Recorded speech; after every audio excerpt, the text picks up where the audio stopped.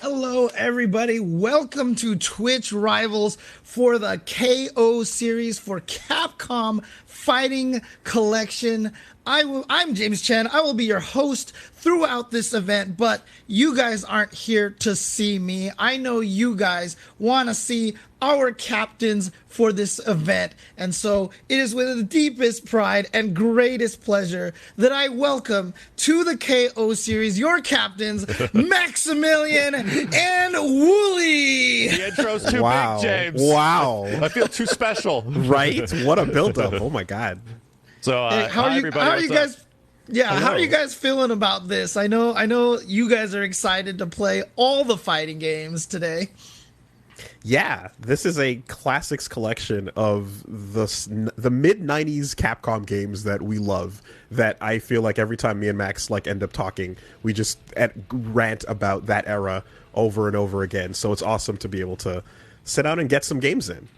Yeah, my apologies to anybody that's watching this and will be watching some of the matches. We might be gushing about how Bison is on a sled in the background of the snowball stage instead of the dope one-frame link that just happened. That could happen every once in a while. But yeah, I'm looking forward to this. I'm also super happy that James could join us for this big event, considering that he might or might not have written the majority of game FAQs about a lot of these games back in the 90s. Mm-hmm.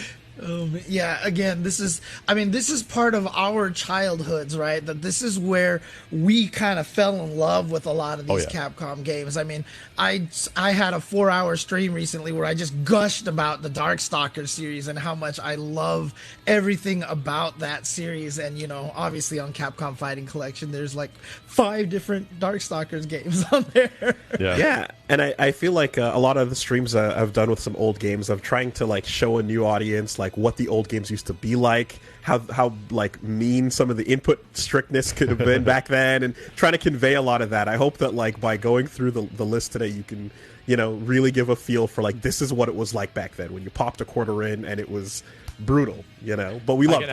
I can echo the same thing. You get a lot of people that have never seen Vampire Savior before, and they're just like, why is this game so beautiful? What is going on?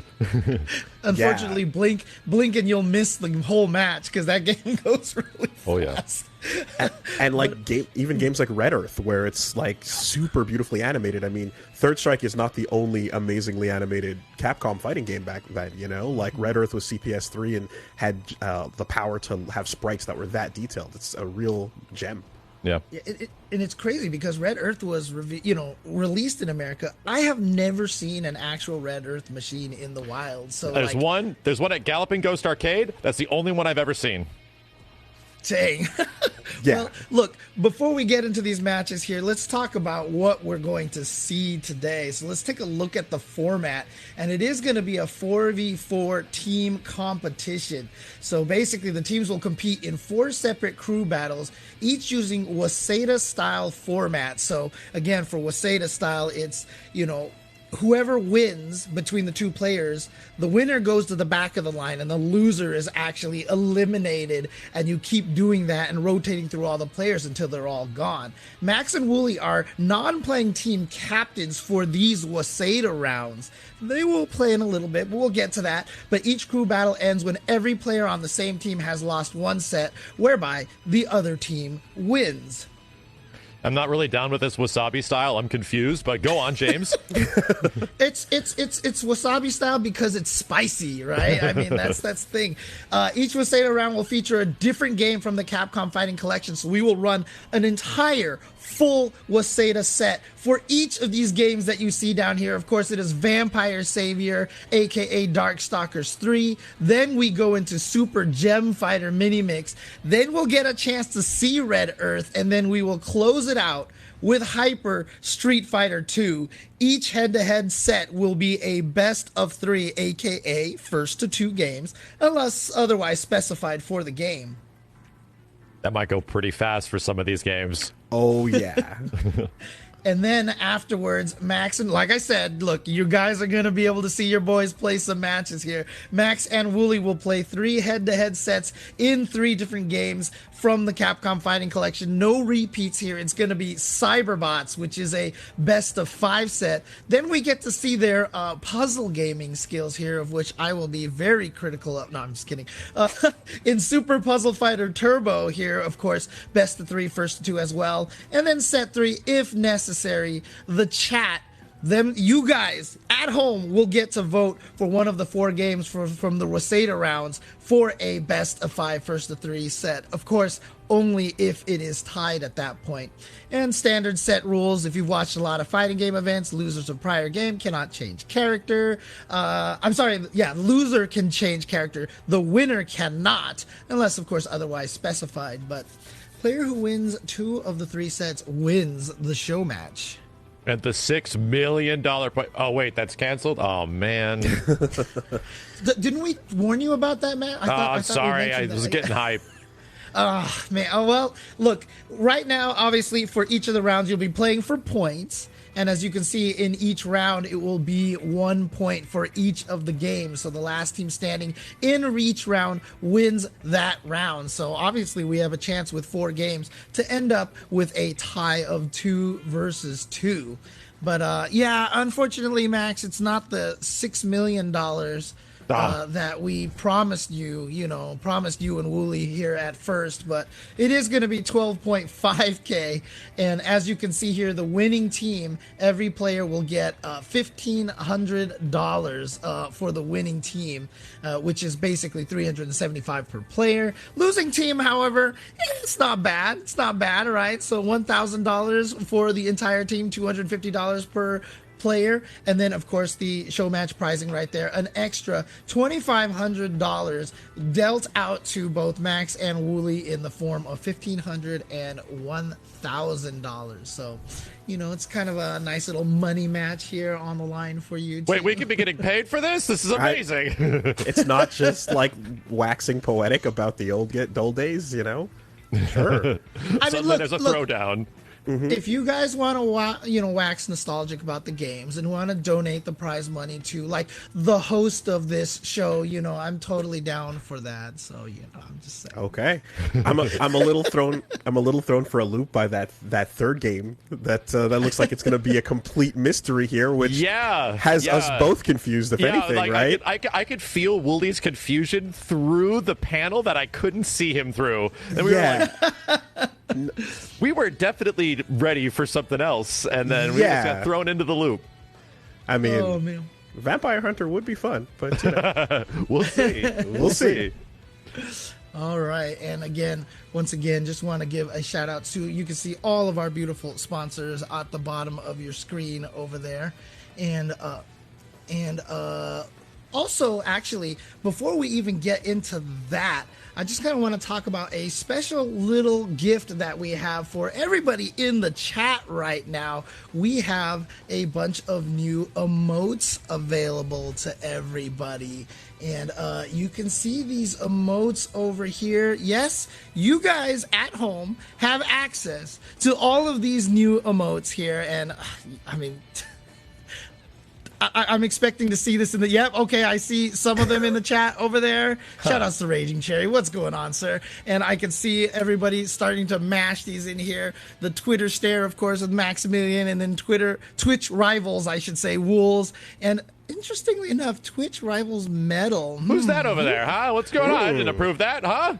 Who is that handsome man over there? And Twitch rivals Mash. I mean, that is definitely something all of us fighting game players are very, very familiar with the aching fingers after hour-long sets of fighting games. Oh, man. All right, so again, I want to see you guys spamming this, especially in support of Max versus Wooly here. Spam the Max chat, the emotes, and spam the Wooly emotes to show who you want to see win this event. I want to see some busted fingers, chat. Mm-hmm. And when you spam Wooly scared, it's motivation.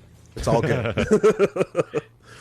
Yeah, I'm looking at your guys' individual chats right now to see, you know, if I can see the bias in the emote selection.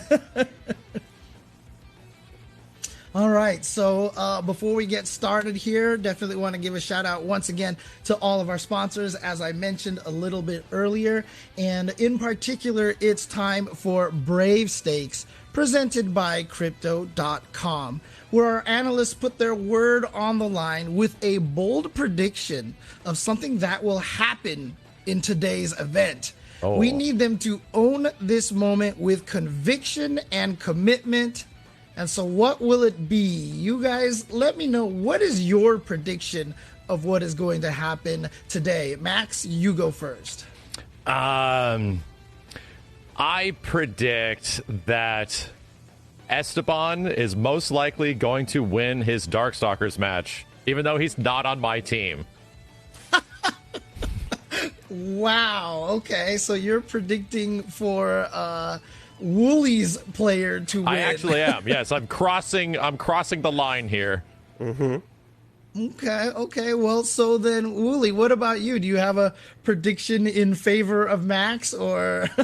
I'm gonna predict that Justin is gonna use Tessa and try to do some dirty ghost to tick throw mix-ups in Red Earth. That's so specific. Okay. Yeah, it's like, it happened. Look, I think that's what that's gonna be going down. And, you know, as much as I pride myself on being an old school fighting game, I don't even know what the heck Tessa does in that game. So I'm definitely eager to see this throw with ghosts. Screen pollution. Sounds fascinating. Mm-hmm. All right. Well, those are some interesting predictions, and we'll be holding you guys accountable to this. So we'll check back later in the show to see if their brave stakes pay off. On the other side of every bold decision lies a thrill, a moment when you realize you've done something important. It's an exhilarating moment. It's a moment that not everyone can stomach, but those who can live for it. And Crypto.com, once again, with the brave stakes. And then also, this is time for the chat here to be able to have some fun along with this right now. So it's time for Guessing with Duncan, where you in the chat have a chance to win a new Twitch Rivals and Duncan chair pillow by predicting outcomes in today's first game. Check out the polling widget in the Twitch Rivals extension. You guys should find the extension on your screen over there. Make your predictions and watch your name shoot up the leaderboard. And be sure to keep your eyes on the extension for new predictions throughout the games. So enter !Duncan for the full rules and cast your predictions now.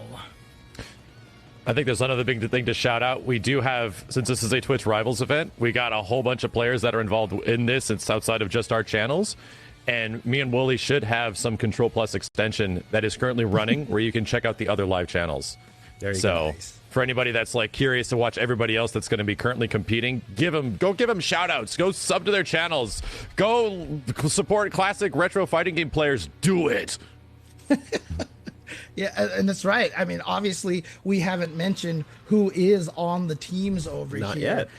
So let's take a look at this. Yeah, I think I know some of these guys over here. I think Let's I'm familiar. Go. The lineup. On Team Max. So, Max, you have Silent Scope. I think you picked him just for Hyper Street Fighter 2, right? Silent Scope, obviously. Well, you know, I got a backstory with like almost everybody on here. So yeah, Silent Scope has been an active community member in my stream for arguably 7 to like 8 years. And I remember when he was like starting to play ST and a lot of games on Fightcade and CVS2 and getting really good at it.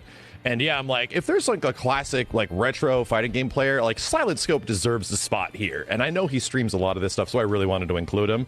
Obviously, me and Justin do a podcast together. I don't know if Justin actually plays any video games, so we'll see.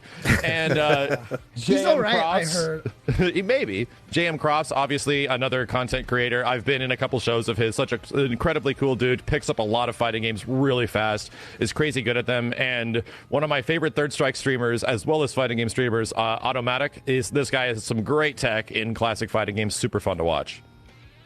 All right, so Wooly, Max has set the bar here. Do you have all of your stories for your teammates here? So I mean, I expect deep lore here. Look, I posted the GIF on Twitter. It's the Order of the White Lotus from the end of Avatar coming together. No, I got some champions. Lord Jimmy Bones he's one of the OGs that goes way back, and he's a strong super turbo contender that has just always been holding down Montreal, holding down Canada, placing really well with that, and is one of the strongest ST players that I know. Definitely one of the homies. We stream together a bunch, and always a fun time. Bestaban, the classic frenemy that has showed up on the channel and had a really great time showing us how VSAV works, right? So Darkstalkers 3, the ins and outs of that, we learned through him, and he's the best VSAV player I know. So absolutely want to get him on board for a game that has half of the collection dedicated to Darkstalkers, certainly. And of course, then there's Kizzy, one of the GOATs, classic. He is an anime god, but not just an anime god. Kizzy's a real gene. He's got the fundamentals. He's got the reaction times, the stuff. I just believe in him and his spirit and his infectious smile. I think he's going to take us to new heights today, playing some of these classics. And then Art is, who doesn't know Arturo? Shout out Sabin, right. one of the legends. Streaming is a blow up. Everything's a blow up. We love Art, and the opportunity to get someone like him on board who also knows the classics, plays them, loves them inside out, and will give you full frame breakdowns of everything on every monitor possible. He's a technician and a wizard, and I love him. I love it that Furby has officially, Arturo's become the monitor man at yeah, this point. Yeah. Wait for the report. Yeah, and also, just I just want to give a quick shout out to the Bestaban as well, because he's obviously the guy who runs the Hold Back to Block, the documentary series. He creates. Oh, there you go, perfect Hold Back to Block shirt right there. He's created so many wonderful documentaries. I know, Max, you were part of the KI documentary, right? He just made a CEO documentary, like just in time for that big tournament. Yeah, crazy hard work. He creates a lot of great content, so definitely, head out to his stream and check him out and everything, and keep abreast of all the stuff that he's doing there. But again, a good set of players here, and I'm glad you guys, definitely did your research here to figure out who would be best to defeat the opponents. So much to the point that Max predicts that, Bestaban is going to defeat his whole team. I just want some good games, man. That's what I want. You got Justin Wong, baby. You're gonna be all right. I do a podcast with the guy. We do movie reviews. I don't know. Movie review. Dude, he's just going to say he loves everything, right? Isn't that... Yeah, Justin and is shockingly good at everything, too. It's really weird. In between the fighting games at Chinatown Fair, learning all those puzzle games and stuff, right? Yeah. Oh man, yeah, he's. I've even heard he's excellent at all these puzzle games as well. But look, I know everybody wants to see the actual fighting game action here, so let's take a look at the order for the Waseda style here of the first game. As you can see here, it's Team Max versus Team Wooly, and this first game is going to be Vampire Savior. It looks like, God, if this is the order that we got, I mean, are we really going to get Justin going up against of course we are. Esteban right away? That is going to be okay. That is going to be a good one. And I'm curious, obviously a lot of these guys, excellent fighting game players all around. I'm really curious to see how they all will perform in Vampire Savior. I'm really curious how many John Talbanes we're going to see going into Vampire Savior. Oh. Yeah, he's definitely one of if you don't play the game a ton, you can get pretty far pretty fast with that character. That's right. Yeah. I think Justin plays Talbane, right? I think he does. So is this going to be a Talbane mirror to start? Oh, I mean, maybe. He's got the Ganagin, he's got the beast cannon, and he's kind of got those nunchucks, but we don't talk about those. Talk about one of the coolest moves you never see. You never see it, but it's so cool. The Wolfman pulls out nunchucks. Oh. Wow, that's starting out with a bang right there, though, for real. Yeah, And then, of course, as we mentioned, since it's Waseda style, after whoever wins that first one, the winner will go to the back of the line, and then we will see exactly Silent Scope versus Jimmy Bones, then Crofts versus Kizzy K, then Automatic, aka Jibbo, against NYC Furby, aka Saban, aka Arturo Sanchez. He has like 90 names, and then they'll just keep rotating around until one team is officially the victor. Delicious wasabi style. Let's see it. I believe in that order. I believe in putting the nukes out first. You know, I like it. Now, so here's the question for Max, right? Obviously, Justin's on your team, and he probably has the capability of beating the Bestaban. But if he beats the Bestaban, he also destroys your prediction. So who are you rooting for? My prediction gets blown up, you know, but we'll see, right? Like maybe I'll sacrifice one to get the other. Maybe that's the way this Waseda style stuff works. I'm going to sacrifice one of my smaller bets to get the big fat reward. Let's hope that works out. I'm glad Vampire Savior is first, though. Of all the games, like we're ending on what is technically the beginning of a huge legacy of like classic fighting game retro communities, which is Vampire Savior, and then ending on the next biggest one, which is arguably like Street Fighter 2 with like Hyper Street Fighter 2 Turbo Anniversary Edition, and that's a super unique version of the game that has only been released like a couple of times in an official capacity. And everything in between is like almost a toss-up. Like there's a lot of games in there that I really don't know who's going to take what. And VSAV in particular as well is it's a game that, you know, after Darkstalkers like went through its 2 and 3 iterations, when it got to that point, they went all in on the speed, all in on the mechanics. It's kind of insane. Like as you're gonna see just how nutty it can get with some of the mechanics and like the air footsies that you play at times and things that they kind of then backed off from in later games because it's almost like VSAV went too far, but everyone loves it, you know? So yeah, starting out with a bang is great to show off that era. Go ahead. I just want to say VSAV is that game that, you know, when everyone talks about fighting game balance, they're like, why don't you make everybody broken? That's VSAV. Yeah. And especially Vampire Savior is from that era of Capcom games where, as we're getting started, we're watching the Bestaban's end. Yes. And he's going up against Justin. This game moves so fast. Wolf Mirror, here we go. Yeah, we predicted this. So Justin is on Gold Talbane, and Bestaban is using regular colored Gallon. So I think I heard your brain break a little bit when I was describing how push blocking works to you the other day, Max. Dude, I couldn't believe it. It's the most insane thing. Regular games will have you push block by just pressing 2 buttons while blocking. In this, you have to piano all 6 buttons. And it's not even guaranteed, right? No. The first 2 do nothing. The third button gives you a 25% chance of pushing them away. And then each button after that increases that by 25 to 50 to 75 to 100 on your 6th button. And I remember the day you told me this, I actually tried it online, and it worked like 1/3 of the time, and I was just like, this is the weirdest. No wonder people don't do this consistently, because it actually is random by chance. Yeah, and furthermore, the button you end on that makes it happen, if it's light, they push back a little bit, and if it's heavy, they push back full screen. So like it's a whole wild mechanic taking place in just your blocking. You know, that like I don't think any other game was that aggressive about it ever.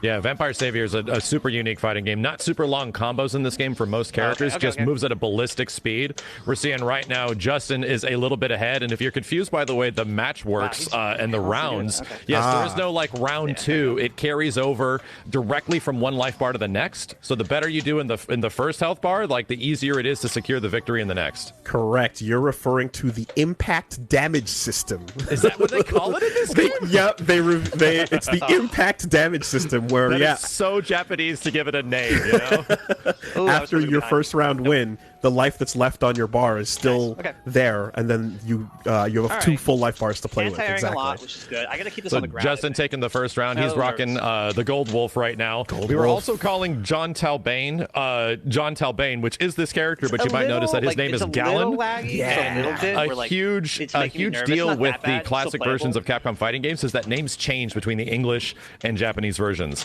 and several Darkstalkers characters are called different things in the U.S. Yeah, if you thought that the Days of Claw, Dictator, Nice, okay. Boxer, and stuff were confusing. This game, the names of the games themselves and like half the roster all change from region to region. Nice. It's really nutty. Yeah, I keep having I'm reminding myself like Rikuo and what's his All name? back. Like, what is that? Yeah.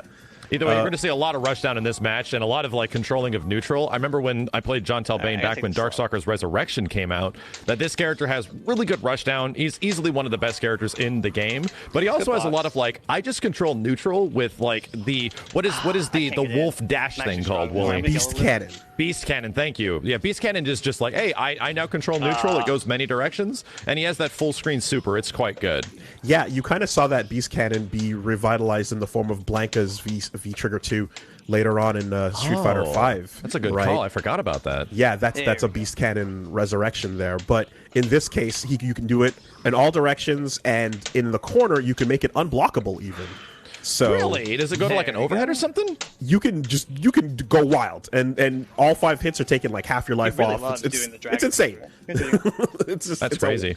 We're seeing Justin control that space quite a bit with the full screen super. He's doing it over and over again, trying to catch him in the air or something. Yeah, but yeah. Justin doing a very good job of keeping the life lead. The thing about him too is his forward dash is a hop, so it goes into instant overheads as well. You know, a bit like you see how, if you're familiar with Morrigan in other fighting games, she kind of floats up when she does that. Yes. In VSAV, a lot of characters have dashes that like make them airborne and like are a little bit weirdly not grounded, you know? Yeah.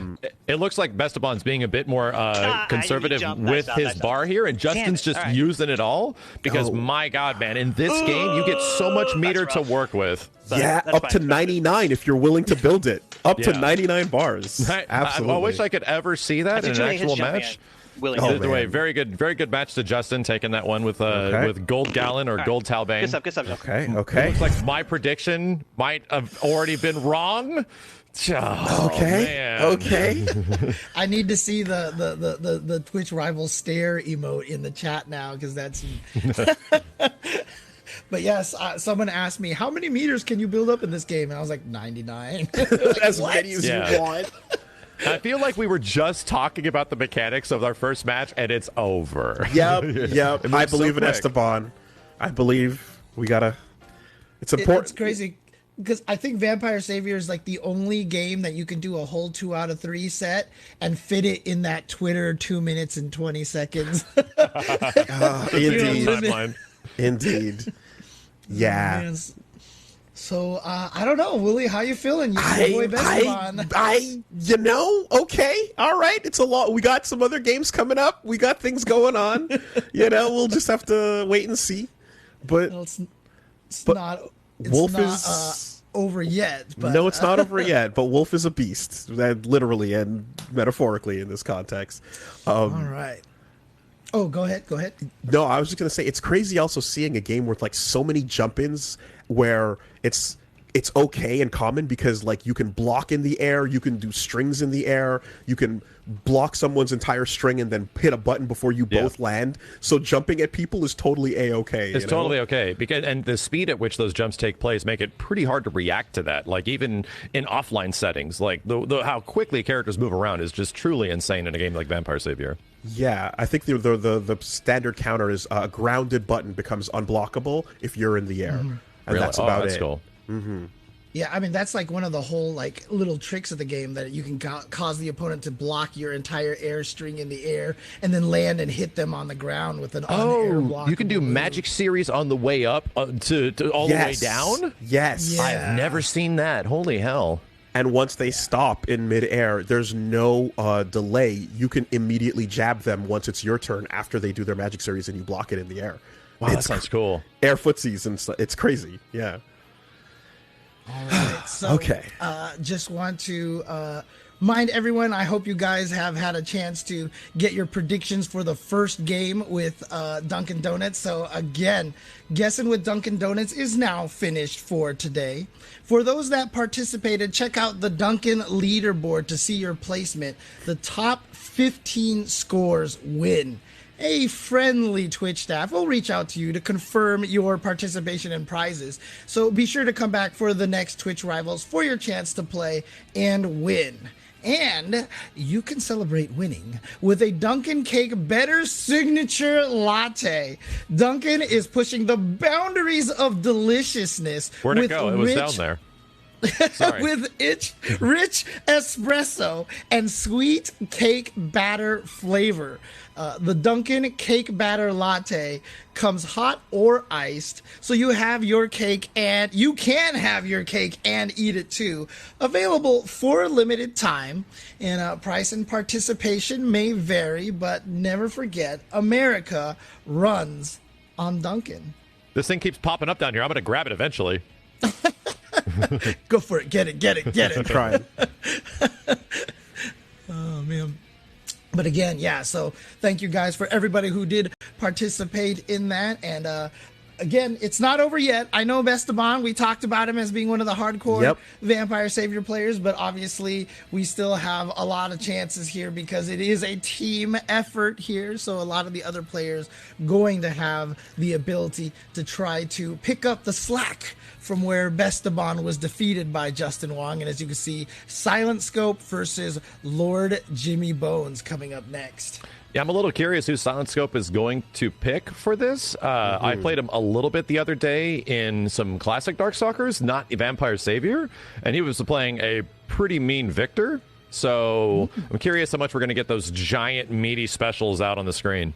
Well, I know him as a again an ST like god, and I know that Jimmy Bones as well is one of the Street Fighter 2 ST gods as well. Very classic and strong at that game. I believe in the fundamentals of both of these players to adapt to a game this fast and nutty. I hope that Jimmy can get some momentum going.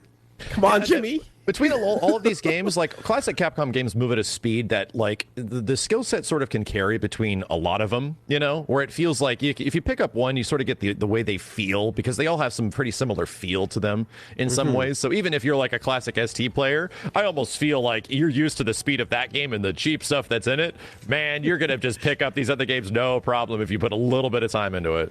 Oh yeah, no, that OG like button just goes off in your head, and you're like, okay, I can feel my way around this. I see what's going on.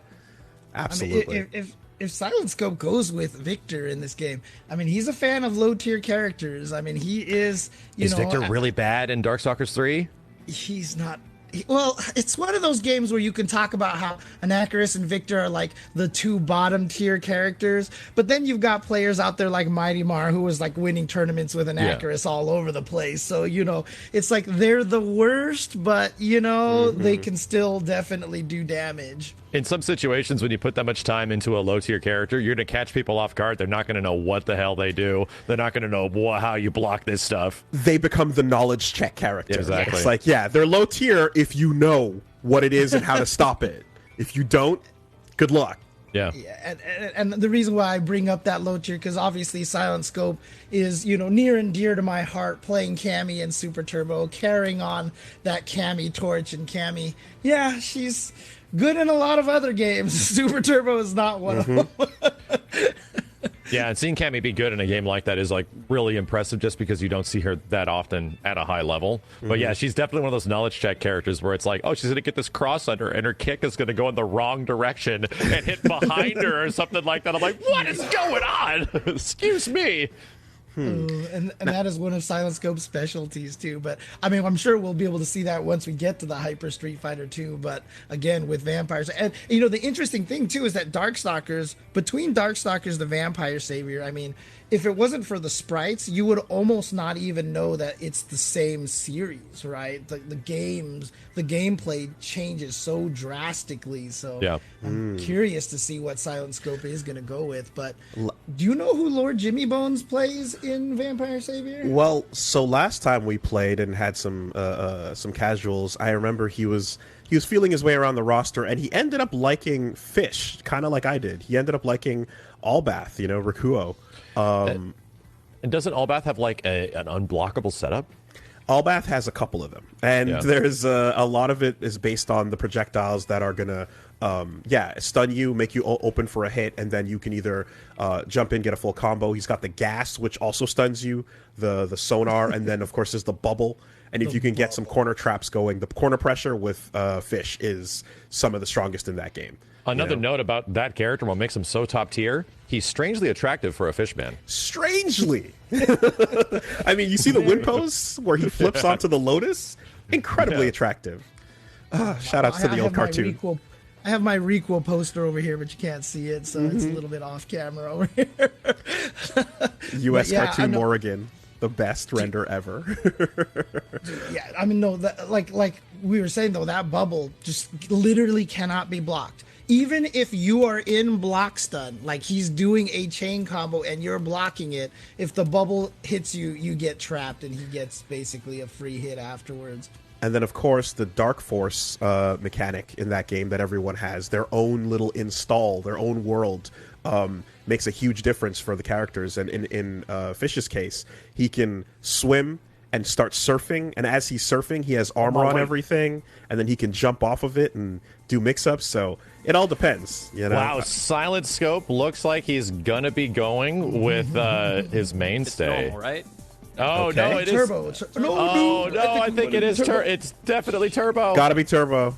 I think it's got to be Turbo.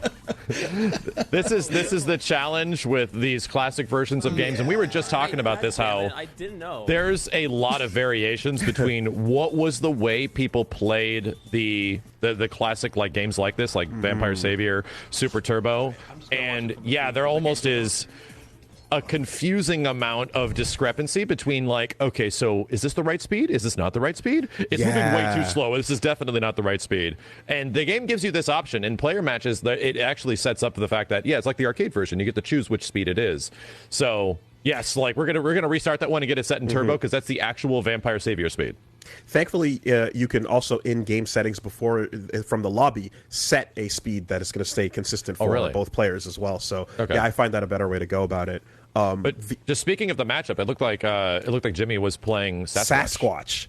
Another top tier character, another absolute terrifying beast, freezing you, overheads, pressure, just a complete toolkit. Yeah, Sasquatch's dash pressure is basically second to none in this game. I mean, the mix between the high-low and, you know, some characters like Anachrus don't even have a push block.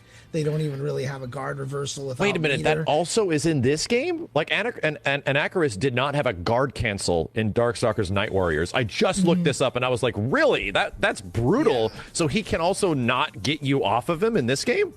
Yeah, so he was designed to be kind of like the extreme Dhalsim, like the zoning master. And that's not how it kind of turned out. But the problem is, if Sasquatch can rush him down, like there's like literally nothing Anachrus can do. It's kind of crazy. So we're seeing absolutely a tried and true low tier versus top tier right here. And Silent Scope was whooping my butt with these big active normals, regardless of how bad Victor is. This might be a big knowledge check character, but we'll see. Yeah, if Jimmy can get it started with Sasquatch, oh man, okay. I think Sasquatch is like an even better rushdown than Talbane, right? Yeah, and he's playing, so that's something I feel like he's being a little conservative right now, and you kind of need to just start getting in there. And yeah, that dash is a particularly excellent way of getting in, and then connecting that into any of his Magic series. So last night, I'm gonna spoil some stuff. Hopefully, Jimmy isn't watching and he's gonna take the strats. But Silent Scope was blowing me up with these empty jump setups with Victor that were leading into super, and he has like a spinning pile driver, huge damage super in even previous Darkstalkers games. I wonder if he has it here. Yeah, I'm not too familiar with again Victor and what competitive Victor looks like, but it's these things you like never seen, because Darkstalkers is a game that's like figured out, right? Yeah, you like know what's good. And the butt, there it is. I don't think he's gonna meme it and go for butt grab. I don't think we're gonna see that today. He depending on how comfortable Silent Scope is feeling, he might. He just might. So first game goes to Silent Scope. That's my boy. Oh, he got the cheeks. He got the cheeks. He got the cheeks, not the cheeks, man. Okay. Oh, we got a switch. He was liking QB as well when we messed around. Yo, Jimmy. What? You want me to do a 7? Hovering the roster. There's quite a few. I would love to go through. Yeah. Let's go. Oh, there we go. Fish it up, baby. Let's see it. All right. I want the gas. I want to see you surfing. mix-ups off the... You're gonna get this man in Just trouble. speaking outside of the match, I love the color in this game. Like the use of like the artistic direction. Everything looks so pretty in Darkstalkers 3. Absolutely. I've described the Fetus of God as the worst and best stage in all of fighting games. Yeah, Like, absolutely. it's There was that empty gem setup we horrifying. just talked about. And there it is again. Oh my god. Gotta get out of there. Okay. Yep, set it up. And then once you get zoning with Fish, like you can really lock him down. He needs lots of meter to like use the best of his projectiles though. Like all that staggering stuff. Yeah. Like like the range on that is very short. It goes full screen once you're doing the ES version. Bubble, okay. So is that just There it truly is. unblockable? Yes. Oh my, it is. Does it cost meter though? Yes, that's a 1-bar move, ES move. Nice. Silent Scope taking the first round with the command grab super. All right, And here it comes. What is the... it pops right before it's full screen? How It's weird not is that? full screen, exactly. That's why the best way to use it is to corner the opponent and then do it on wake up. How funny. Still, it's a good neutral tool, right? Like, you're just going to approach right inside it. It costs a bar to get that neutral going, and he's got a lot that he can do with that bar as well. Do you remember if there's a lot of, like, big 3-bar or 2-bar supers in this game? They mostly are pretty cheap, right? There are. So there's a weird thing. I mean, as some of the other games, too, like a Vampire Hunter had, like, a 3-bar super. For Fish, there's one it's just an overhead. It's a normal that's an overhead, and it costs 3 bars, and it doesn't do anything. And it's only available on certain colors, too. I remember that when even when this game came out as Darkstalkers 3 on PlayStation, right? Oh, good command grab. Like, a lot of the level 3s weren't really worth it. I was like, man, this is expensive, but it doesn't do any damage? What's going on? Yeah, and looking it up later on, it's like, no, everyone agrees this move is worthless. Just useless. Don't ever use it if you're trying to play Don't do it. competitive. Getting real close here. Silent Scope taking it with the trade. Good stuff with Victor, man. This is a character you don't see too often, so we're getting a little bit of a treat here. Okay. All right. Let's go. I think there's only one level 3 in the game, which is what Anacharus. He's got like 3 different levels of the Curse Super. So I think his is the only one where he has a level 3. I know, like... He does. Go ahead. Does he have the basketball thing? Or is that another game? No, Lord Raptor has the basketball. That's hoop, that one. right? Where he grabs you and dunks you as a basketball. Yeah. Also, just for fun, Anacharus does have the win pose that if you hold light kick, he starts spitting out coins, and you can control the little guy on the bottom of the screen and try to catch the coins. Like, Wow. That's some game FAQs information that only James would have of somebody that has written a lot of game FAQs back in the day. That's Jay Chensor speaking to us right now. Yeah. oh man! Wow. Yeah, Okay. Again, Vampire Savior is a game that you can tell the developers just put so much love into it. There's so many goofy Easter eggs in this game, and it's why I love the game. Like, with reckless abandon, basically. Yeah, in this era of Capcom games, it's actually super unique because we get the third versions of these games. This is the third versions of Darkstalkers. You get the third version of like Street Fighter Alpha and even Street Fighter 3 Third Strike. They end up being the best, most loved versions, you know? And I just love the sounds of it as well. The, are you lady? Fight. Like all that weird announcer. There's like a dinosaur screaming when you tech throws. Like, I don't know what's going on. Yeah, you're right. True. Totally. Okay, so we got Kizzy.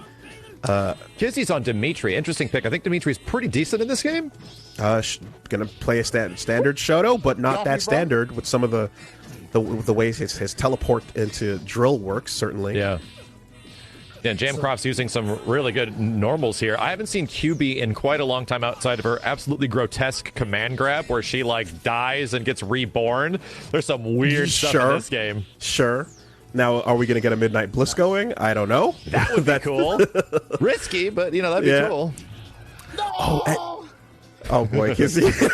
Oh, man, Kizzy feeling it. Oh, God, is VSAP just my team's game? What's going on? Oh, no. Okay, here we go. Okay. Activate. Do it. It's your world. Demon Ukraine. Makai life. Yeah, for anybody asking in the chat, this game does have rollback. He did it! Oh. He actually did it! Reborn anew! Oh, the goop! Oh my, wow. Jamcroft's not only putting on a show with QB, also showing some pretty good rushdown. He's like, I want to see some animations. Let's see some of this crazy stuff. I'm just going to do it. Oh, Kizzy's man. happy. Look at him. He's having a great time. QB just diving in with impunity. Oh my god. Okay. Someone in the chat's like, "This game's gross." Like, ugh. Oh, it gets real gross. Oh, it at gets times. weird, man. This is why this game is so beloved, right? It's absolutely one of the weirdest fighting games there is, just on a visual style. Yeah, again, I know that it's like technically a competitively banned stage, but like if we can show them Fetus of God at some point, we have to. Like, it's so. Oh. Yeah, this is the love of the game sort of day. I don't even know if we can pick the stage, but if we can, that'd be great. Oh, nice. The other thing too, I remember like when we just messed around and we're watching like how fireballs clash in this game. Oh, dude, it's so weird. Like they don't baby. clash; they just push against each other depending on unique properties. Yeah, You know, like there's just no standardized like this plus this equals neutralized. I think we just saw Kizzy try to land a Midnight Bliss. He just said, "Come on, baby," which is I think what he says. Yeah. Unfortunately, the range is too slow, too short. Oh man, Is that a Raging Demon input? Do you know? it is a Raging Demon input. It's Raging Demon like. I believe it's not exactly Raging Demon. Gotcha. It's one of those like 4 buttons and a motion type thing. Exactly. QB with the rush down right here. My gosh, these buttons. EXDP to get out of there. EX Demon Cradle. Oh, you're godlike. Oh, ew! Oh my God, aerial command grab! Wow! Birthed from the egg. Okay. Wow! Dude, JM Cross, I trusted him, right? That's what it was. I was trusting him. He picks up games real quick. Yo. Prison Break.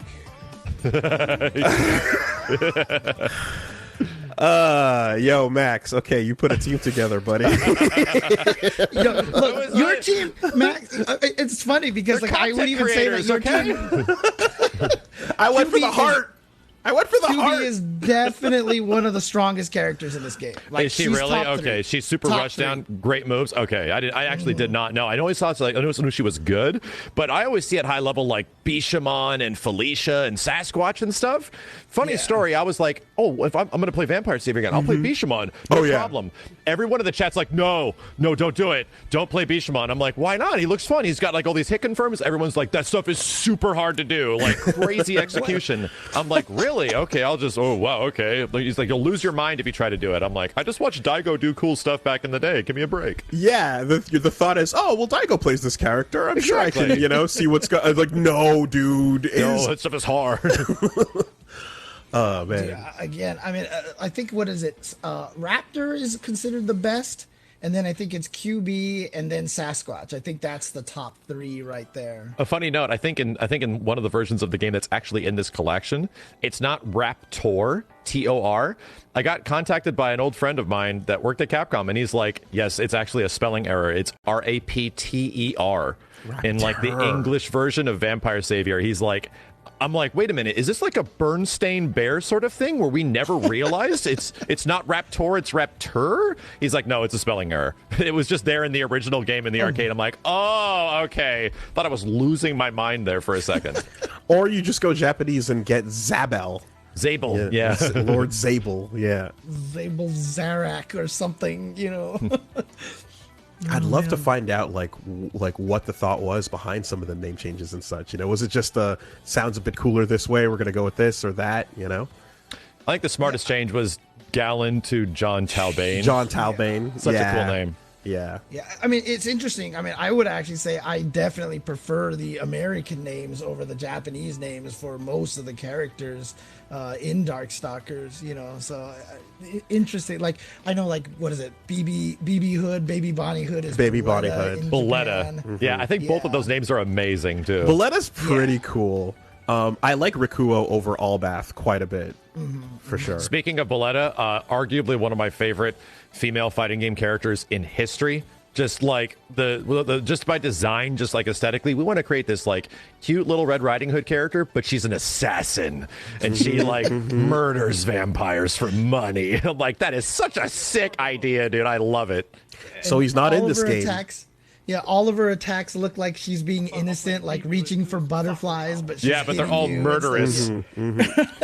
The character's not in this version of the game, but Max, I know you and I both agree. Like Donovan is one of the sickest. Man. Yeah, he's practically a JoJo character, And like when I first saw him, I was like, "Is this like an alternate reality Dan that like doesn't suck?" You know, Yeah. like is it cool Dan? Like what's the deal? And then, I just love his like descriptive story or visual story where it's this like little girl following him around, and that little girl is apparently like the savior of humanity or something like that. So he's protecting her. I'm like, this is cool. he's half vampire and he's cursed. Yeah. And there's an alt version of him on the Saturn version where you can play as him wearing like Dimitri's kind of body as D.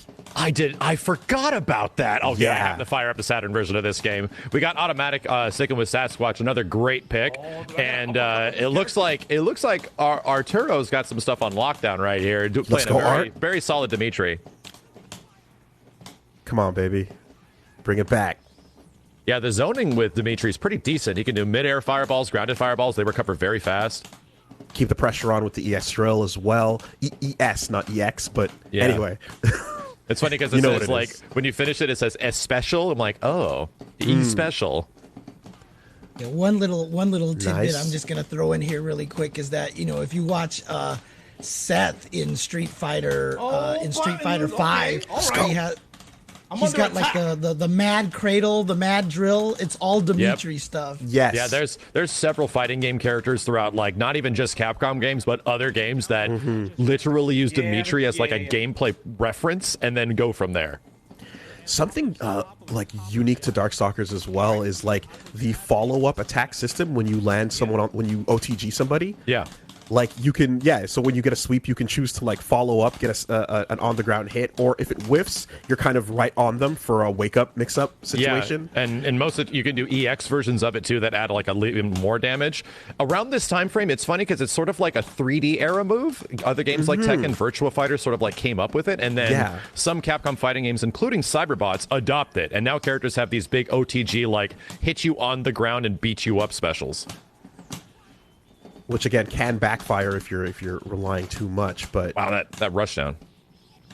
yo, Art, let's go. Wow, great wake up. So yeah, Sasquatch has near unreactable dash-ins that are overheads.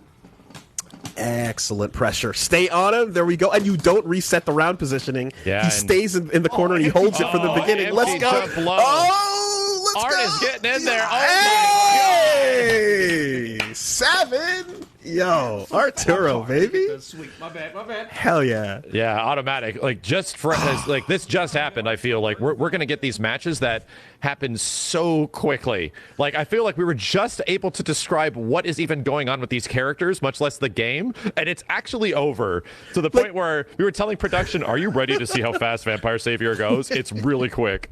Round 2 starts in the corner. You lose round 1 in the corner, you wake up and you just stay there. You live there and die there. I remember telling people about this about classic fighting games where there's not a lot of like comeback mechanics in these old games. It's sort of a snowball effect where the rich get richer when you're doing really well, and it just like carries right over and you do even better. Now you have more meter. It's like, man, this is crazy. And you're still holding on to all that life that you never lost from the first round as well, you know. Yeah. That was good corner bullying. I like it. Solid. All right. I'm kind of excited right now because, I mean, obviously, Arturo, last member on Woolie's team here, he's got to do the whole reverse OCV at this point in time, right? So, so it routes back around in the Waseda style, right? So, technically, Justin now Comes is going to back fight up. Furby. New York versus New York, the classic matchup. I think it's Justin technically Canada. versus Arturo. Yeah, not quite that anymore, but Okay, true. Canada now. Canada. but now I'm Wait, I guess it's Chinatown Fair Classic, right? sure There you go. There you go. because now I have to root against Canada. Oh, no. Oh man. So But yeah, Justin and again, Art are arguably some of the best players at some other games, including like Marvel vs. Capcom 1. I've seen several exhibition matches in several tournaments of these guys going at it just because they grew up playing a lot of these games together. So this is going to be pretty exciting. But Yeah, I'm gonna use this opportunity, obviously, to plug Eddie Lee, one of the most classic New York players, and basically Justin and Arturo, two of the best fighting game players of all time, are basically products and students of the great Eddie Lee from the New York scene. So just definitely wanted to give him a shout out. One of those names like John Choi, the Tomo Ohira, the classic names that you hear that we don't know about as much anymore. Yeah. absolutely. Yeah, if there's one thing that would be a dream is just to get all those like old heads in some way back in some way to like get some really like 1990s era East Coast versus West Coast. Bring it back. Bring it back. You could pull it off, Max. I believe it. You could do it. Let's do it. You've got the power. Let's do it. Absolutely, I believe. Well, if anything in this this upcoming fight, though, if it's Justin and Arturo, I know that Arturo is going to have the best setup with the least amount of lag, the most perfect reaction time, tuned configuration. Might be running at 480 frames a second. Art will figure it out and be running the perfect version of it at the very least. So maybe he's got a more responsive. Didn't he tweet, like, I think he tweeted a picture, like, literally he's running it at, like, 390, hertz. Yeah. So yeah. You say 480 and it sounds like an extreme exaggeration, but it's pretty much just the truth. That's an interesting note about the Capcom Fighting Collection, because all the games in this game have rollback netcode, right? It's one of the first big collections of Capcom games that actually have rollback netcode throughout every single title, their own lobbies, their own ranked matchmaking, like all that kind of stuff. Training as well. And training mode, that's a big deal for classic arcade games. It takes a lot of work. The cool part about that is that since it is rollback netcode, you can set proper delay settings in the options menu. And for some people, they might not know what that means. It essentially means that you have to add an input delay to make the visuals really smooth. That's what rollback netcode needs. So yeah, delay, having an established delay of like 1 or 2 frames, I think the game defaults to 4, which might be a little aggressive, right? I think that's to play it safe on the developer end, but you can change that. So I would argue anybody that's playing around with this, if you're feeling a little bit too much input delay, you can go change that back down to something that's a bit lower than like 4. Yeah, you can drop it down to 1 and see how that feels, and then even bump up to 2 if you need a little bit extra on it. Yeah. But rollback is a beautiful thing, and I'm glad that it's just here and you don't have to even think about it. It's going to work on all games here. Also, this is the first game that has rollback netcode from Capcom that I think has been since the previous big fighting game, which was Marvel Infinite. Had improved rollback netcode. This is a first-party Capcom game, right? It's not outsourced. This is actually made by Capcom internal development, which is with all the wonderful accoutrements you see in it. So this is their first attempt at like retro-style rollback netcode, and it's working pretty good. Does that mean this is a preview for Street Fighter 6 rollback? They figured something out, right? They definitely figured something out. I know he's not currently on it, but when I was originally getting some games in with Esteban a little bit ago, he was on a hotel Wi-Fi connection, and we tried it out, and we got some decent games in, and I was like, okay, that's the power right there. Yes. He's not on it now, though. Yeah, that exact situation is one of the reasons why rollback is so valuable for a lot of fighting games, is that not everybody has a perfect connection. And as someone that has been directly involved with games that have made rollback a huge priority, it's because of that reason. You can't guarantee that everyone's internet is going to be great.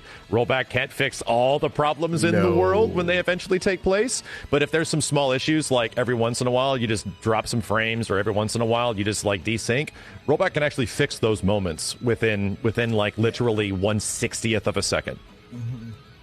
And I just kind of want to point out here, Wooly sitting here and promising that Esteban's not playing on wireless, and then he jumps in, and Esteban himself jumps in the chat, and he's like, "I'm on wired right now. I swear." Yes, I am. There's like this guilt. I feel like there's this guilt. Like, I think that he's actually playing wireless right now, isn't he? Admit it, Wooly. Admit it. There's a McDonald's next door, and he's picking up on the McDonald's Wi-Fi. I'm just kidding. After all the things I've said about people on wireless in fighting games, that would be the most exposed ever for me to sit here and be like, no, he's on McDonald's Wi-Fi. Oh, God. Yeah. He's like, I'm in a hotel. I have no options.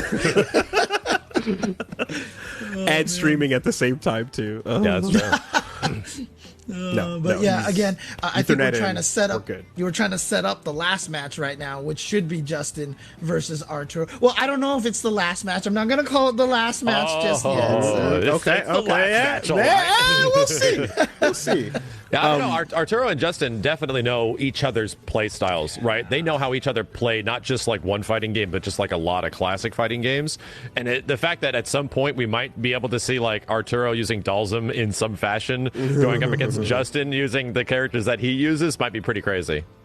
Yeah, I don't know who Art's going to lean towards, but it'd be interesting. I guess like Anakaris is somewhat Dawson-like, but not really. Yeah, I don't think he'll go that far. That character's difficult, right? No, there's no analog completely, you know? I think he'll just stick with Dimitri. I think Dimitri's just a good, solid foundation sort of character. He's got a DP, right? He's got good aerial, dive kick stuff that's almost impossible to stop, you know? But there's pocket characters for sure, if anything, you know? I think there might be, like, someone in the pocket. Something that's really cool about this, the ranked, when I was taking a look at it, is when you queue up, you can actually select which games you want to go ranked in and search for all of them simultaneously. Yeah. Yeah, so if you're like looking for, you know, Puzzle Fighter and such, and you can just select all of them, and whichever someone has a match going on, and like it'll pull you in towards that one, and you can just jump around as you go throughout each game. It's pretty solid. Last night, in preparation for this, to play some of like the weird, obscure games that me and Wooly are going to fight each other in, I was specifically picking the 3 that I thought we were going to play, which a wrench was thrown into at the beginning of this stream. But still, like, I was getting online matches in ranked with people that had a bunch of points in Night Warriors specifically, and I was like, wow, this is crazy. There's now technically a group of people that are really good at Night Warriors. Yes, yeah. I wonder how that's gonna go, because we thought we were getting one thing, you know, Night Warriors. Yeah, I mean, I do hope. Again, sorry, go ahead. I was about to say, like, you know, if one of you wins both games right away, you won't even have to worry about the third game, right? See, admittedly, that's true too.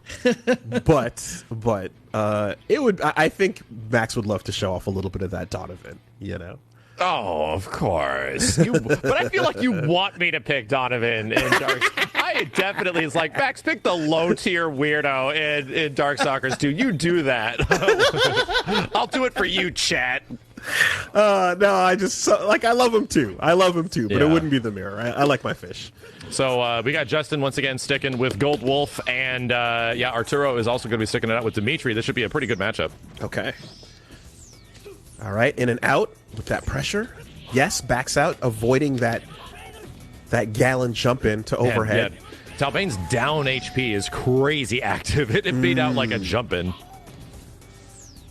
And just playing it nice and easy, nice avoiding the beast cannon. Bro, again with the For anyone curious, Dimitri, when he dashes, actually teleports forward, and I think he teleports back. He's pressing him. Okay, there we go. Yeah, and so that's the other thing too. Like, from watching Esteban play Wolf, you can actually back off and just play a much more footsie-heavy version of Wolf as well, where you just stay grounded and do a little bit of what we're seeing here. That EX or ES dive kick that you see with Dimitri, I think, leaves him at advantage. I remember this from a few years ago, and you can just keep pressing buttons, so it's quite good. Oh yeah, that's what took the last game.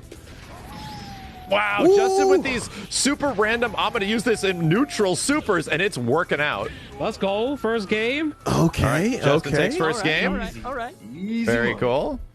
I think we're starting to see where there was a bit more of patience and understanding when we were seeing Esteban, where he like is kind of used to the fact that Gallon has these tools. Like Talbane can just throw out all this stuff in neutral and it just works out. And he was kind of ready for it, but it was catching Arturo off guard because, you know, Dimitri has to commit to stuff. He's got to jump around. Yes, it definitely slowed the match down quite a bit. And I'm stalking him like a wolf. Yeah, he as he just said, stalking him like a wolf. He's not really doing the wild beast cannon mix-ups. He's not going as ham with it because those can be heavily punished. And he's got the corner now. Great teleport out from Furby. Oh my goodness! Another random super. I think that's what he's trying to catch. He's essentially like waiting a little bit, trying to catch like ES dive kick. And there it two hits on the. Was that the regular beast cannon or the EX one? It might have been EX. That was regular. The color was okay. Yeah. Nice. I like that. Yeah, most combos you're going to see in this game actually end in sweep because it allows you to follow up very well. Wow, that cross. Nice. Oh, he's rushing me down. I need my life. Okay. My life. Keep him on. Keep on him. Hold that corner. Justin being the proper content creator, he's breaking stuff down as he's playing. Wow, corner pressure. Oh, he missed it. He came back. That could have been it. So close. Next hit wins. There you go. Let's go. Justin takes it. Wow. My team took Darkstalkers. The wolf. Yay. Oh, man. All right. That's us in the past. Don't worry about that, chat. Okay. Well, congratulations, Justin. Thank you to my team. Good stuff to Woolie's team. There were some good matches in the end. It was well fun. played. Well played. We're on the board. We got some good hits in.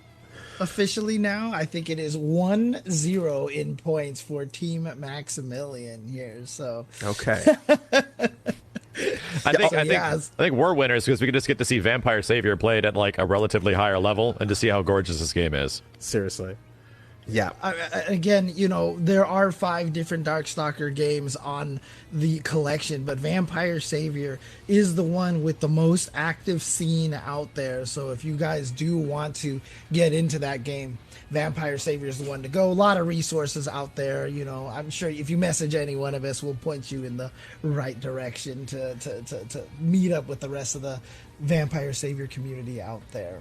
Definitely when you grab the collection, you can take a look and see, like, from, Darkstalkers 1 to Night Warriors to Darkstalkers 3, and then the 2 Japan exclusives, that you're going to see the roster changes, you're going to see, just little unique things that have were evolved over time. VSAV is where it competitively sits. But if you want to get a little weird, jumping into Vampire Hunter 2 and Vampire Savior 2, you can see some strange picks and decisions, and both games released at the same time, right? Yeah, something like that. Yeah, like the lore behind those 2 games is very odd lore, but we should talk about that when we come back. Okay. Yeah, we're going to go to a quick break real quick. Again, that's just game number 1. We are moving on. I believe it's going to be Super Gem Fighter coming up next, and I can't wait to see some actual competitive matches in that game. So don't go anywhere, guys. Twitch Rivals KO Series will be right back after this break.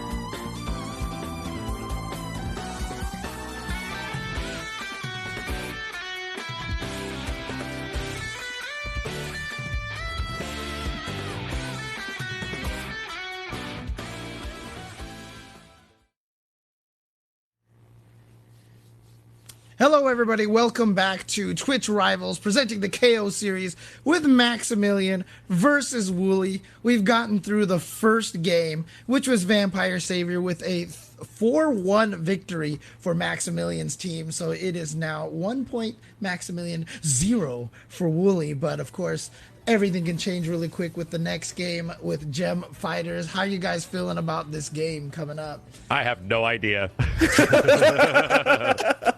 Once again, I believe in the homies. I believe. Is that to believe in the heart of the cards for this one? Because, like, competitive pocket fighter, oh boy, here we go. Listen, actually, real talk, I just want to, there's things I want to see. I want to see Zangief do the grab where he's dad and you're sitting at the table and you're like, I'm not going to eat the food. I want to see a running attack lead to a wall crush that is a pan out shot of the earth, and you see the character spin around the planet and end up on the other side of the screen. It happens so infrequently. I love it. Or the Ibuki when you kill with her like cross/slash move, and you get a painting of the waves of views of Mount Fuji, the Hokusai. You know, it's beautiful. So anybody that doesn't know, this game is Pocket Fighter, aka like Super Gem Fighter Mini Mix. Mini Mix, something like that. There's got different names in different regions, but it's nothing but like reference fighter. It's just a huge love letter to classic Capcom games of the 90s and their old fighting game franchises. And weirdly enough, predates, from what I understand, the Street Fighter 3 series and Red Earth, but features characters from those games. Yeah, some of the characters in the background and in playable, you're going to see Tessa, you're going to see Ibuki, you know, right around the time when I'm like, I believe like New Generation was about to come out. Yeah. And then like in the background, Elena's in one of the stages. Like there's tons of just great Capcom cameos from all over the place. It's a lot of fun. It's really funny because it's like they just took the sprites from Puzzle Fighter and they're like, we should make use of this. Let's put them into an actual game. Because they fight in Puzzle Fighter. They actually like throw attacks from a distance and they hit each other. So it's like someone's like, we already have half a game. Let's just do it. Seeing Capcom fighters versus other Capcom fighters all together is awesome. Okay, so look at this. Interesting. So, Max, is your strategy right now just the same order every time? Because that's the same order. I guess so. I told production, do it. Listen to me. So, yeah, Jaewon going to be starting off against Kizzy, which should be pretty interesting.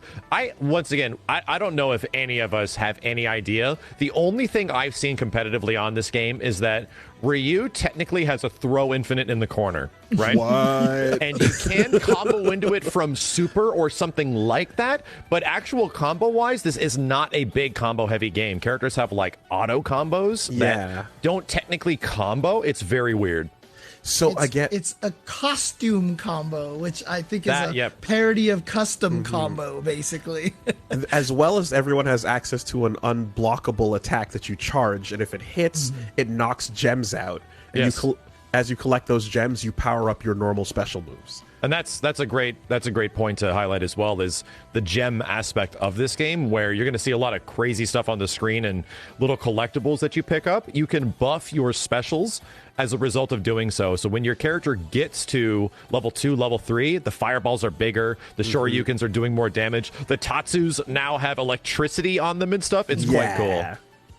And that's why it's funny, because Dan is a hidden character in this game, and he only knocks red gems out of the opponent, and that charges up his fireball, which doesn't improve. Which doesn't get any better.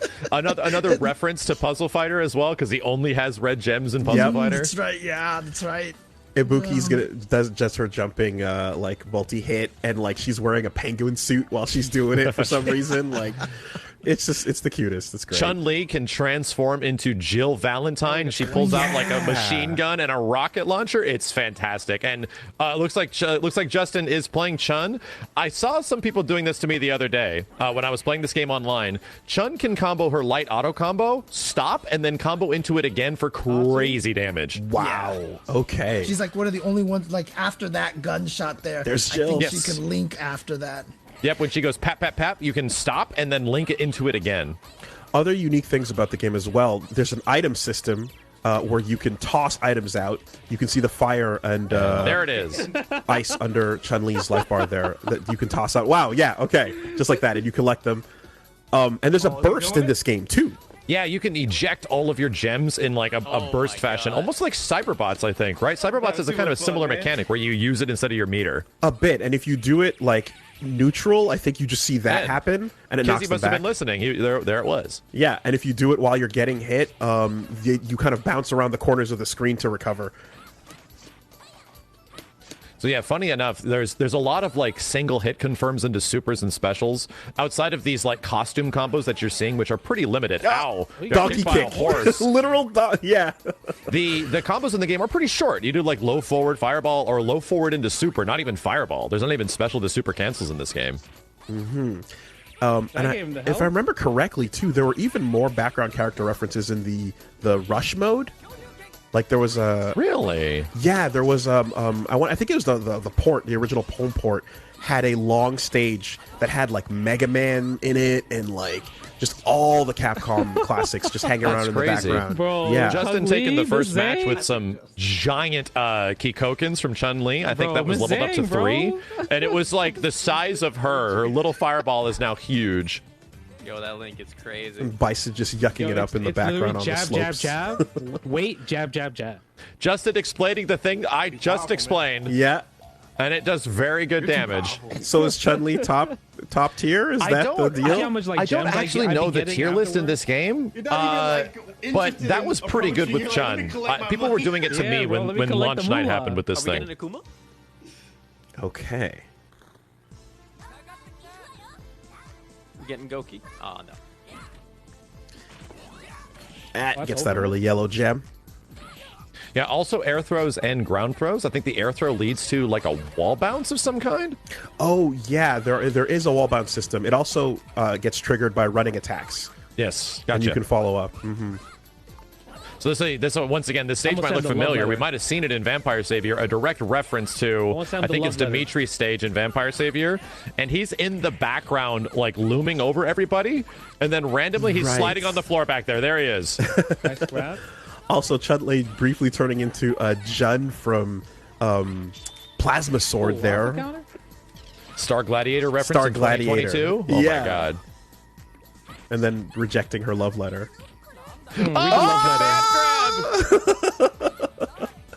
Ken liked it, right? Ken liked it. She told her feelings. Our eyes have met. All right, Justin taking the round. Okay. Immediately restart. There's a couple of orbs on the field, too. These orbs can be chucked at any given time. Wow, gems everywhere. Jeez. Yep. And in games like this, you like backing off to go collect those gems, super worth it. Yeah, it's worth it, because right now Chun has level 3 spinning bird kick and level 2 lightning legs, although I don't think we've seen lightning legs yet on Chun-Li. She's so fast. Oh, man. Chun's falling. It looks like Justin's falling in love with Chun-Li right now. Wow, okay. Oh, boy. Wow, okay. Out of there, okay. Things are happening. Yeah, the burst is strange too, though, because it doesn't just empty like all your moves; it empties your super bar as well. Yeah, it's a very expensive burst. This round really close here. Okay, Ken gets an anti-air of some kind. It might be pretty good, but he doesn't. I don't think he actually has his big fire shoryuken yet. Have to level up these specials. Bro, it does no chip damage. This game is so weird. No chip. Oh. Yeah, this is a game from the same era as Virtua Fighter Kids. It is very weird. Come on, baby. No, wow, don't challenge. All the armor on that. Oh, it's because it's a level 1 2 Kikoken. Yep, and that determines the priority of what's going to be what.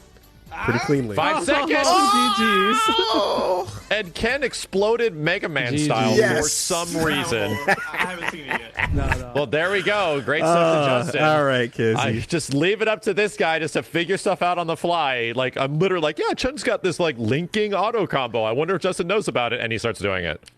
I mean, of course there's Pocket Fighter tech. I don't know any until now, but you have to believe it's out there. People are in the Discords. People are labbing everything. Absolutely everything. Yeah, dude, like I swear, like people always want to talk about like simplistic fighting game or a beginner friendly. Dude, there's tech in every game, and our goal as fighting game players is to make the games as broken as possible. Yeah, that's like something I have to remind people is that like the pursuit of balance is essentially like a faulty hope.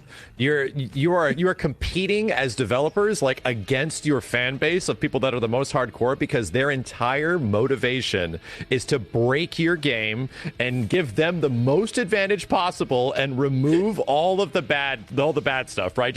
Let's just make it a one-player game. That's my goal as a player, and that's what we're gonna do. No matter how simplified things get, there will always be that little bit that you can hyperanalyze, or you can start counting frames, you can start counting micro walking, or you can start counting where you block the sliding kick, how deep it blocks and changing, and then or how active it is, and then people will just hyper focus on that and get better. No matter how much thread they get. The whole goal of a fighting game is to make sure the other guy has no fun.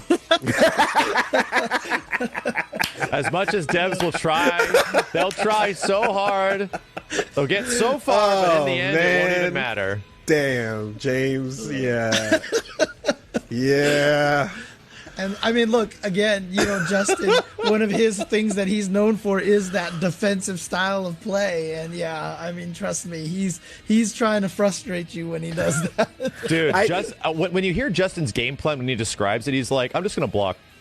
And people break down. Like, you watch people's like mental fortitude break down where it's like, he's just blocking everything. And now I'm getting frustrated. And that's when Justin kicks in. I try to, when I'm talking to a lot of the new players that are getting into the genre for the first time on my streams and stuff, I try to talk about that like part where you're describing like the other person's trying to make you not have fun and like how to fight through that and like find fun despite the loss and seeing what you can improve in your own game. Focus on your own little mini steps, and that's kind of the way to look at it to get past that. Because when you put it that bluntly, oh my god! Oh yeah. I mean, that's the end goal. That's truly the end goal. Like for the actual like the top 1 to 2% of fighting game players that are taking the game to like that level, the goal is to just leave yourself at advantage completely and remove options from your opponent as much as possible. Yeah. Yep, exactly. And in these old games, you can see that. It's just like now that we know a lot about how they're played and how they work out, it's a bit more obvious. And again, we hinted at this a little bit earlier, but there is a training mode for every one of these games on this collection. And, outside of, and again, these were all games created in the arcade era. We didn't have training modes back in the day. Mm-hmm. So, now we get to really experiment. In fact, I don't even know if the PS1 or the Saturn version of this game had training mode, because a lot of classic Capcom games just did not have it. So I'm very curious if this is the first time that this game gets it. And then on top of that, all of these games were made in the same like 4-year window, that 1994 to 97, 98. Like that, that's the range in which like these days like 1, maybe 2 games come out, but with like so many CPS2 and CPS3 games coming out in the same time, they all have the same design philosophy of just like being mean about stuff. I was about to give Bestaban a huge shout out for picking a Darkstalkers character, being a Darkstalkers fan, but then I just realized my boy JM Crofts on my own team is actually the one that's rocking Shenko right now, and I'm like, oh, okay, this should be interesting. Bestaban is playing Akuma and putting the pressure on. Let's go! Oh, that's hit him with the sign. Akuma's house. So one of my favorite things about Shenko, as I was looking through the references of this game, when she does her costume combos, she turns into a chef. So she turns into Chef Co. Ah. I'm like, that is really cute. That is extremely cute. And Akuma just starts swimming. I don't know what or why, but yeah. Yeah, he does like workout poses. What is going on? He turns into like a carpenter. Yeah, I guess Akuma's just a blue collar man. He's a little bit of a athletic. I think Ibuki has like a lot of super Japanese influences. Like a bunch of Japanese culture is like all over the place on Ibuki's character. Can you get a punish here? Oh god! Oh god! Oh god! I feel like the most characterization we had with Akuma outside of him just like wanting to kill was him selling fruit to that kid in that one piece of art. Yeah, exactly. Jam does Croft's your boy making get a good some point jet- where There's it's a big like Akuma's all maxed out on a lot of his specials, which make him so very now we have good. And big if you don't item have your which is specials, if you don't a have your gems necessary leveled tool. up, it gets pretty difficult. At that point, it's good to go for trying to get that unblockable hit in, force a gem out that you can steal, and now you get one up that they don't have. Yeah. Nice. Nice, DP. DP is 3 hits. Oh, I think it's all maxed out, is it? Yeah. Yep. Absolutely. Good command grab into the corner. That looked like a setup, maybe. Yeah, and you'll see a lot of these auto combos are stopping them because the last hit is like a big commit. So you want to do the first 2 hits or the first 3 hits? Yeah, they're not all true strings as well. A lot of them are blockable after if you just kind of mash like jab, jab, jab, jab. Yeah. But mixing it Whoa. up with punch, kick, punch, punch, or so, sometimes you can get like grabs mixed in, so those gaps Yeah. can be capitalized upon. I think there is like 4 set Let's combos go, for game everybody. one. Good All stuff right, from Jam all right, Props nice, bringing that nice, back. nice. There's like Okay. 4 set auto That combos was a for little like dicey, every man. You character got so many between gems. like punch, punch, punch, punch, or punch and 3 kicks, or punch, punch, kick, kick, like that kind of stuff. And they all lead to different enders and actual different costumes. So if you're looking to see like all the crazy Umbrella like super- yeah, I references don't that are really littered know. throughout I each know I can character, combo into it they're off in a lot of pro, so I specials guess I'll and those try that. costume combos. Yeah, and I think the punch, kick, punch, punch, again, sometimes goes into a grab, in which case, like, it's a bit of a mix-up if you're just going to block it or want that try to do gem. something in between. Yeah. Also, So- yeah, we just saw Akuma doing that, a running attack, which he turns Let's himself into a go. drill. Do we know a combo here? Nope, just here's some fried rice. That was the combo. In the background of the stage, you can see San flying up in the clouds above there, one of the classic Capcom characters. Wait, like MVC2 Sansan? MVC2 San Oh, from wow, I didn't before even- MVC2, the Yeah, there's The actually old like a platformer, Nice, right? Unblockable. and this stage with John in the background just howling is actually one of the Honest, though. puzzle fighter backgrounds, just like fully realized too. Oh, you're right. I never realized that this Let's is like a go. direct reference No, to it that. didn't work. No invincibility on supers, it looks like. Come on, Nice punish. hey, Wow. There's alpha counters in this game? yeah, I didn't even know that. guard counters, huh? Bro, Oh, that is so unblockable. strong. Yo, put him to work. Hit him with the wood. Let's go. Hit him with the My wood. gems. Akuma the foreman. He's stealing all my dang gems. Wow, we're actually seeing projectile collision there, and Akuma's fireball would just beat out the knife toss. How funny is that? Are they Vega's both at Claw. level 2? What? Why didn't it reflect the fireball? Okay. Survives. I think that's a command grab that she has. And I think Shinku Hadoken becomes a beam at level 3. Does it really? I need to see that. Maybe. I might be misremembering. Okay. There you go. There you go. All right, you got All the right. round. Let's go, Esteban. Oh, I can't see entirely which Super's Jam Crops has leveled up, but he does have Gong at level 2, which travels super far if he gets it to level 3. Right, but he used it earlier to try and reflect, and it seems like it didn't do so. So Did it One of really those not? gems, How? bro. I wonder Everything if is everything acts weird in this game. Oh, and there's the alternate string with Akuma where he becomes Leo from Red Earth as well. And swim Wow. away. That's so weird. And he just, I'm out. See you later. Kind of like is it Nagare? I think the that's swimmer another- Oh from yeah, Project Nagari Justice. from Project Justice. I think that's his name. He looks a lot like that when he jumps backwards. God, I Big dropped grab? the combo. Oh wow, he has a combo for that. I'm curious to see Uh-oh. if he lands it. It's getting real close here. Akuma most likely has Akuma style health in this game, so he likely doesn't have a full health bar. Oh, is this gonna kill? I think it just removes gems. Let's no, go! it No. kills. There we go. Mighty finish. Wow, good stuff. That's very Oh, cool. We got there. 2-0. Good stuff, JM Crofts. That was a little Picking scary, up this man. stuff quickly. Wow, man, my God. Did looked- you get with supers? That's good. Yeah, it looked like Esteban was making some adjustments, that Akuma was getting tighter, but Senko. Okay.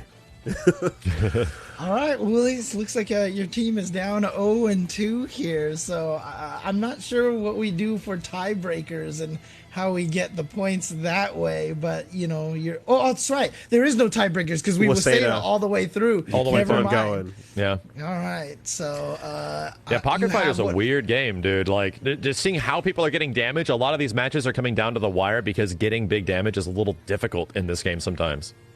Yeah, and everyone's kind of stubby and small, so like jumps are really weirdly spaced. It's strange in how you approach. Oh yeah, boy. dude. Okay. One of my favorite things about seeing this Capcom Fighting Collection like this, like, obviously a lot of us have not really played competitive Pocket Fighter or Gem Fighter, so we're not sure how it goes. But like, what if this can lead to like a super serious Gem Fighter scene? We're gonna be watching the Twitch Rivals 2025 Pocket Fighter World Championship, $6 million prize pool. Let's bring it on. I guarantee you the tier list maker is already underway. Dude, you get any game, any goofy-looking game that people just love, and they'll take it super seriously, right? It doesn't. That's the funniest thing about anything, is that it will turn into something competitive if people love it. Okay, so we got Silent Scope as Keith and Art as Chun-Li, hopefully returning some of that Chun-Li, some of that strong Chun-Li play we saw Justin doing. I want to see Art doing it as well. What the heck was that command grab whiffing? Wow, the flying knee. Keith is missing teeth. That lunging command grab is the one where Geef just starts biting you. Oh, good. I want to see it. Yeah, he grabs you and just starts biting you all over the place. Silent Scope's got the corner here. He's probably going to try to keep it. Uh-oh. Air block is in this game. Good to know. Yep, and the other fun thing Geef can do is the dance kicks, which of course are from his ending. Yeah. When he's dancing with Gorbachev, but now he goes into the full outfit. Jeez, Geef's working on this concrete over here. How did he dash into it? Yeah, he dashed in. Get those gems. I can feel a big command grab. I can feel it in my bones. What? Oh my! I'm gonna write a letter to Capcom. I feel robbed. No. Oh, he went for the command grab ender. Chibi hitboxes, man. No chip damage? No chip? What is going on here? Is it gonna work? No! I'm just assuming the move is broken. We're just going to assume the move is broken because it should have landed like 4 times. He held up. He's fine. He was out of there. It's kind of like Birdie, But yeah, it's very similar to Birdie's like big EX dive in Street Fighter V, right? But just, again, the tininess of these little chibi characters means sometimes the hurt boxes are just going to play weird. They just don't match. Geef killed a bear and then threw it off screen. Okay, we got the switch to Ryu. Fundamentals. Yeah, and Ryu is, I think Ryu's pretty decent in this game, too. At least whenever I play him, like, I want to like Ken, but Ryu just feels better in many ways. I guess his, he gets his main improvement is the level 3 fireball, right? Yes, exactly. Big combo. Leads to the unblockable in the end. By the way, we're at DJ's maximum bar, and he's shaking up drinks in the background. I love it. Seems like most players are not using the items either that much. I think easy to forget about because it's on like select, I think, or yeah, I think it's a weird combination of buttons. It's like throw plus kick or something weird. I don't know, but you can map it to a button. In this game, there's actually pretty intuitive control layouts where you can map even moves to buttons if you want. Ow! Oh, that was the daddy one. Yeah, okay. I still want to see it. And I think that dancing kick super as well. It's not the same one, but a version of that shows up in Street Fighter EX. Oh, wow, great overhead from Arturo there. Playing fundamentals, basic Ryu. Yes, Shoryuken. When all else fails, But Street Fighter 2. Thing. Geef just got hit by 2 Shoryukens, and he lost 5% health. It was very weird, but it led to stun. That's a big amount of damage. Excellent. Oh, punched San. She was up there. I love it. I love this basic Ryu. Wow, okay. Oh, the short U opportunity. Good jump out from Furby. Just, yep, playing it cautious. Oh, What? after What? the block. What? Oh, dude. Yeah, Chibi characters. God, that was a crazy round. Dude, I think Geef's command throw range might be like aggressively short, and they're just angry at his ST command grab range. So they're like, you know what? Let's make Geef's throws super shallow. Max, it's the baby hitboxes, man. It's true. Yeah. They have to grow into their adult hitboxes. That's what it is. Little hitbox babies. It's good. I like It's all it. good, though. I appreciate Silent Scope sticking with the big boys, right? We essentially went with Victor and Darkstalkers and the biggest character in this game, which is Geef. Mm-hmm. All right, there we go. Lilith in the background. Leo as well, warming up by the fire. Man, looks like Arturo already got a level 2 short. Level 2 short, you can can be good. The electricity comes out on that. Yep. You start to see the zaps on it right away. Another good thing about Ryu, I think Shinku Hadouken, the super, is invulnerable, and I think we just saw a little bit of that.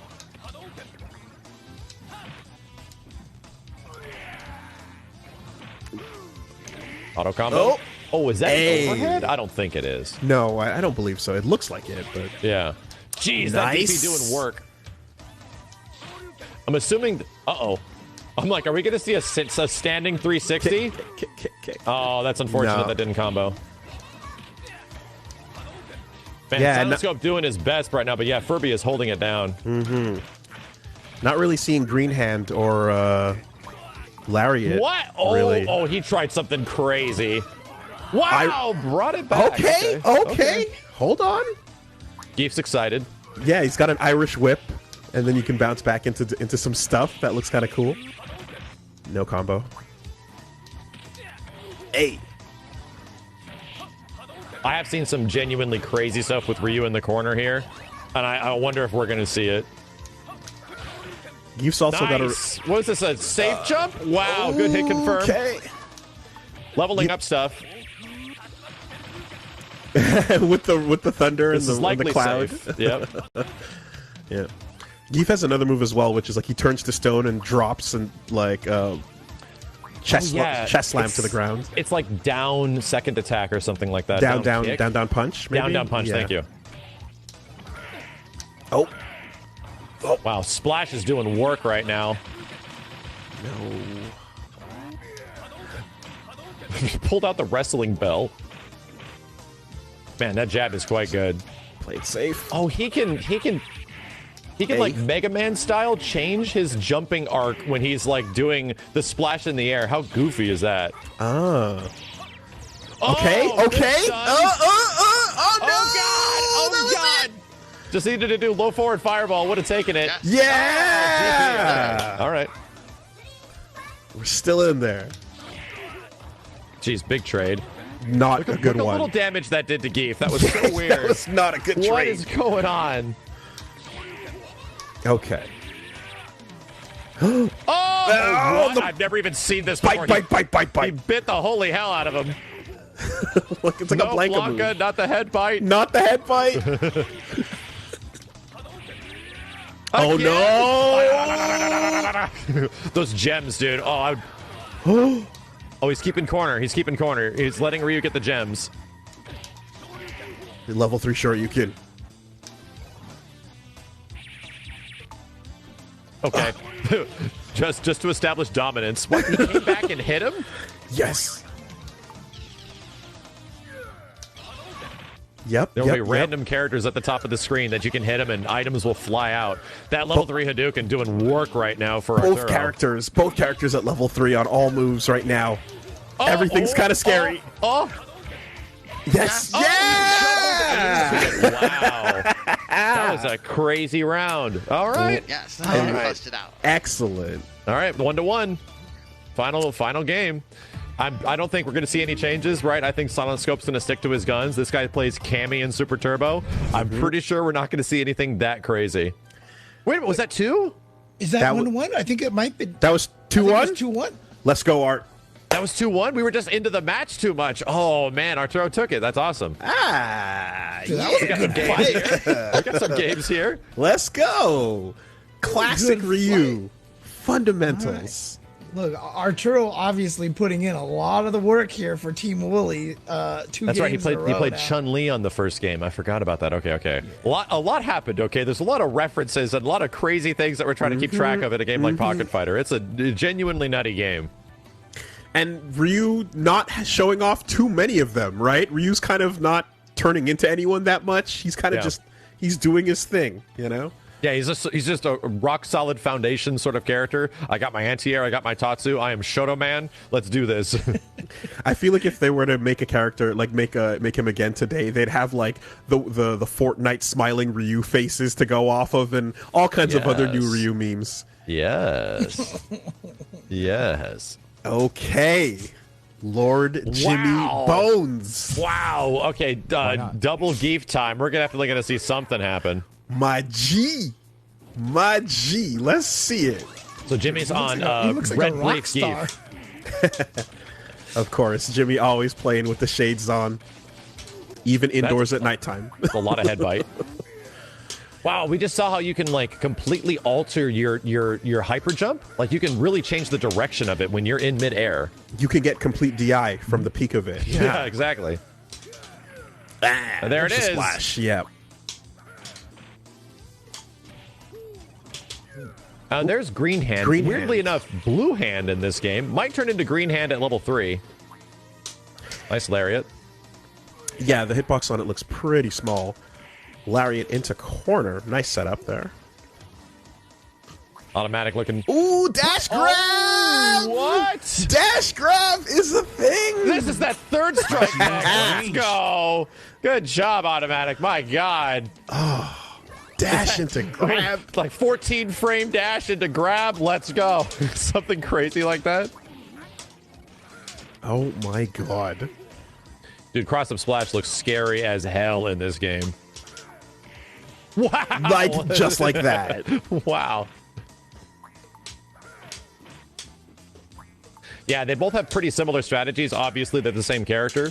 But manipulating that, like, directional influence of the jumps with Geef and the splash that's just active forever, pretty important. It makes anti-airs like a real gamble. Yeah. A lot of buttons here. Anti-air grab from Automatic. Nice lariat from Jimmy. Jimmy. Come on, Oh! Drew, I got lucky right there, man. What? Oh my God. I guess isn't actually frame 1. Okay.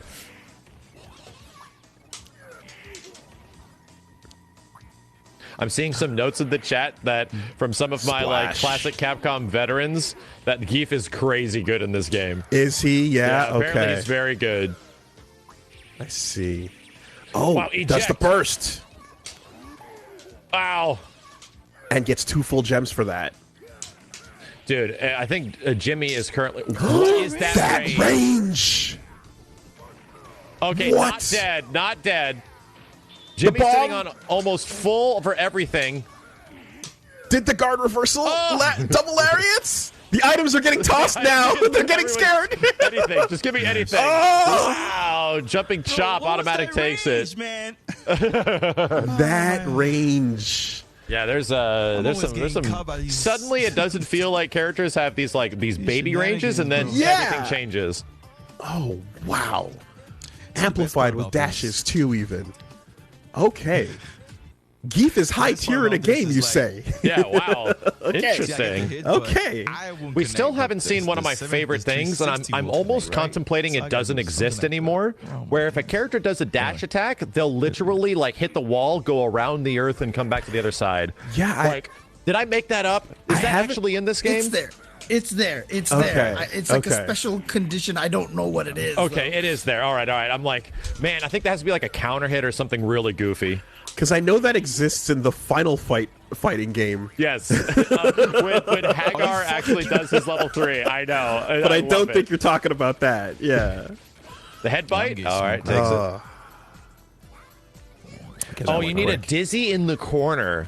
Oh, how specific is the chat? The chat's chiming in that you need a really specific condition, dizzy in the corner, and then you do it. Wow, item stone toss there. That seems really good. Oh, big That's SPD. Oh.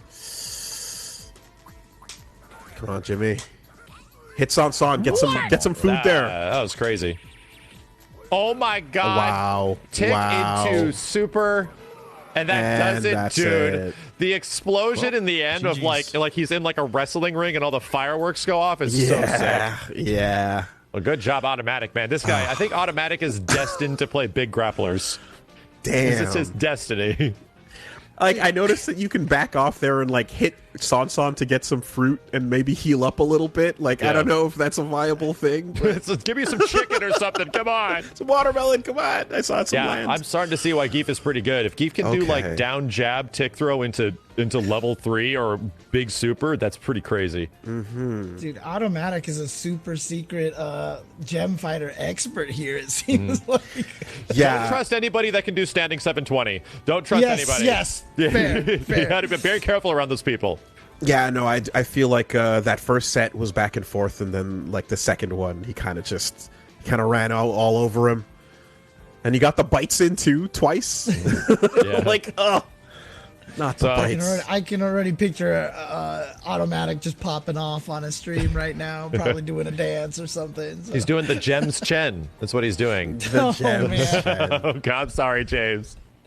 One thing That's a throwback. That's a throwback. One thing, speaking of throwbacks, that I really wish that we got approval on in some way for like one of these shows, especially since we're focusing on classic Capcom fighting games, was like, man, we have James in here. We should have definitely gotten ode to the 2-hit combo in some way into this show. Like, there should have been those classic combo videos in here somehow. Man, yeah, that is, yeah. You are bringing it way back there now. I just watched that video. So yeah, I think we got some updates to what's going on right now and where we're looking at next.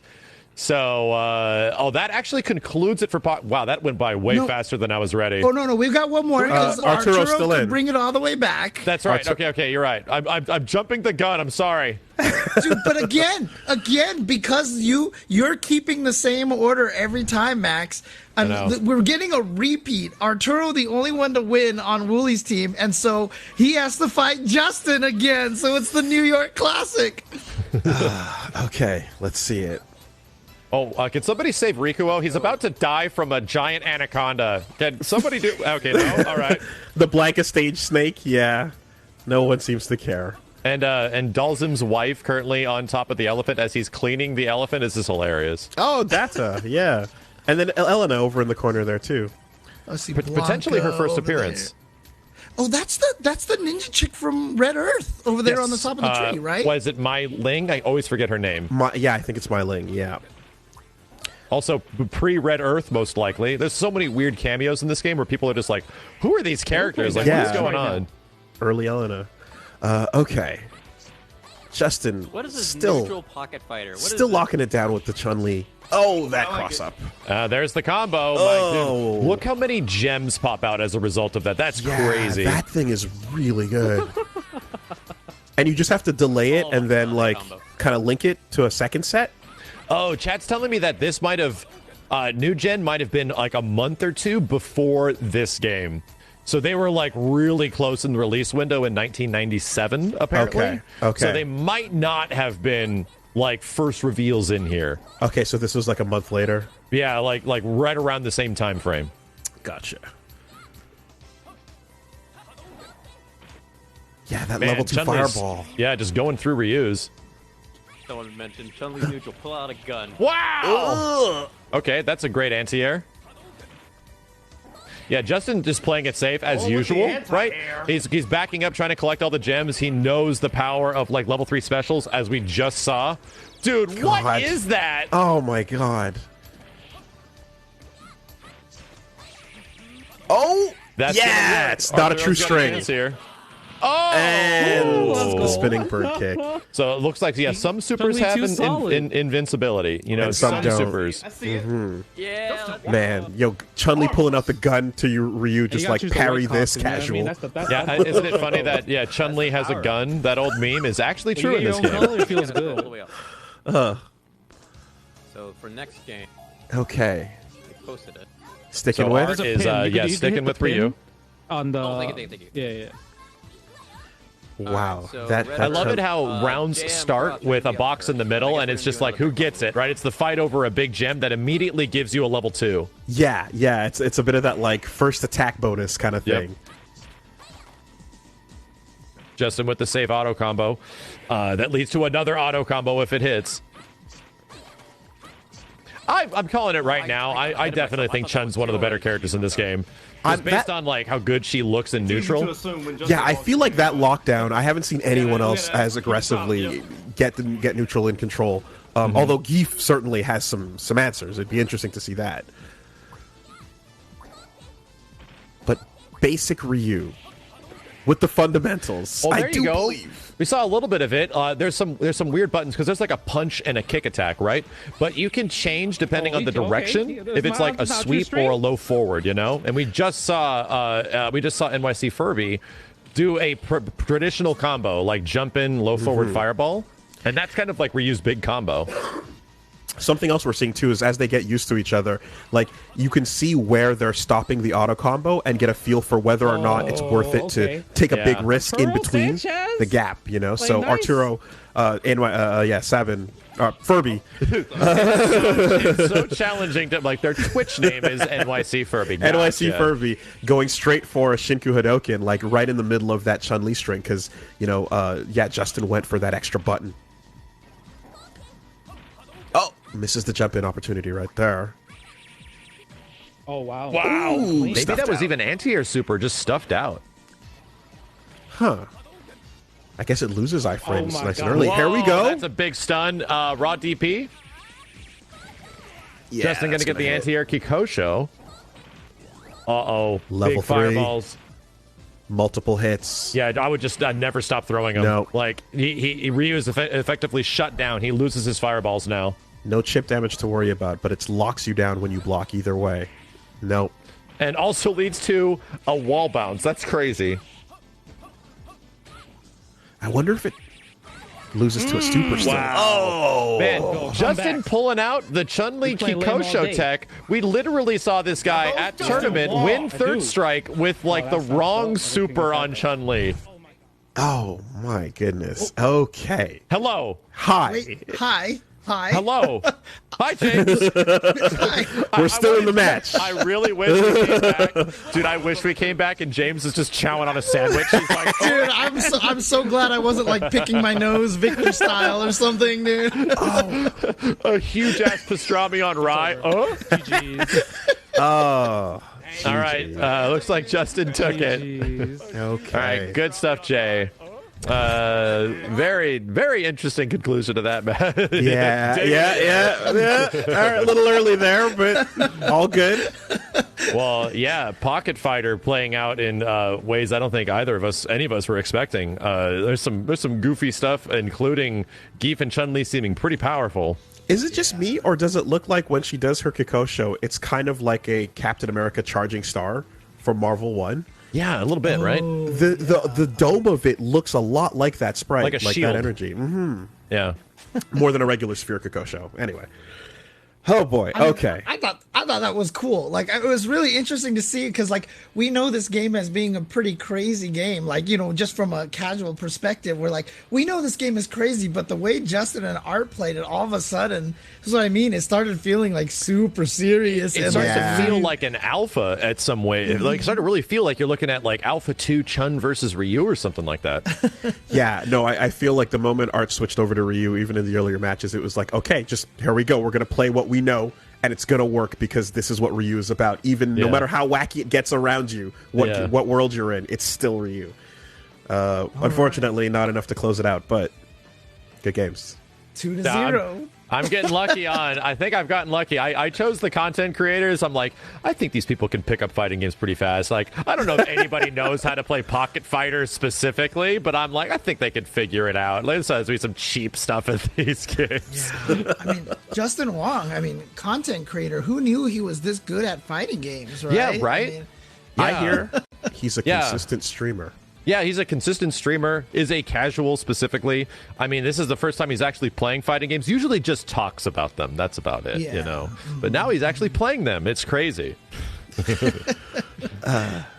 But there you go. So it is now officially 2-0. So Woolie's team needs to take the next 2 games completely to be able to keep this at least tied going into the final match between you guys. But again, we're going to play them all out because we want to see all these games. And it's going to be, what's the next game coming up? I think it's Red Earth. I think we got Red Earth coming up.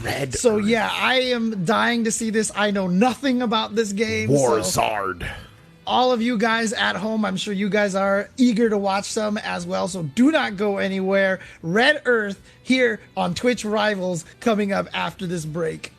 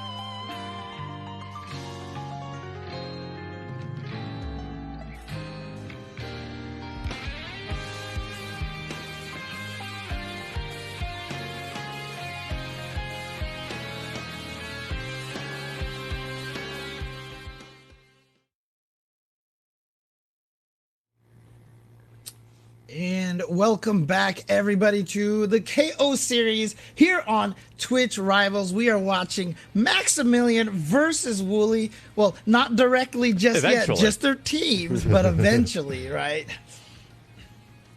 Indeed, indeed.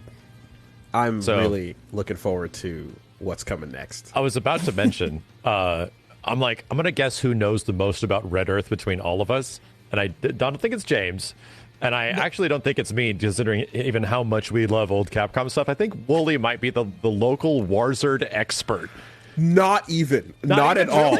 No. Oh, no. I'm not a Warzard expert at all, but just from a weird spectacle historical thing, it's just a fascinating thing to like read up on, because it's designed to be a single player kind of fighting game. The point of it was an RPG element introduced. So you start out with a weak character, and as you fight against a boss rush of different bosses, you eventually get to level 32, you max out your character, you gain more moves, and like you have this whole growth system.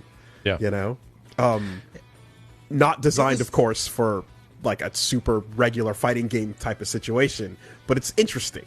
It was basically Capcom's experiment with the new CPS3 board, right? Before they did Street Fighter 3, because this predates Street Fighter 3, if I'm not mistaken, right? Yes. Warzard is the first CPS3 game. Okay. This was like around the time where the arcade scene wasn't doing great. Like the late 90s was the beginning of the decline of like arcade machines really pulling a lot of money. So there's like an attempt here to sort of build retention, and they want you to come back and level up characters. They give you passcodes, like all this crazy stuff. It's very similar to what like Midway was sort of doing with Gauntlet Legends at the time frame. But instead of like it being a sprawling adventure with multiplayer, this one is about like you versus a bunch of bosses, level up your character, get new moves, and then continue from that point forward. And speaking of new moves, like that's an interesting spot that's never gotten me into this game, because I've only played the characters with their early starting toolkits. I think we're going to be playing their matches with the full toolkits of every character. I'm pretty sure. Yeah, that's generally, from what I can tell, the competitive side of it. You play a level 32 on both sides so that you have your full kit. And not just the full special moves, but also the different spells that you get, because instead of a meter for supers, you have these little balls that are like your spells, and you can switch elements through multiple kinds, fire, ice, and so on. You spend those, and then there's actually character weaknesses depending on which element you are. There's a little bit of Pokemon going on there too. All right, this is way too deep. The idea was that like I could come in, load up my level 15 Leo, and then like I can fight against your level 20 Mukuro, you know. Well, before we get into that, let's check out this State Farm Spotlight, where we shine a bright light on something special from today's action. And what I'm actually going to do here, go back to the Gem Fighters, because obviously this was something that we all saw was really entertaining. And, you know, we talked about the costume combos here. You can see that there's one ender right there. You see the swimming path that leads to the plank that's actually like an unblockable. But like, as long as you start with the punch button, every combination of punch, kick, punch leads to a different ender. There's like 8 different branches essentially. So the plank is an unblockable one. There's throws, and you know, you've seen obviously if you hit a button fast enough, you can beat them before they throw you or hit you with the unblockable. So one of the enders is like a frame trap timing. I think one of the enders busts out a bunch of gems if you hit them with it. So you want to learn all 8 paths of your character to figure out like the different kind of mix-ups you can use with the costume combo. See, there was the throw ender right there from Cienko. Yeah, and those part of the combos are interesting, because they don't. The third hit will combo, but the fourth hit sometimes won't. And you just have to like be ready for that, because it's either going to end in grab or plank hit or anything like that. That aspect of the game has always been super interesting to me, because I'm just expecting the combos to work and then they don't. I'm like, okay, so what is it used for, you know? And I just like the fact that we get like the closest thing to Akuma having fun, because you'll never see that again. He's frowning while he's swimming, but he kind of might be having fun, maybe. I think He's grab swimming super, in your misery. I think his grab super is like him sitting down for tea, like in like a very Yakuza like setting, and him like berating you. I'm like, what is going on? I'm not comfortable with Akuma living a normal man's life. And it's interesting because, you know, the way the whole costume combos work is like, it's a neat way to teach fighting games, right? If you scare them enough, you can grab them, but then they'll try to hit you, but then you can frame trap them. Yeah. So kind of a good way to learn fighting games. But again, we're all going to be learning about fighting games, especially about Red Earth, because none of us know anything about this game. Yeah, dude. So the order has changed a little bit, so we're going to be seeing some pretty unique matchups. Justin is no longer helming the beginning of my team. And we're going to start off with Crops versus Jimmy Bones, which should be pretty good. So you have Justin versus Arturo in the first round this time. Of course I do. Of course I would do that. Like we have to keep like the East Coast throwdown right away. Okay. Matching up. I mean, so I will have to see how it goes with the character picks, but there's only 4 characters to choose from, and they're not all built the same. No. So they're not. The coolest character that I love so much is Kenji the Ninja, but he's considered bottom tier with a power gap. So because Tessa and Leo, he's really bad in this game. That's unfortunate. He's considered bottom by just about everybody. I think I've heard that Leo is also pretty good in this game. It looks like everyone's entering passwords. This is what I was afraid of. Everyone's entering passwords to get the proper characters. Level 32s. And wait, did you not put in? No, Jimmy. zero handicap. Zero handicap, I think. Jimmy, you got to put in the password. There you go. Okay, there we go. Zero handicap. And it looks like it's going to be a Tessa he's got the red eyes? Wait, did he not?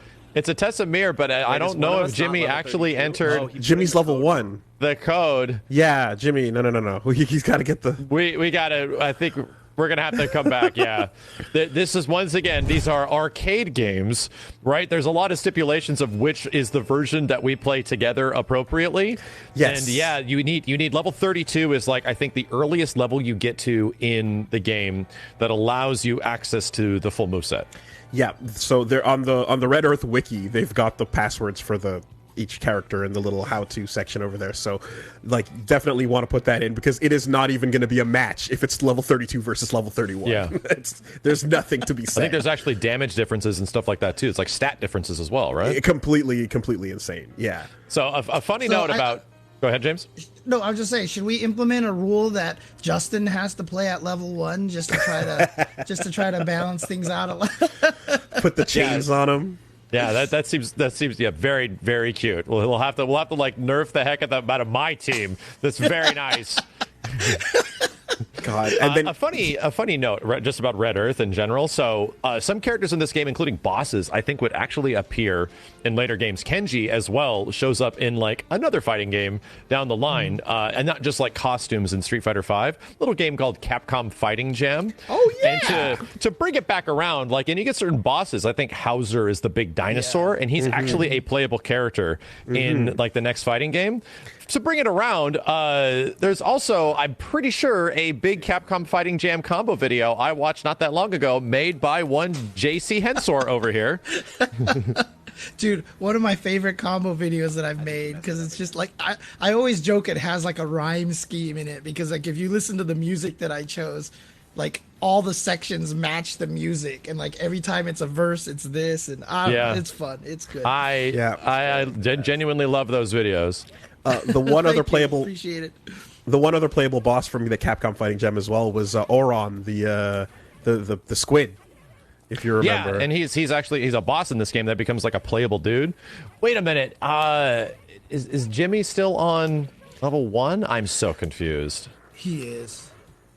Okay, they're gonna play through it. Okay, all right. Yeah, I think we have to rely on the players to get the passwords correct or something like that. Okay. It's part of the matchup. Oh no. Cross is not taking any damage. Oh man. As Tessa is a mage lord. Oh no. I told him, I'm like, guys, get the passwords. It's not fair. Is the password part of the matchup? I don't know if it's counting. It is. Okay. All right. According to production, the players have the passwords, right? They have the ability They to do unlock have these them. moves and Okay. abilities. Classic fighting games have a lot of weird glitches that become text, so I mean, and things that are intended for you to know. So if you don't put it in, let's hope he gets it on the next round. Okay. Well, in the meantime, Tessa is a screen pollution character. She's throwing out knives, ghosts, all kinds of things, and just in general can lock you down. And while you're locked down by those things, she can walk up to you and throw you. Or if we're gonna have to run I need to see this in action. Tessa is a character that I feel like I've seen more of her in Pocket Fighter technically than this game, and she has she summons cats out of like all of her normals and stuff. I'm trying to they do little like low sweeps as well. I've seen more of her in SVC Chaos, I think, than I have in this game. Wow, I forgot that she was in SVC. Holy heck! I need to go go look up all the references in that game too. Well, he was level 1 and I was level 32. So I'm This is the challenge of this game. That you have to enter a passcode to get all the stuff, all your moves unlocked, and that is that you have to let that rock. So 463112332. Yeah, it's like an RPG. Okay. Did he get it? He didn't get it. He didn't get it again? Oh no, he's still level 1. Remember your spot. He's still level 1? Whenever you Oh boy. All right. Well, look. So wait a minute. Wait, I didn't see it. Chat. So we now have drama. Chat. Did JM Crops enter the same code? It looked like they did on the first line, but I didn't see the second. Crofts entered the code, but Jimmy entered the wrong code, and it said no good. The last number was wrong. The last number was wrong on Jimmy's end. Oh God! Look at that. Oh God! Yeah, you have a third of your move list. Is there a setting in the lobby or something like that? There is definitely a setting in the lobby that you can automatically set it to, but that's completely up to Twitch Rivals Production if they want to get that set up. You have to enter the passcode, maybe. So we'll see. In this situation, they had the passcode. That was the solution. Like here is the passcode. You enter it. That's why they both had the same thing. At a glance, when I looked at the lobby, I didn't see a pre-game setting for the level being set to maximum. Okay. Yeah, I didn't see one. Yeah, I haven't actually played player matches in this one yet to see the difference. But we're seeing some dive cats here. But yeah, and you can see like the 3 little balls underneath Jamcroft's life bar. Like that's 3 meters that he has, like 3 super bars essentially, versus the one that Jimmy had. And they're orbs that kind of just like pop out, and you pick them up like Gem Fighter, right?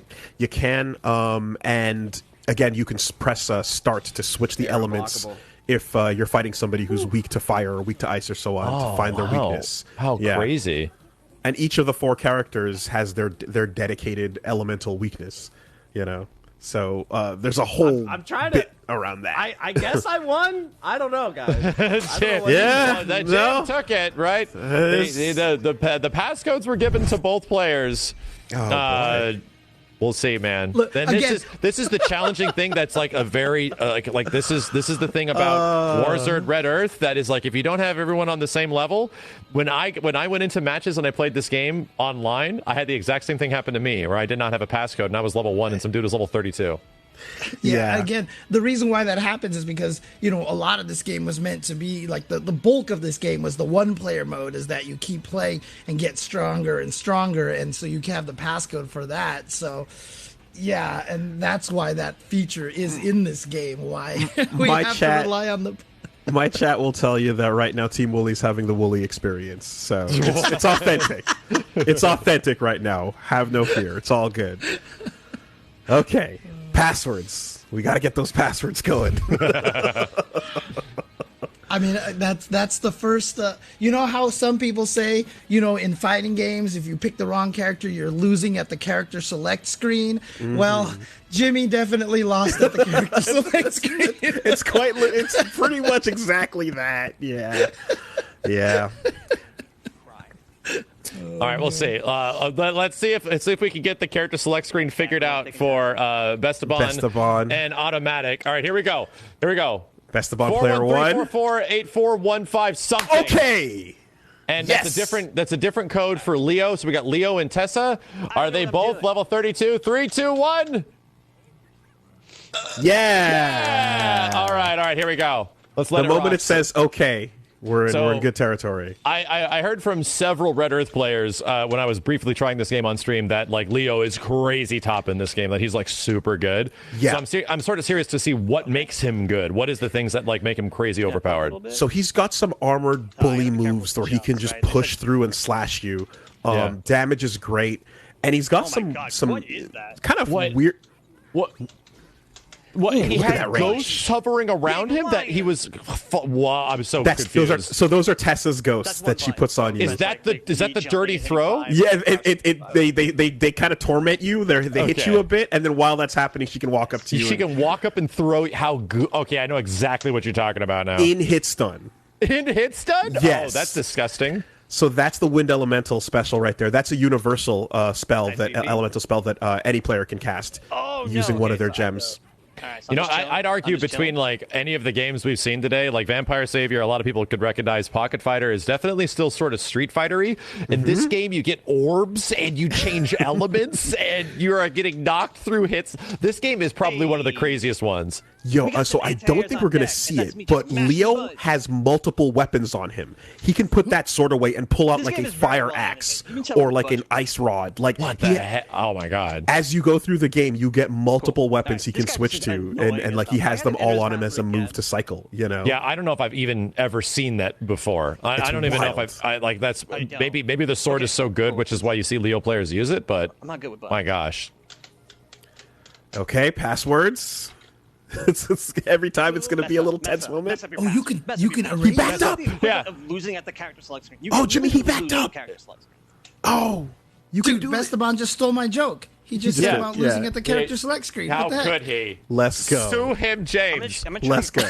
the cross. So it's 32 versus 32. Yes. So here's the interesting part is that there is That's a like matchup obscene, right? knowledge Like- check at Uh-huh. the literal character select screen.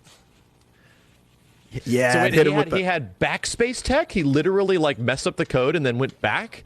Nice. Oh, So that ice storm that he cast as well is another one of the elementals that you can do. And look at that Wait, button. Sam show in here? man, Just play he's got Sam show? Sagat's Real down Sam show, HP man? and CBS Absolutely. too. Look at Wow, that. what is that? What is that? Leo.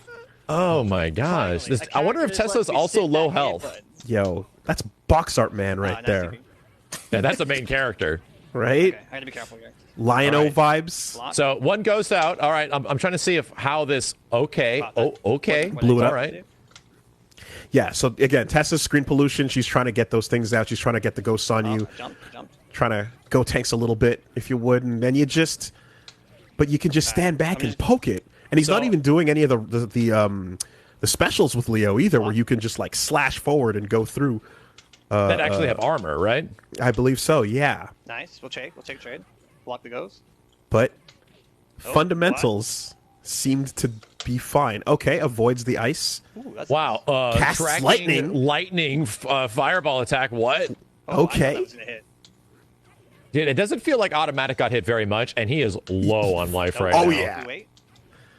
Okay, that DP still can be checked. I think that's the move, right? That. No punish. Oh god. Oh, no, Oh, he's my over god. it. Just touch him. Just touch him. Dude.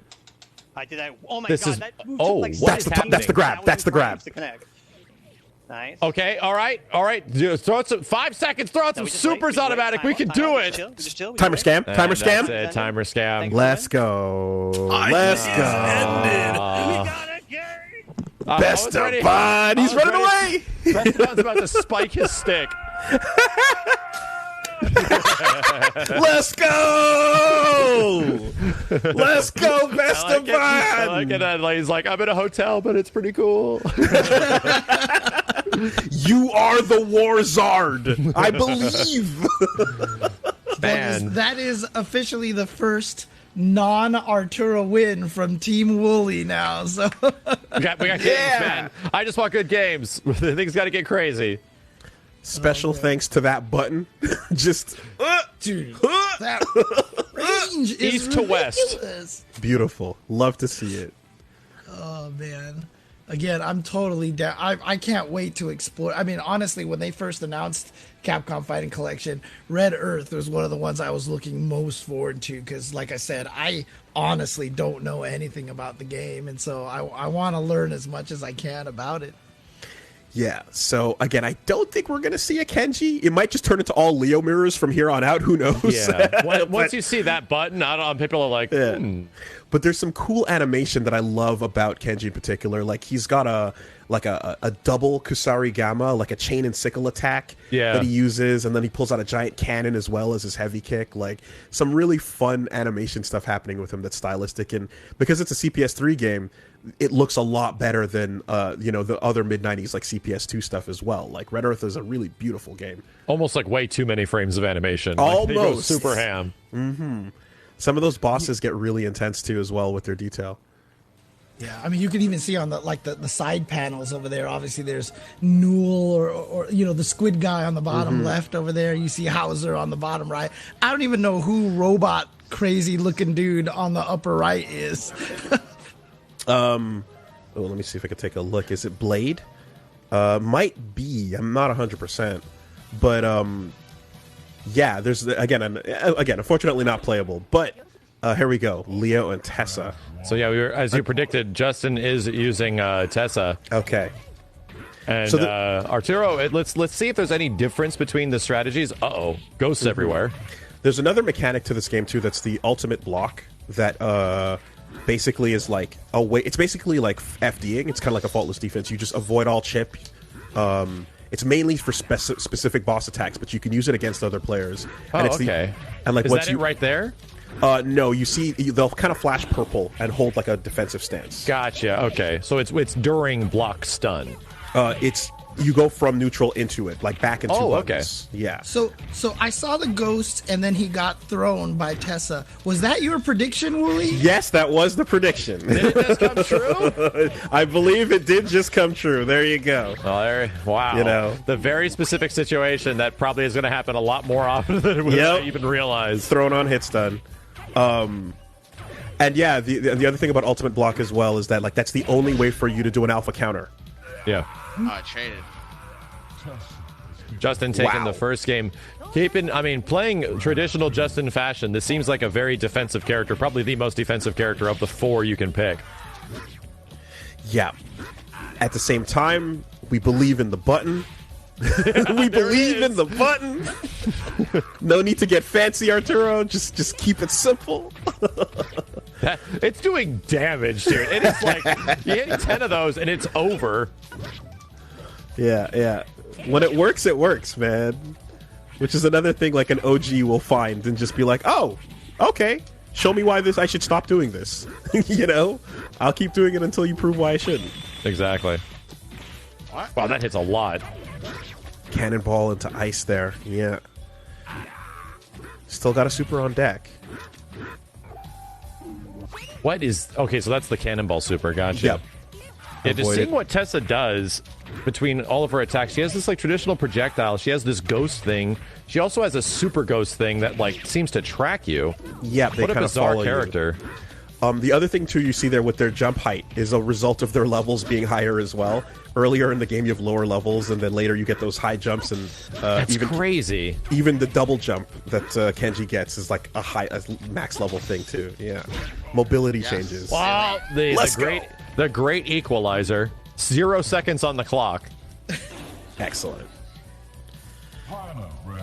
Okay, so I don't know if Art knows, but Tessa is weak to fire, and he's got and that's the thing in this game. Yeah, and he's got the fire gem up there, so I hope he uses it. Tessa's weak to fire, Arisen.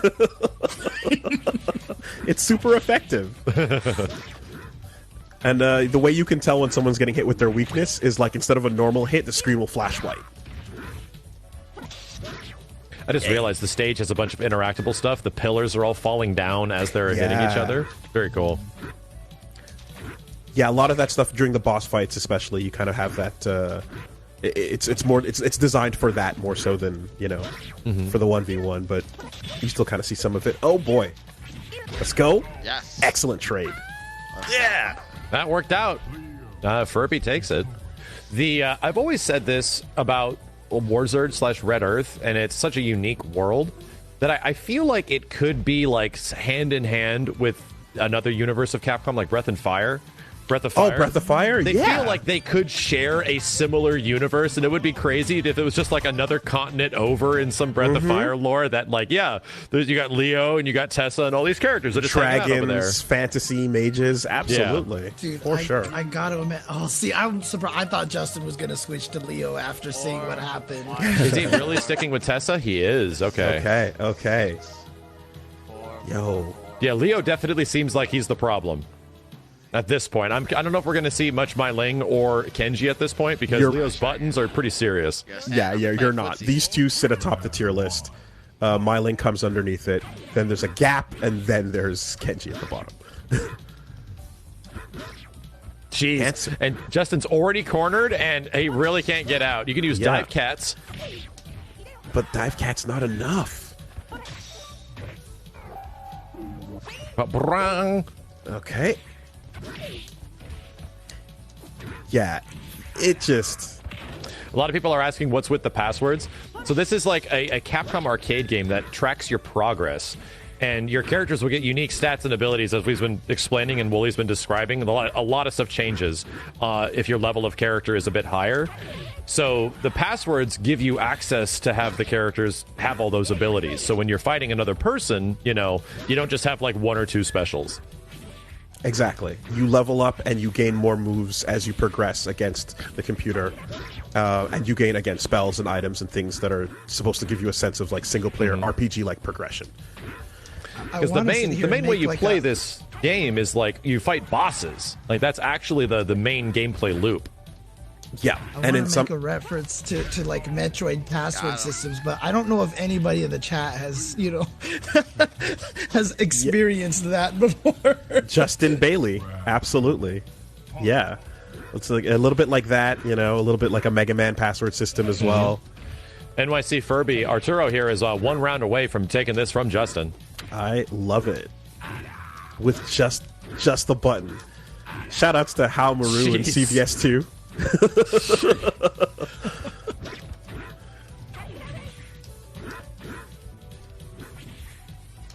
And she's not getting the opportunity to get. Yeah, Justin wants to start establishing all this screen pollution stuff. It's just this down, either it's down HP or down jab or something covers so much space. And if you're figuring out a game as like interesting as this that has a lot of crazy stuff to learn, man, Leo is the character where it's like, oh yeah, I'm going to do this and it's going to work and I'm going to do it until I die, or you die. And that throw did very little, and then that DP did very little, but that sword still hurt. So Justin getting some stuff done. Lockdown super. With the ice? What? Oh, he coming, though. He's in there. Okay. Justin figuring something out. Is all right, adjusting. Okay. An adjustment. Did you say Justin is a Justin? Yeah. Justin is a Justin. Man, He's a James, Justin. I'm surprised you didn't say that. I'm stealing that. I'm just telling you right now. I'll definitely put trademark Wooly on there every time. So copyrighted. Oh boy.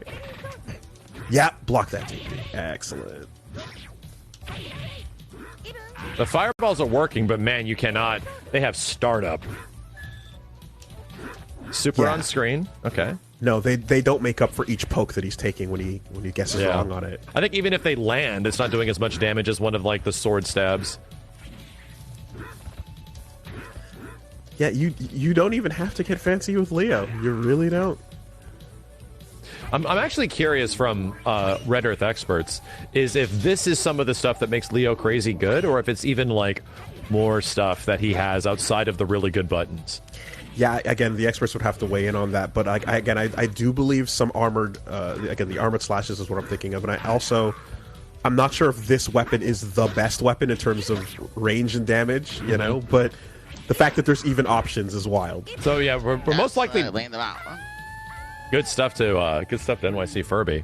I mean, we're most likely not going to see it, but you're trying to tell me that that there's other weapons that Leo is wielding. He potentially could pull out a gun. We're not going to see it, but he might just have a gun. Like he's going through a full arsenal. It might just be in there. Let's go. NYC Furby, hell yeah. At this point, I mean, it's looking like Wooly is Team Red Earth right now. Let's get it, baby. 2-1 lead here, and 2 more players to eliminate on Team Max, if I'm not mistaken.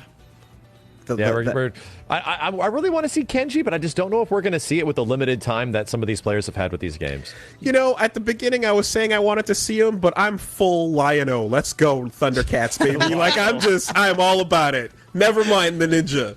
Show me the lion, baby. I like my Ling is on like roller skates or something too, right? She's got like a weird mobility or something. I'm like, maybe I'm just thinking of something different, but she's another unique character. I know she's fast. She's got kick moves and she's got the big feather, but I'm not too sure either. Maybe not. Really. Yeah. I mean, after watching that last match, I'd be surprised if everybody doesn't just keep playing Leo at this point. Roar. It'll be a super exciting Red Earth finals if it's for essentially Sagat down fiercing each other to victory. Absolutely. So Kizzy and Silent Scope.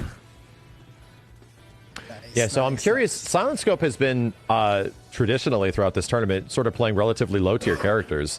I wonder if he's just ready to go. I mean, I'm sorry. He played Geef in Pocket Fighter, so that is apparently a pretty good character. He plays like the big boys, right? He plays like large characters. Big bodies. Absolutely. Oh, Silent Scope is playing Tessa as well, so we're seeing a very similar matchup. Granted, there is only 4 characters in the game. Yeah, and Kizzy is definitely testing his buttons right now. I don't know if he's ever played this. Wait, you think they're actually button checking? Oh, we found are they? Target acquired, in ladies match. and gentlemen. We have found the button. Okay, yeah. Oh, no. Yo, Team Lion. We have watched it happen live in front of us. He found the button. I found it. You had to. Oh my God. He had a 1 out of 6 choice, and he found the 1. That tells you where the homework was at, right? Okay, folks, we're all good. Ooh, Silent Scope bringing it back a little bit. Okay, Things from Tessa aren't doing a ton of damage. She feels like a naturally kind of squishy character that, just pollutes and annoys. The medium cake. We got Yo, Kizzy with the 1 minute lab. We found the button. Okay, Okay, Ghoster on a dirty grab. And that was the ultimate block he was doing too. Yeah. Which is free, by the way. Well, yeah, so you're saying Kizzy was doing ultimate block, so they definitely understood the mechanics. It isn't about just the one button. Mm-hmm. It's getting at least an understanding of what the game has to offer at a core level. That's exactly it. Yeah. And again, I'm not I believe in the 1 minute lab. It's fine. I think I think he could do it. It's funny. We mentioned 1 minute lab and this process of learning fighting games and just what's good and doing it arcade style, dude. Like back in the day, and I hate that phrase. I swear, people would be good and some of the best in the world at some tournament games. Good stuff from Silent Scope. They'd be good at some tournament games, and no kidding, they don't even have the game. They have never played the game outside of tournament. The only way they've ever learned how to play it is through tournament matches, and that blew my mind.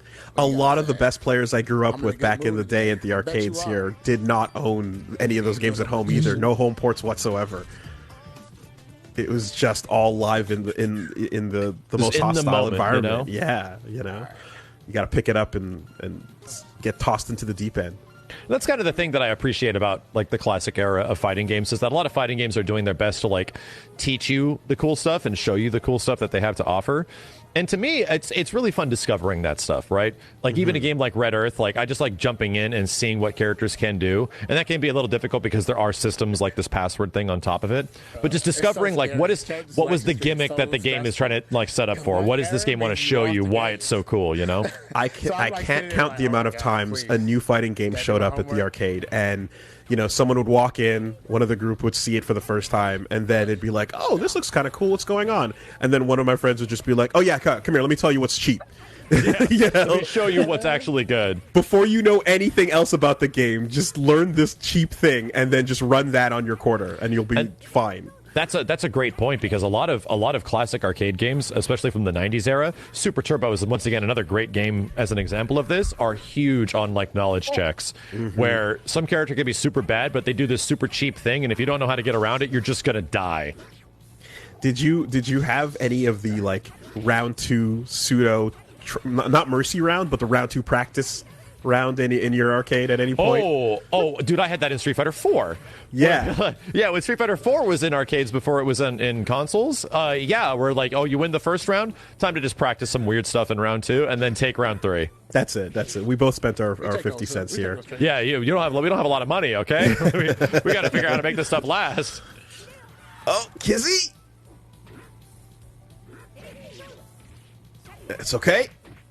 Yeah, Silent Scope definitely has some interesting block strings that I haven't seen the other Tessas use as of yet.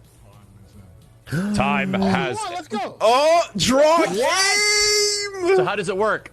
Both players get a win? Okay, both another players round. get a win. Okay, another round. Okay. Good job, buddy. You did a good job, though. Yeah, I think that's better than the no one gets a round, because then you can get like a round 8 situation going.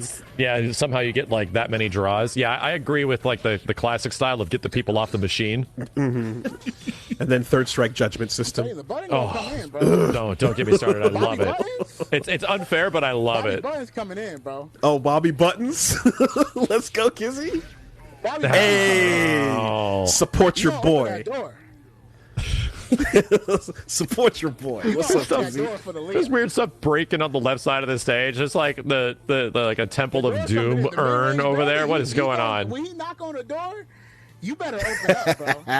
He's a man with a mission. You feel me? Found the button, baby. Yeah, That's it. Let's hope Team Max also finds a button. Right, I'm just hoping. It's Maybe. honestly, it's Team Tessa versus Team Lion. It really That's is what's right now. happening. Yeah, like everyone is playing that's like this weird complex zoner character, and man, Leo is moving his way in with active sword guy. Okay.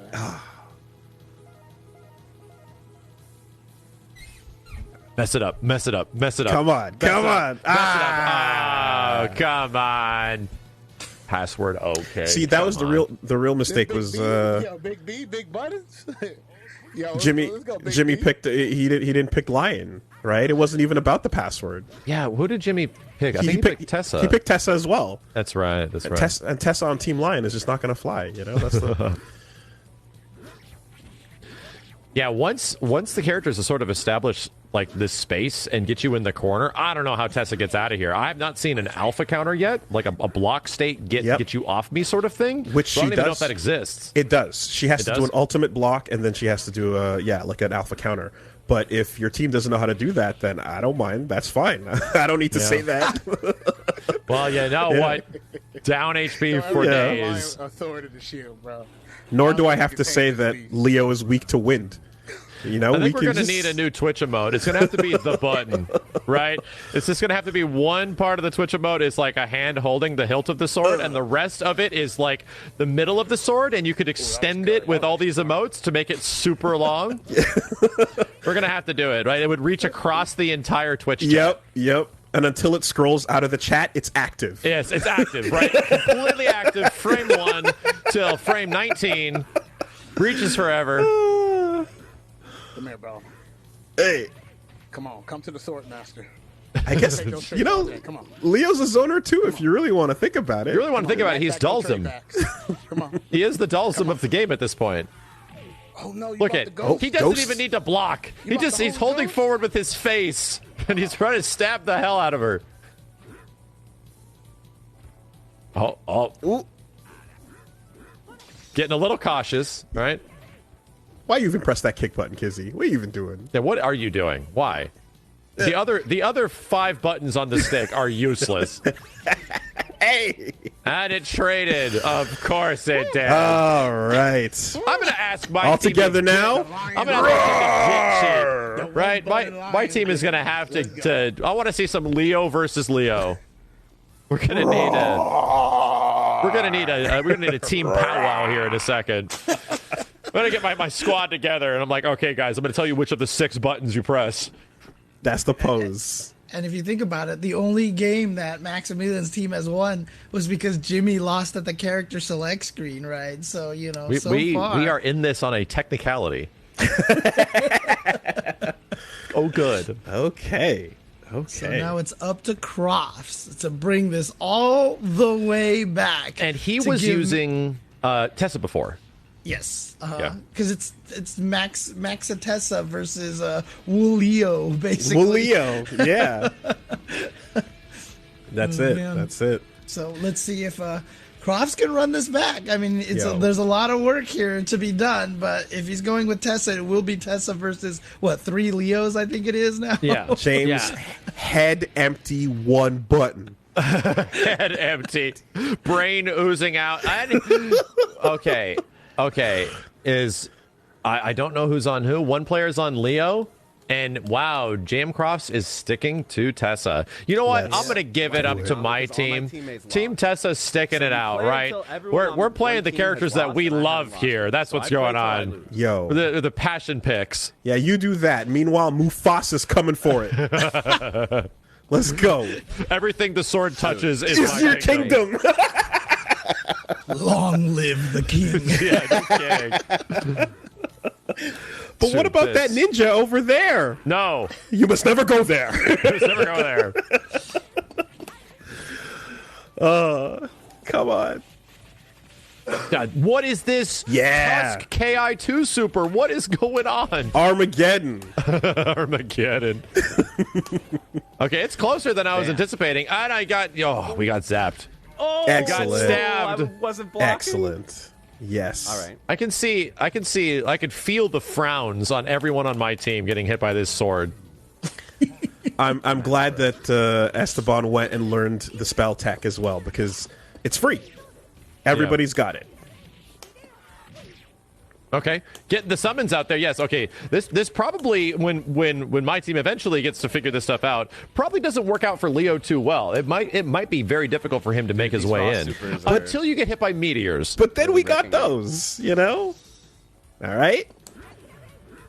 Because once you get to this spot, it's bad news. Yeah. Right? Once Tessa's in the corner, it's bad news. You're in the range of his divinity.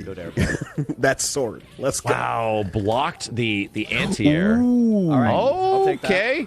We got around. So the full super comes out even though they traded on that. Yeah. Final round. Okay. Got to walk in a little more cautiously. There Wow. you go. Dive Cat lost to down HP. I'm shocked. Okay, we got rushdown Tessas now. I'm down with it. Something else, too, is this game has universal launchers that can combo into those spells as well. Like, especially Really? into that one. Yeah, you can do a really high launch into that tornado. But no need to get fancy. Yeah, it doesn't seem to be like a super combo heavy game. I'm pretty sure there's no like chain combos or anything in this. It's mostly like button into button. I don't think there's tons of long combos. Oh, he got Oh through. my god! Why did that do so much damage? Oh, That's what we're looking for. Okay, a little bit of offense here. Missed the dive cat. Oh, Sucks. Damn. God. That's All right. Nice. All right, Leo all right, is all right. victorious, baby. Yeah, there's certainly is. There's some When I chains got the that go counter, like I thought light, I light, had it. medium, into like a launch or so. There's like a couple. I see. Okay, But there's not your full Magic series. that's sort of like Darkstalker's routes. You know, that you can do a bunch of light attacks or you can chain. Woolio. First game, just data. All right. Data, All right, where am I says playing Crofts. codes, If man? you guys would like to see what Myling and Kenji is like, the Capcom Fighting Game Collection is available now. The other And they are characters. incredibly fun characters that you can also play in Guys, a I'm not wide gonna pick a variety character story I've never mode played that before includes bosses. in the middle of a match. Check it out, Use your chat. Yeah. Got this. Kenji's got kunai that track towards you. Cool. It's pretty cool. There's this other girl that does stuff. And some of those bosses have like these fun like full screen things that you have to learn exactly how to like time the blocks on and stuff. Like there's patterns that are a little Dark Souls-y before Dark Souls, if you want to throw that word out there. People are saying, man, we're seeing a lot of the same characters. life, though? There's 4 characters. Okay? Yep. There's not that much variation, buddy. Although shoutouts to the bird though that Tessa throws out. That's a he's really good, cool dude. looking He's projectile. good. All right. It kind of flies in from the left side and curves around and goes right. Like And we're not able to see it a ton But when Tessa is doing specials, you don't see it very much. But when she's doing normals, she literally has cats that she summons like out of her pants. I'm not even kidding you. There's like a black cat and a white cat that hit for her instead of her actually attacking you. Yeah, I saw like a little zoom in on the sprite of like the cat doing its own little crouching forward, and it's just like that's adorable. That's cute. Yeah. Okay. Zoning a little harder now. Ooh, no. I don't think this game ended up having like OTG state, right? No. Where you can like do jumping attack to get like an OTG, like Darkstalkers? Not that I know of. Okay. There's always things I don't know about Red Earth, but That's not true. that I know of. I mean, you know way more about like the stuff you're describing. I'm like, I had no idea that was in this game. Okay, it's getting a little close here. Crofts is playing a little more safe. But Oh my god! Equalizer! Oh man! I'm gonna give it up for the quote unquote moral victory. The Leo Gauntlet, man, was definitely something to deal with. Hey! Oh man! Okay, all right. Well, that was Red Earth, everybody. Oh no, I was in a fugue state. It is definitely.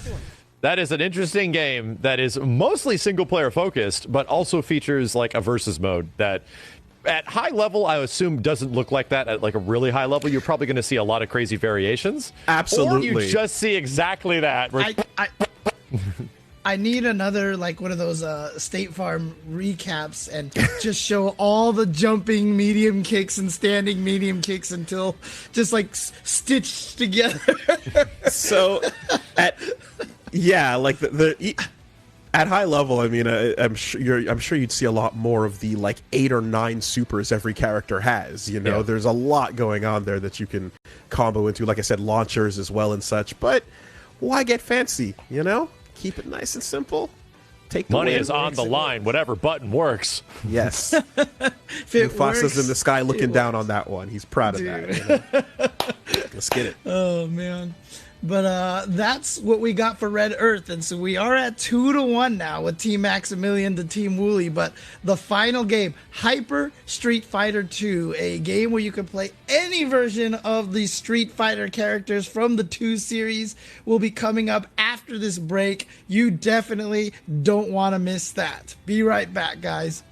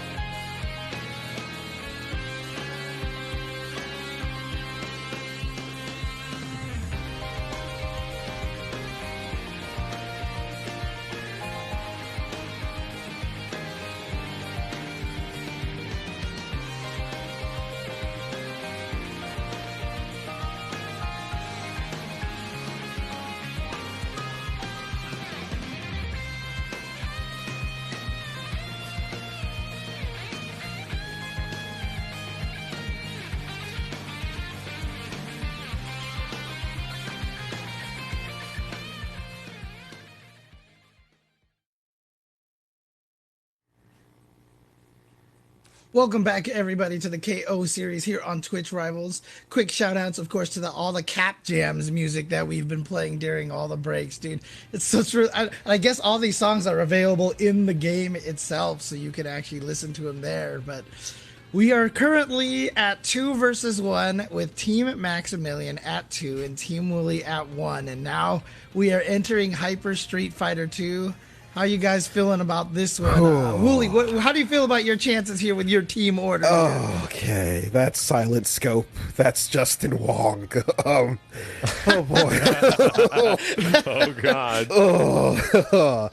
Okay, well, here's the thing. This is Hyper Street Fighter 2, right? So, to my understanding, it's not just ST, but it's literally all versions legal, right? Yeah. Yeah.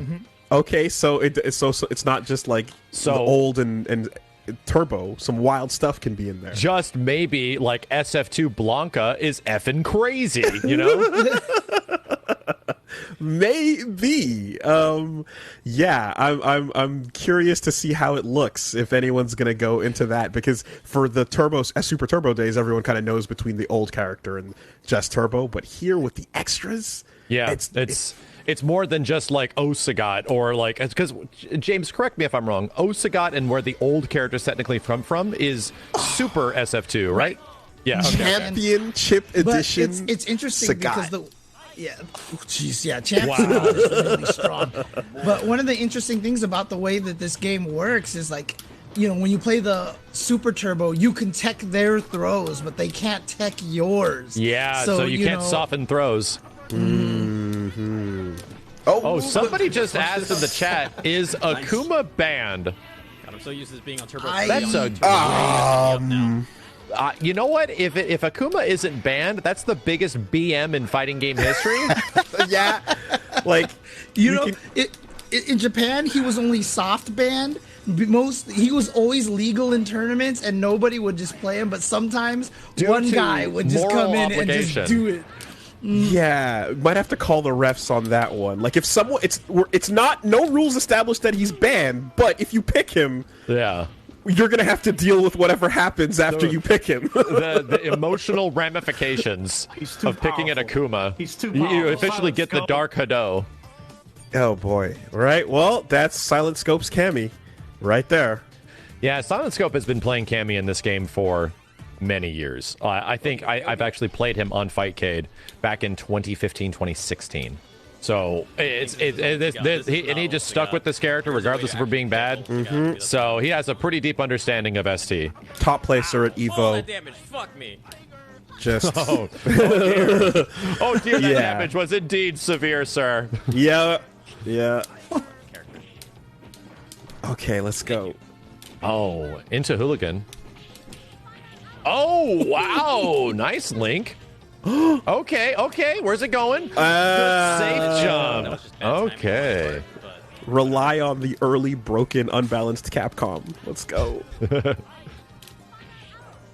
Don't mind Spiral arrow. Explosion sounds outside my window, by the way. Ooh. Damn, that low forward is doing work right now for Silent Scope. No. Wow, short DP and that's into. Then there we go. That's our first game, everybody. That's Super Turbo in a nutshell. Good games. Short DP is not easy. So is that because it's not like a link, is it, James? It's not a cancel. It's a carrot cancel. You have to do low short, carrot cancel, stand short into DP. So it is not easy. I had to ask like how that works because you see sometimes like a Ryu player will do short into like crouching short into like super fireball. And I'm like, that doesn't work. Like, what is going on? You actually have to Kara cancel, which means like canceling another move into the fireball in between all of that. Yeah, so basically the startup of any normal, like the first 1 or 2 frames can be canceled into specials just in case we hit the button early. You know, that's how Kara throws and stuff works. So what you're doing is actually doing, like with Ken, you're doing crouching light kick, chain into standing light kick, but you Kara cancel that standing light kick into the super. I gotta try this the next time I play this game, dude. Like, I've always tried to do this, and I'm like, why doesn't it work? And so, James, something else too. Is there something about when you do super to someone else on their wake up, you clear all inputs so that they can't retaliate? When the screen is gathering and you see those little sparkies on your hand or whatever like that, it is literally no inputs register during that time. So if someone's trying to wake up DP and they go forward and then the down and then you activate the super, they have to continue from down to down forward to do the super. Man. Okay. And Jimmy Bones Rog trying. Yeah, and Justin sticking with Ode Sagat. You can see in the bottom left, it's sort of covered by his icon, but yeah, he's playing Super SF2 Sagat, which is technically a secret character in SF2 Turbo, or Super SF2 Turbo. But in this game, you can just pick it, right? You don't have to enter any codes or anything like that. You can just select any version of any character. Yeah, and this is just history we're watching right now, to be honest. Like this exact exchange. For the motion, like if you want to do boxer. Yeah, this. I mean, I think historically this is a pretty tough as hell matchup for boxer. Also, I think we're still hearing Silent Scope stream in the background. If you guys are wondering what's going on back there, so. Oh, they're chat together. They're on the same team, so they're giving strats. There we go. Okay, that's right. Nice. Oh god, the scramble. Oh, that's dangerous. Man, Justin mashed out of that so fast. Yep. Watch the tap. Nice. Dash upper. Let's go, Jimmy Bones. And that's kind of the thing. Once Balrog makes his way in, the threat of grab, like the threat of all that stuff becomes really apparent. The headbutt loops. Bro, my man is teleporting, bro. Yeah, that's a good point. You are seeing is like missing a couple frames at the start. Hey man, both of these players are Canada, right? So that's true. Different ends. Canada's a small country, right? Sure, tiny, even. Ooh, ooh, ah. Man, we're hearing a lot of the ooh-ahs. This is Justin's chance here. Tap on deck. Okay. All right. He's waiting for Justin. No. Get a couple free fireballs here. There we go. Needs the headbutt to get through and mistimes it. Is so scary. Yeah. Oh, the classic windscreens. For anyone that remembers these, you have to see your character beat up. Actually making a return in Street Fighter 6 in some way. It's pretty sick. Yeah, so they came back in Second Impact, I want to say, and then went away again, and now they're back. That's great. Yeah. It's funny on SF6, it's like the winning character. You see them beat up a little bit. Oh, yeah. All right, here we go. Run it back on Guile's home turf. Turbo Ryu. Give that a shot, and then Pickle Sagat. Okay, yeah, we're seeing the drops there a little bit. Yeah, in this situation, right, Justin's input delay might be set a bit too low. Depending on what he has it set to, he might have it on 1, which means that, in some frames of rollback, because they are playing from a big distance, you're going to miss the opening frames of animation in rollback netcode for some of these moves. And in old Street Fighter games, they come out fast, dude. It's the whole game. It's the whole game, yeah. It's sort of the nature of the way rollback netcode works. The further distance you go, you might lose a couple frames at the start. Let's go. Wake up, sweep. Oh, jump over, uppercut. Oh, jeez. Let's go. Bro, I gotta get Stay in. Yes. Good sweep. Yeah, Justin's constantly backed into the corner, but he's holding his own. Oh, let's go. Yeah. I mean, guys, like, make no mistake, like, you're looking at 27 years? Oh, come on. Oh, 1994? Yeah, maybe. You know, of just muscle memory in action right now. Canada's as big as US width-wise. Fair enough. Depends on which side. Yeah, there's like what? How many thousands of miles is this? Like 3,000 miles or something? Right. It's so this is Montreal to British Columbia. It's pretty much East Coast, West Coast. Oh my God!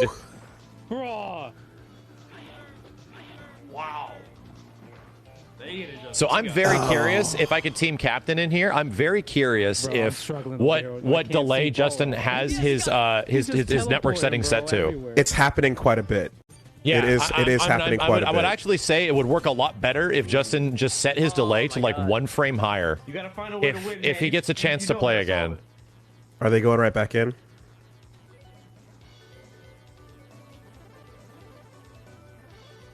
Because yeah, I guess earlier when you were talking about like setting that delay down from 4 to like 1 or 2 or so, that's the exact type of thing where you'd see a little bit of that feedback and go like, okay, let's make an adjustment again. Yeah, exactly. And see if it smooths it over.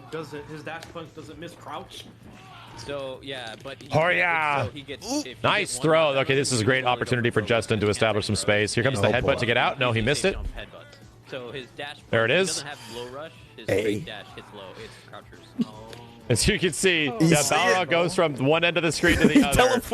Teleporting in. Well, yo. I mean. Yeah? I mean. Yeah. So bad. God, that teleport. I don't know. I do feel bad. I'm gonna need some recon from my team that is talking to Justin. If we could find out what his delay is actually set to, because that'd make a pretty big impact on this matchup. This game more than anything else. This character more than anything else, you know? That was so bad. Yeah.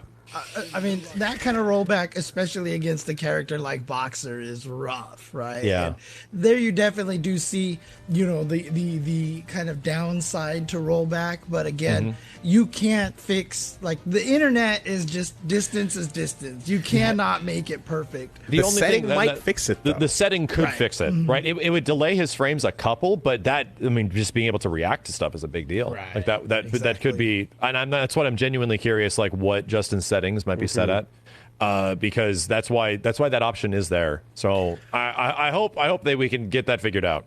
I mean, if I'm sensing the spirit of Jimmy Bones a minute right now in my ear. I believe he's saying, "My G, we take those." So I guess that's just gonna be it. But on our end, we won via a missed passcode. So Dude, Jimmy kind of deserves that, right? Because he had to play the level 1 versus level 32. So hit the lag switch. Remember I said that Justin needs to have the level 1 handicap. Well, there you go. I guess we just postponed it to the next game. So yeah.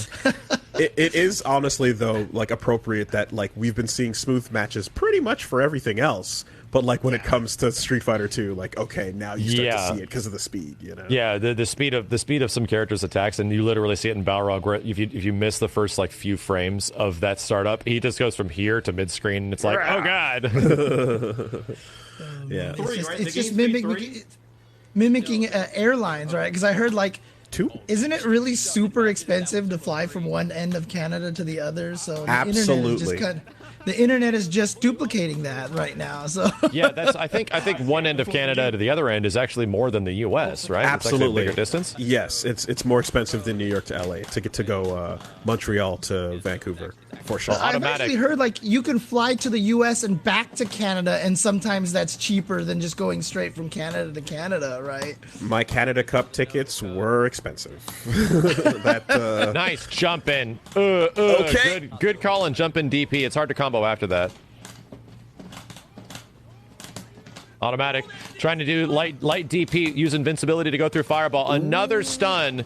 I'm like, what is with the stuns? Automatic is using SF2 Turbo Ryu. He's using Hyper Fighting Ryu. Okay. And yeah, in the old Street Fighter 2 games, 2 special moves can stun you. So 2 fireballs could stun you. Now this is least. There it goes. Oh god. This is the least anime game in the world, but Kizzy, I still believe in the reactions. Oh, dude. Oh, God. And then when you get a hyper fighting Shoto, you're like, and if you get a meaty fireball, you can just walk forward and throw them. Like, there's almost nothing you can do. Oh, man. That's just classic Street Fighter happening right there. Oh, boy. So I'm curious for anybody else in the chat, because now we get this version of Street Fighter that, like, plays online with rollback netcode. All the different versions are in one game. I'm going to give special shout-outs to the very small community that was on Xbox 360 back in the mid-2000s before Street Fighter 4 that played Hyper Fighting on the Xbox 360 in the absolute worst netcode I think I have ever played. And we stuck with it, dude. Oh, man. Was that the same that carried on to the Marvel port as well, the Marvel 2 port? No. This was like, I don't even know who did this port of the game. Because Marvel 2 had rollback. On 360? Yeah, oh yeah. Marvel 2 is still played online by a pretty hardcore community with that netcode. So Kizzy essentially responding back with the mirror match. If you jump at me, it's gonna be a dragon punch. Where is Automatic located?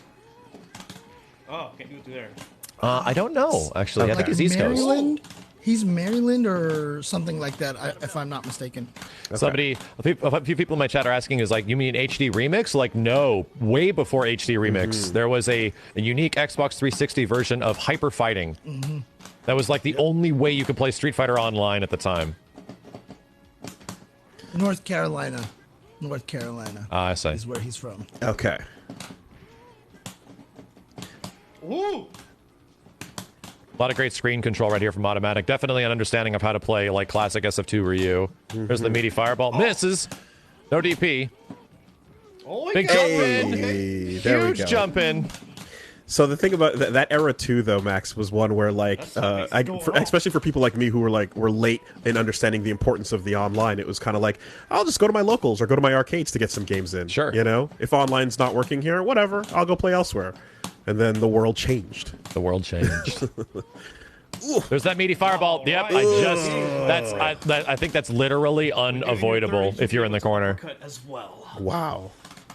Only way to escape that is a reverse DP, or if you just throw first. That's it. It's the only thing you can do. So, like, in ST, there's some situations like that, right? Where, like, the only way out of this, like, tough throw setup, like, Geef crouching jab into SPD, is, like, a one-frame uppercut, right? Yeah, it's just a reversal uppercut, especially because, like, a character like Dalsum has a larger throw range than some characters. So he can literally tick throw you from a range where they can't even throw you back. Oh, wow. So the only way to escape is to DP, because even if you hold jump, you can get thrown out of your pre-jump frames, unlike modern Street Fighters, where if you hold up, you cannot be thrown. This one, you can't even escape by holding up. They were still figuring out all these systems. This is like 1994 and before. Like, what? So what are the rules? Like, how do we even establish how throwing works? You know, because there is no throw whiff animations in old Street Fighters. You just that didn't start until Street Fighter 3. This is why throws led to real fights in arcades. And some of the old arcades literally had throwbacks. If you threw, you had to let the other guy throw you because it was so cheap. Yeah, exactly. Not to mention an era as well where, like, for reversals to be reliable, you had to manually put the extra 6 chances by pianoing. Right, like every button down and button up is a chance at a proper reversal. So you try to get them all. I still enjoy playing ST and pianoing every single special move I got. It's just muscle memory. I can't even stop my hands from doing it. I mean, it's a fun thing to it, but it's also just wild to think about. Like, that's the only way back then. You know? Yeah, and I love describing to people that it's like you get really like hyper FGC bubble. I'm pianoing the input so all my negative edge. Shut up. What? The other person just thinks that, man. Like, Let's go ham. they think you're just making up words, dude. Absolutely. You just made that up. Shout outs Infill Glossary, you know. So I don't see what Arturo is running at. He most likely is running ST Dalsum, right? Yeah. And we just said how there might be some crazy SF2 version of Blanca that might be good, and GM Crops is essentially running Hyper Blanca. Hyper Fighting Blanca. Hyper Fighting Blanca. Yeah, he was the best character in Hyper Fighting. One of the best characters. Hell He's yeah. so good. He never got that up ball again. Oh, he has up ball in this one? How crazy. So, if I'm not mistaken, didn't Hyper Fighting Blanca has the up ball that comes down and hits you on the way down? Yep. What? I need to see this. Back. With no bounce. Yep. He just goes up and straight down. And it's ambiguous on which side it's going to land on, and you just have to, like, guess the right side, and then he's right next to you for the next mix. There it is. There it is, baby. That is amazing. That's my boy. Active all the way down. All the way down. They never gave it back to him. Block. Oh, my boy. I miss him. Yeah, if you wanna have Nightmare Fighting Blanca, Hyper Fighting is the one to go. And for anyone that's not familiar, he's good, dude. yeah, He's good. JM Crofts has like a difficult I road have the for this rematch. match because Arturo NYC Furby is a Dalsum master. Like he has been playing ST and Dalsum in every single like practical Capcom fighting games since this time frame. Yeah, no, not to get lost in seeing my boy Blanco up there, but like Arturo is the sim. That's We'll the see. you know the staple. I just feel like he's too Whoa. solid for Blanco. Let's go. I mean, unless Crofts has got the negative edge safe jump Yeah. OS. See, I'm doing the whole thing again. What am I talking about? This was a mistake. T-Hawk isn't that great of a character unless you really got the tech, right? Yep. The Dalsum. Let's go. He's got slow walk speed. His Oh my buttons God, aren't busy. great. All right, maybe this was a mistake, guys. Still there. This was a mistake. I don't have Oh a god. plan. It's all still there. Let's go, man.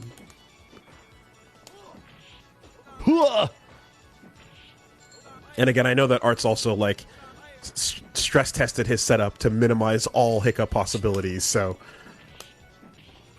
Jeez, yeah, this is the Jeez, like, it's you start walking and blocking, and oh no, I'm getting slapped in the face by this dude's feet. Oh my god, that was free. That was free.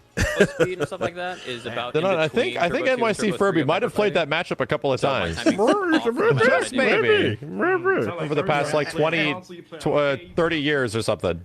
Yeah, and again, Super Turbo Dalsum is like, I mean, people know how cheap Claw, Vega is in Oh, Super yeah. Turbo, and Dalsum is right there. Like, those two are the number 1 and 2 characters in the game. So if you fight a Dalsum that knows what they're doing, it's a problem. It's Because huge Vega problem. is like the big guest character, right? Where he is essentially going to like mix you El Fuerte style, and you're just going to have to guess on wake up. Yep. And Dalsum, he has just every option, every anti-air, every counter in the book. You just have to know which counter you use at every single moment, like you saw against JM Crofts. He had the crouching strong to punish the jump, the standing medium kick to punish the DP, and all this stuff. He just had everything, and it's going to be interesting because Silent Scope, Cammy can fight Dalsum, right? Yeah. But the thing about it is, Silent Scope fights against Eugene a lot, who's one of the best Dalsum players in the U.S., so he's going to have experience in that fight, and I think that's going to be one of the crucial fights coming up. But So he needs to get past Jimmy Bones, and I know Silent Scope 2-1. hates this match. As we know at the moment, Silent Scope, Jimmy, and Arturo are all like ST experts, right? And I think Jibbo's obviously really good at the game too, but these guys are like known for these games, so this is going to be a big square off. yeah, no, for the longest while, like new games were all ignored, and Jimmy Bones just focused on ST. Really? Okay. Yeah. So I remember that era. But James, you're saying that Cammy struggles here. Yeah, most Cammies hate this fight, and you can kind of see why right now. Balrog is it's too fast. Ooh. But Silent Scope is, like I said, he's one of the best Cammies in the business. Oh my let's go, god! Chip. Oh, Hey, was waiting for perfect super time. on either end. Geez, Silent Scope almost brought that one back in the last moments. Clutch super. Yeah, and actually at Combo Breaker at CEO just recently, Silent Scope went down to a Boxer player in top 8. Oh my god. Okay. So time to redeem yourself. Hey, Cannon spike. yo. Nice. Ouch. Yeah, I'm like, it's going to be a super, right? One of them is going to hit super right here because they're practically safe. I don't think Cammy's is, though. James Ouch. Bones. Let's go. Yeah, and if Jimmy has that many years of experience on Balrog or Boxer, who is a really aggressive, really good character in this game, it's going to be a tough wall to break through. Okay. In case, people don't want to know why Boxer's so cheap, that low rush punch is like plus 10 or something, and it's a low, and it hits halfway across the screen. And even if it whips, it recovers crazy fast, right? Yeah. And it might even teleport depending on your connection. So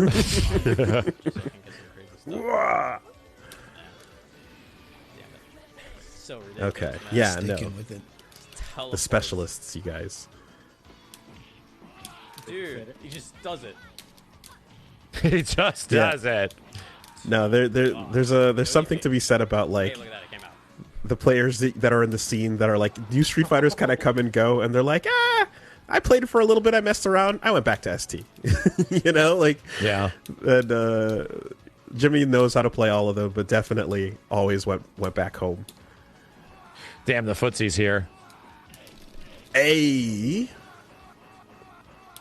No response because it is completely safe. See what button he pressed. Oh my god. Yeah, Cammy's got a fight. Okay. Man, that looks really frustrating. What the flaming hell? Oh, here walk comes under? the mix. Oh, no walk under. Wow. Yeah, he doesn't want to guess. He doesn't want to guess. Yeah, just DP out. Yeah, Silent Scope is really putting up a fight here, considering how difficult this is for Dude, I Cammy. can't even tell if that hit or not. Like, give me a break. Nice neutral jump there, but. Hey, I thought he would have gotten the grab there. Oh my god. Dude, I didn't get... Oh, there we go. Oh, man. So, like, this box is going to be a problem. When you do get the boxer headbutt into the cross under, like, are you, like, just autocorrect? Like, is there any... Not autocorrect, but is there any way to, like, OS both directions to DP in that situation? Is there anything, or are you just committing? The nice thing about it is you can't be thrown as... There's a big, long window of throw invulnerability. So Boxer... Oh, I see what you're saying. Like, if he tries to switch cross sides. under. Mm-hmm. Oh, yeah. No. I don't think that there's a way to OS You're hard both committing. directions. Okay. Yeah. You just have to commit or block. Because that's the same stuff Ken does when he does kick grab to you, right? Yeah. Like, you just essentially left, like, unbeknownst. So you just got to, like, oh, he's going to get whatever he wants done, or he's going to do it again to me. Yeah, the modern day slide from down back to down forward. Yeah, is not a thing back in these days. Nope. No mashing of DPs in these games. All right, 2-2. So we got. I think we're going to have automatic, most likely using Hyper Fighting Ryu. I think he should stick with that. That's a good character pick. Not to mention the fact that you can't soften throws anymore. And I think even in a situation where if he does come down to like a do or die moment and he has to fight against Boxer, that might be a very good matchup for Ryu. Just for the fact that you can cover that screen space with fireballs and you can't soften his throws. So that in this situation where if it's like he's the Boxer's a little teleporty with some of his rush punches, that might be very beneficial. I mean, the hardest part right now is that Arturo is there, and Arturo's Dhalsim is historically a bad match for Ryu.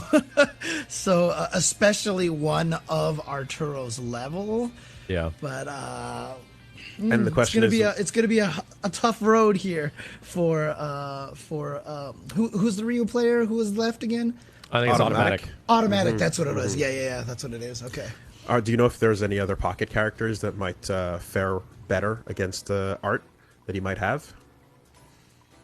Like I said, Dhalsim is one of the strongest characters. I mean, unless it's Champion Edition Bison, right? Like Champion Edition Bison is the best character in Hyper Street Fighter 2 because Champion Edition Bison was just broken beyond all reason. The most basic understanding of that strategy on my end is that you just Psycho Crusher throw, and then go to hell. Yeah. Right, Psycho Crusher throw. And he also has re-dizzy combo. So if he hits you with a scissor kick, he just says low strong stand forward, stun, slide forward, low jab, stand jab, scissor kick, low strong stand forward, and it stuns stun, again. Slide, and then repeat. So yeah, that character is extremely busted. But I mean, I don't know if any of these guys play him. Try the Bison. Oh, he just said it. He's literally talking about it. Yeah, all right. Yeah. See what he's up to.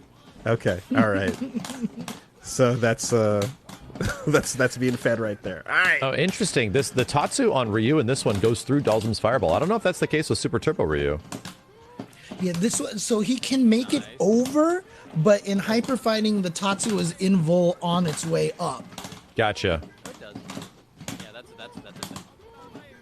Yeah, this is like you gotta essentially hope that you fish like a light DP because.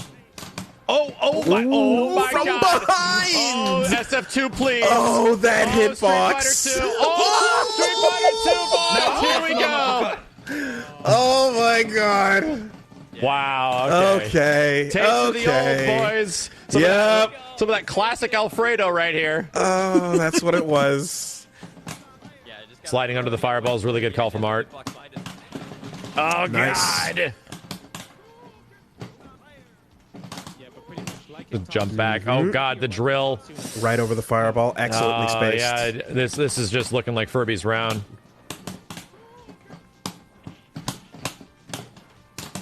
Yeah, slide answer to those jump-ins. Clean. So what was working out in the first round automatic? Let's make it happen again. Getting hit behind the super. Yeah. Reverse hitbox on the fire. Yeah. Let's try to do it again. Yeah. I think Ryu literally has 0 buttons in the air that can hit the slide. So the slide. Oh, is you mean it'll low profile everything? Mm-hmm. Ryu does not have a single button. That's crazy. Whoa. Wow. This is. Wow. That's crazy. No wonder. Nothing. So they're just not active.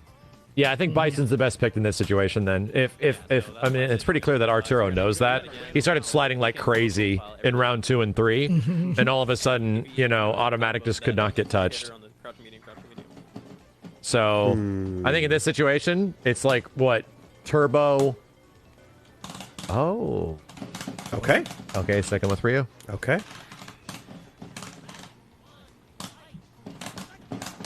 That's it, buddy. Okay. Wow. Tight drill. It's all good. It's all Into good. throw. And Good DP. There, Land another one of those and it will work out. Her. Oh, that's a big throw. Oh my God. That really looked like it was about to be a throw. That was... Wow, the fact that he can go under every button, huh? Yeah, light DP is essentially like, it's almost like a prayer, right? You just have to hope that you throw out a limb and you get advantage to move in because you're just not going to get that otherwise. Drill goes over fireball, can't jump in on him. There we go. Okay. There we go. Oh, bit. that should have stunned. Art, let's go. Lock it down. Art with a good punish. Nice. Yeah, the walking and blocking is about to get really difficult. That's probably safe DP there. Look for that jump. Oh. Oh, I felt the DP in my soul on that drill. Here comes Super. Oh, God. Short drill bait! Short drill bait the DP. Good stuff. Bison in Super Turbo has the best There we dive go. kicks in fighting game history. Let's I feel like get it. Oh, man. So what happens now? It's a tiebreaker? It's 2-2? That's 2-2. Does the chat choose or something? Are we going to put it in the chat's hands? No. What happens? We're What bringing it back, happens? baby. I don't know. I think we're gonna have to have a tiebreaker played by, the captains it goes cannot over just to sit us? idly by. The captains cannot sit idly by. It will be determined by Maximilian versus Wooly. Oh, no. Money's on the line. Like, even more's on the line now. Oh, God. Yeah, that's pretty dramatic, actually. That's pretty wait, sick. Okay, let's just confirm, right? Okay, let's just confirm. Me and Wooly are gonna have to square off now. We're gonna go test stuff and get it working over the break. So we're gonna be playing Cyberbots and the most competitive fighting game in this collection, Puzzle Fighter. Yes. And then in the issue, in the state of a tiebreaker, then where like if I win one and Wooly wins one, then we get a chat chosen third game. Is that the rules? Yes, a chat chosen third game from the 4 games that these your teams have played. So they have to vote between those 4 games. Okay, Wooly. So our Night Warriors game is out of here, boy. Well, I don't know. Maybe chat likes Night Warriors. Yeah, we'll maybe have they'll to vote see. outside of the. We'll see. Maybe I don't they know like what the it. chat's gonna choose. It's gonna get a little crazy here. Oh Yeah, boy! But again, Maximilian versus Wooly's team bringing it all the way back, being coming down back. 0-2, 2-2. Who is gonna take it? It comes down All right, here we to go. the cat. This is now actually Maximilian versus Wooly. You guys have waited like 4 hours for this. Here we go. All right, guys, do not go anywhere. Right after this break, we will crown this KO Series champion.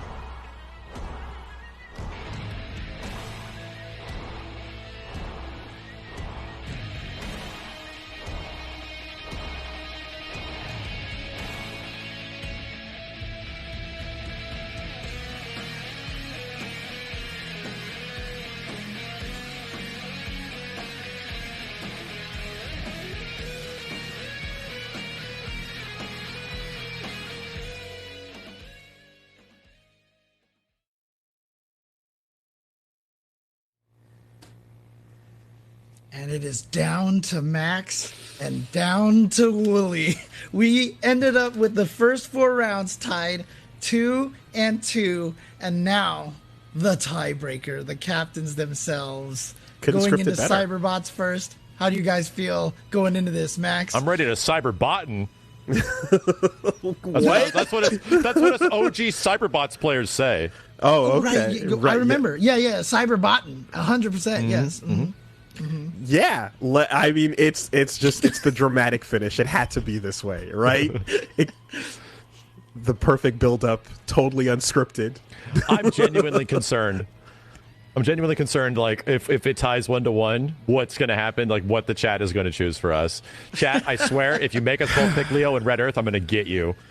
I mean, just Dude, don't say that. You just encourage them to do it now. I'm going to get you. Don't pick Vampire Hunter, whatever you do. You know? I mean, go ahead. No, I was just about to say, you know what? I'm going to let you two get prepared here because before we get into the match, we do have the Verizon player checkpoint with Mr. Justin Wong. So we're going to talk to Justin Wong. Actually, no, you guys are going to be here too, so you guys can talk to Justin as well. So you guys can't even get a chance to prepare, but let's go ahead and bring Mr. Justin Wong onto the stream. How are you doing, sir? I'm doing good. Maximilian, you have to carry us. Can you guys hear Justin? Carry or us. Can I not hear? Carry us. Oh, you can't hear me? I can hear. Okay. Oh. Okay. Oh, yeah. Carry us, Max. I need you to carry us. Oh, God, I'm sorry. Okay, let me try to get this fixed on my end. There we go. The pressure has dude. increased. I could feel the absolute salt brimming to the top with Justin after that boxer match. I could feel through the screen. No. It's good on my end, right? That's the Brian F Classic. We're just gonna keep it as that good on my end. GGs to everybody. It's been fun so far. But Max, you have to carry us, okay? Yeah, I believe in you know, Justin, all those years of us playing Cyberbots together, it's coming through now, man. Oh man. I don't know Cyberbots at all, but if you can pick Akuma, you might as well just do it for the lore. Okay, all right, got it. I'll find a way to stick him in there. Let me ask you this, Justin, you've been doing really well in this tournament. I mean, as a content creator, how did you practice, learning fighting games for the first time for this event? It's crazy. I just show up to these events and magically I just do well. I don't know. Like I just came back from Florida. I was there on vacation and I saw that the flyer, that was a tournament. I entered and yeah, I guess I won some old games. It was pretty cool. But in general, I just been playing a lot of old games during the pandemic, and it's just been a blast. Just playing with like every small community from Discord, entering their online tournaments, and it's been a blast. I've really been enjoying it just because it kind of gave me back my passion of fighting games again, and not just traveling to the next big tournament week by week, right? So I love the fact that I can just enjoy fighting games once again, like the first time playing. Now, is there going to be any level of play that you'll be watching Max play in Puzzle Fighter that you'll consider satisfactory? I 100% believe that Max got the tech. I know he got the diamond glitch. I know he's gonna pick Ken. I feel like, you better watch your toes. That's all I know. Because I've seen more than enough clips of you watching matches of Puzzle Fighter on the side during tournaments, just being like, "Hey, diamond tech, let's go!" I just love the danger. I just want to see 99. If I could see 99, that'll make me very happy. I'll build some reds for you, Justin. There we go. Builds the reds. Man. So I mean, look, I just have one question. When is Harper gonna be playing? Because I see you training her already in the Street Fighter 2. When's she gonna show up and start dominating some fighting games? She could jump over projectiles, jump straight up too, which is pretty hard to do actually in Street Fighter 2, which was crazy. Just if you watch the video, it's she actually does the AI computer jump where it just literally last frame jump and then she cleared it.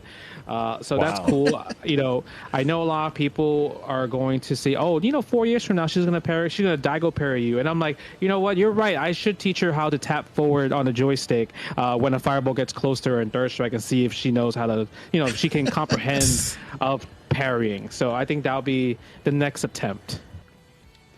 Harper versus Ripley win. Yeah, no kidding, right? My that'd be daughter is still fun. 1. She needs a break.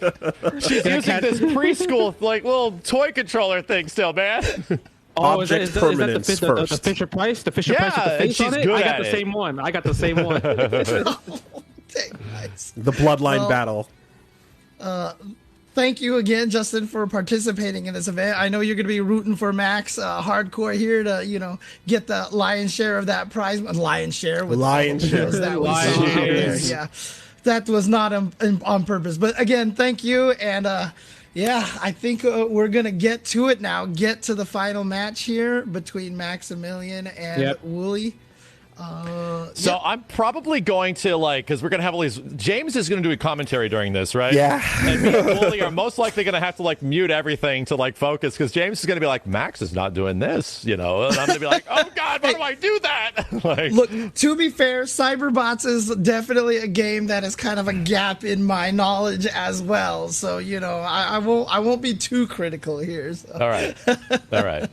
So I guess we're good to go. I'm gonna ready up, and production. I don't know if we're ready to do this to settle the tiebreaker.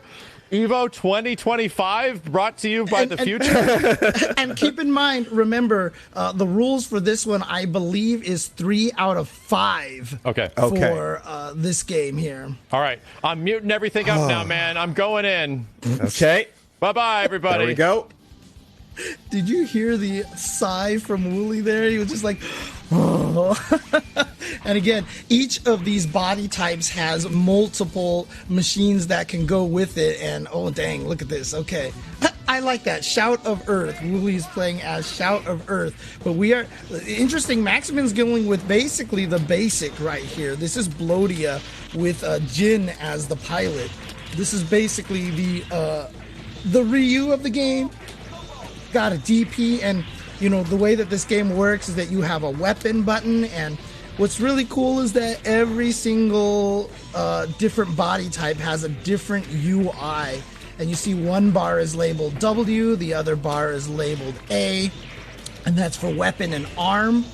You can take damage during the game, so instead of a dizzy in this game, if you take certain damage, I forget exactly how it works. I think if you shoot them with your weapon, they take arm damage and they can lose their arm.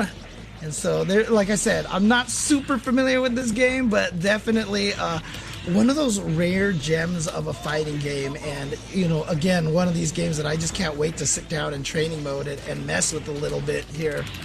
But as we saw just now, Maximilian was able to take that first round.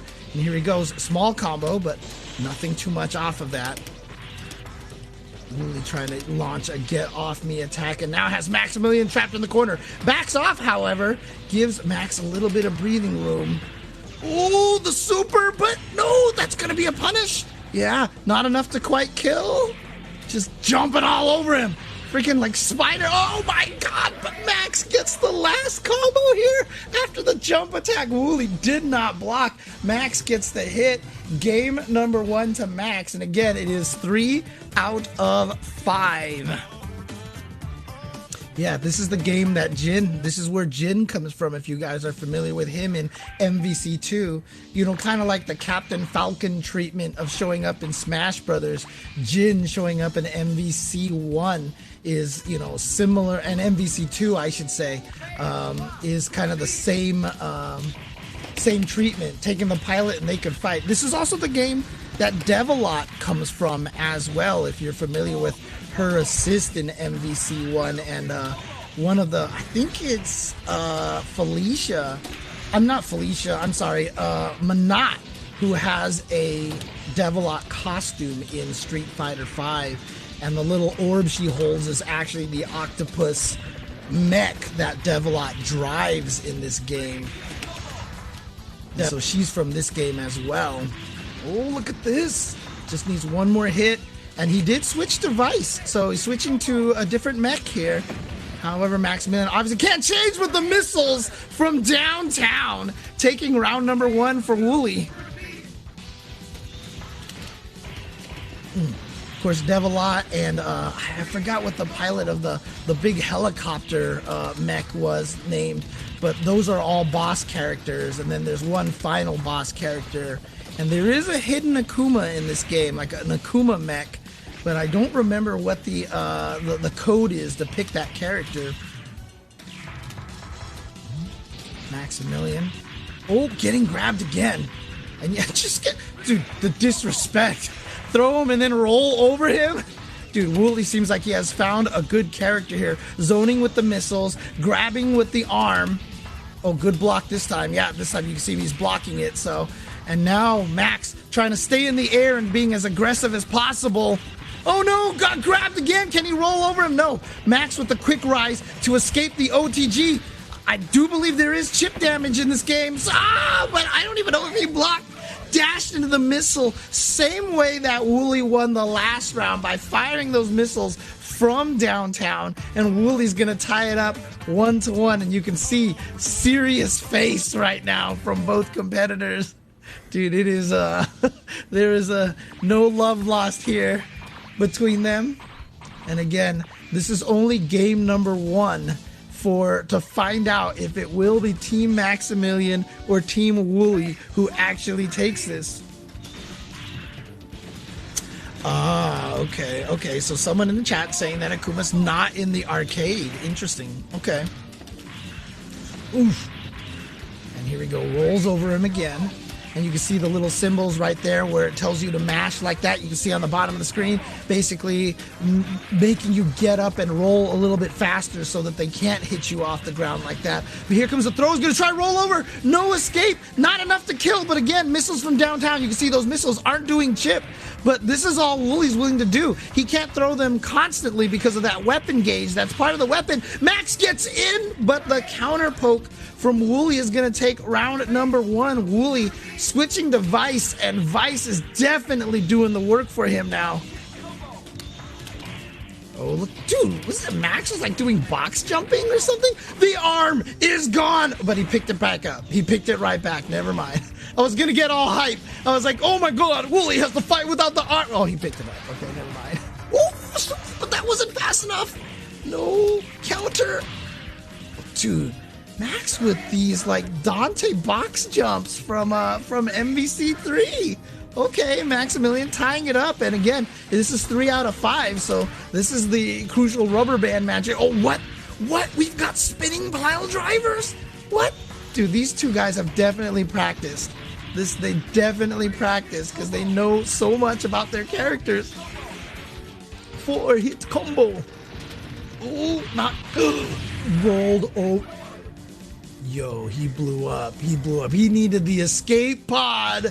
Jin needed the escape pod, but Blodia is down, and Wooly is now up 2-1 over Maximilian. Again, this is the first game. Next game will be Puzzle Fighter. And wait a minute. It's 3 out of 5. So we have one more, right? Yes, 3 out of 5. Okay. 3 out of 5. I'm coming back to chime in. I'll be right back. All right. All right, so Vice here, the grappler of Cyberbots. I think I know who I'm going to play then.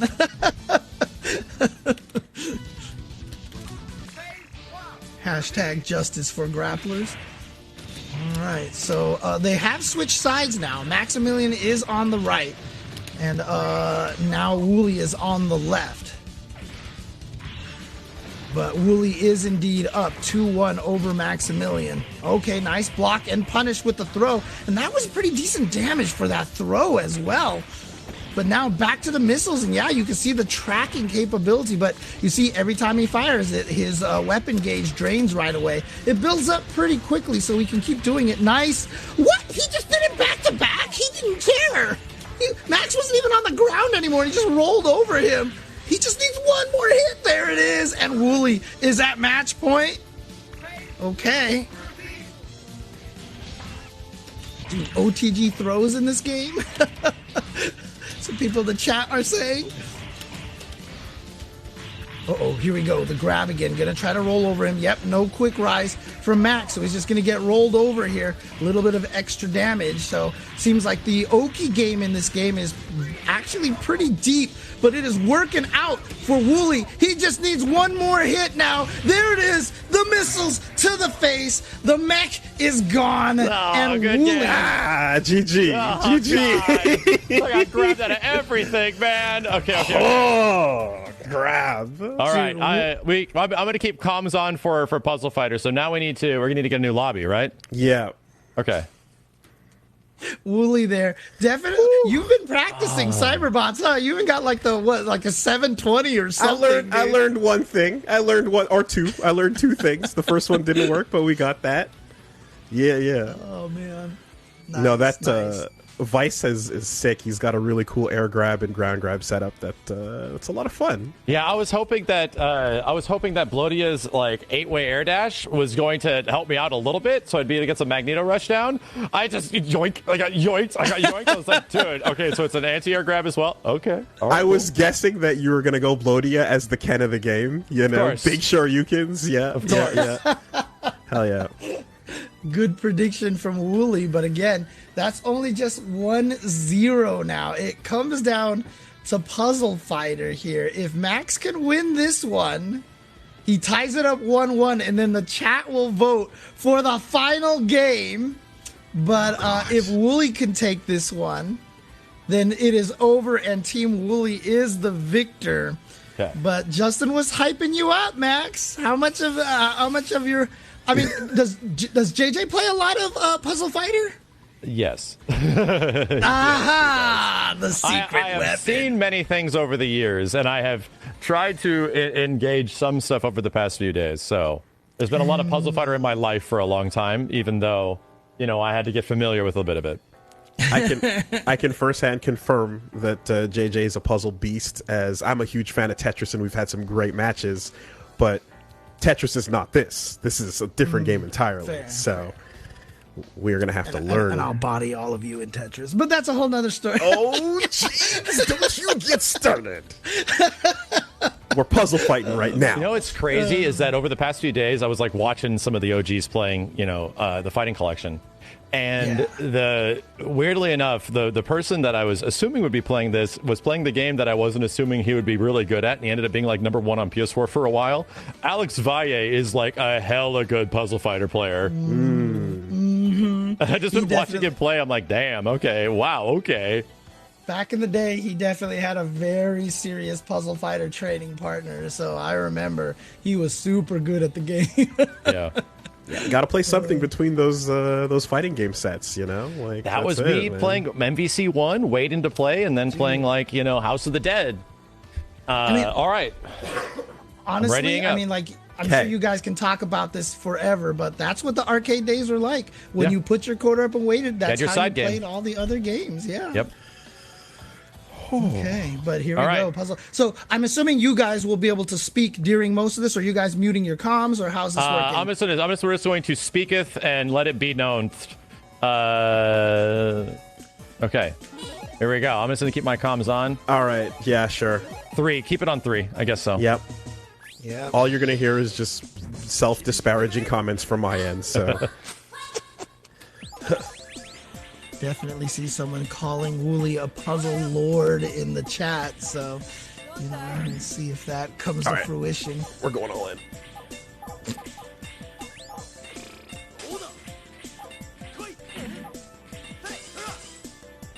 Nope, they're in hardcore mode right now. They're not talking, so. No, I'm not. Sorry, ain't no comms boys. It's serious time here. So Max, you can see right now trying to set up the yellow gems on the side. And so one of the things that's important to note, you'll see that the little gap in the top of the screen where the gems come in, that's the only column that can kill you. If you play around that column, and even if your stack scrolls past the screen, you will not die as long as column 4 is empty. So what you'll see a lot of times, people will be intentionally playing with this big gap and leaving column number 4 open to survive as long as possible. But with a 3 chain from Max, Wooly looks like he is in some serious trouble right now. He's trying to break through those timer gems. Those are the junk that you send over to the opponent.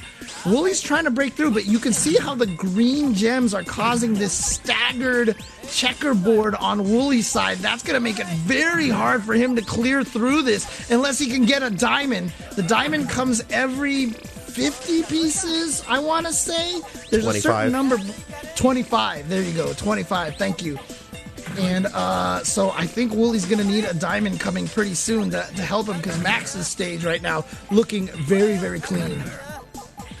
Oh, here it is. Oh, the diamond trick. Ugh. But Max knows it as well. Diamond tricks right back. 31 coming into the screen. And that's always the dangerous thing, right? If you send a lot of gems to your opponent, but they're not in a situation where you're going to kill them, you can oftentimes send them stuff to kill you, especially with the diamond trick, because both players get the same pieces. If you do the diamond trick and you do not kill your opponent, and you're the one to do the diamond trick first, you know the opponent's got a diamond coming right back at you. So it's kind of a tricky situation in that case. You know. God, not that one. Hearing a little bit of frustration. Right. I'm all whispering that like he's not just directly in my ear, you know? Yeah, mistakes are being made. It's okay. All right.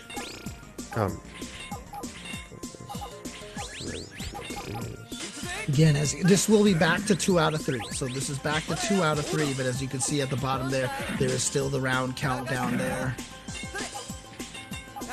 Okay, I like what Wooly's got set up here. He's going to be able to break a lot of these red gems over there on the side, but here comes a bunch of stuff from Max.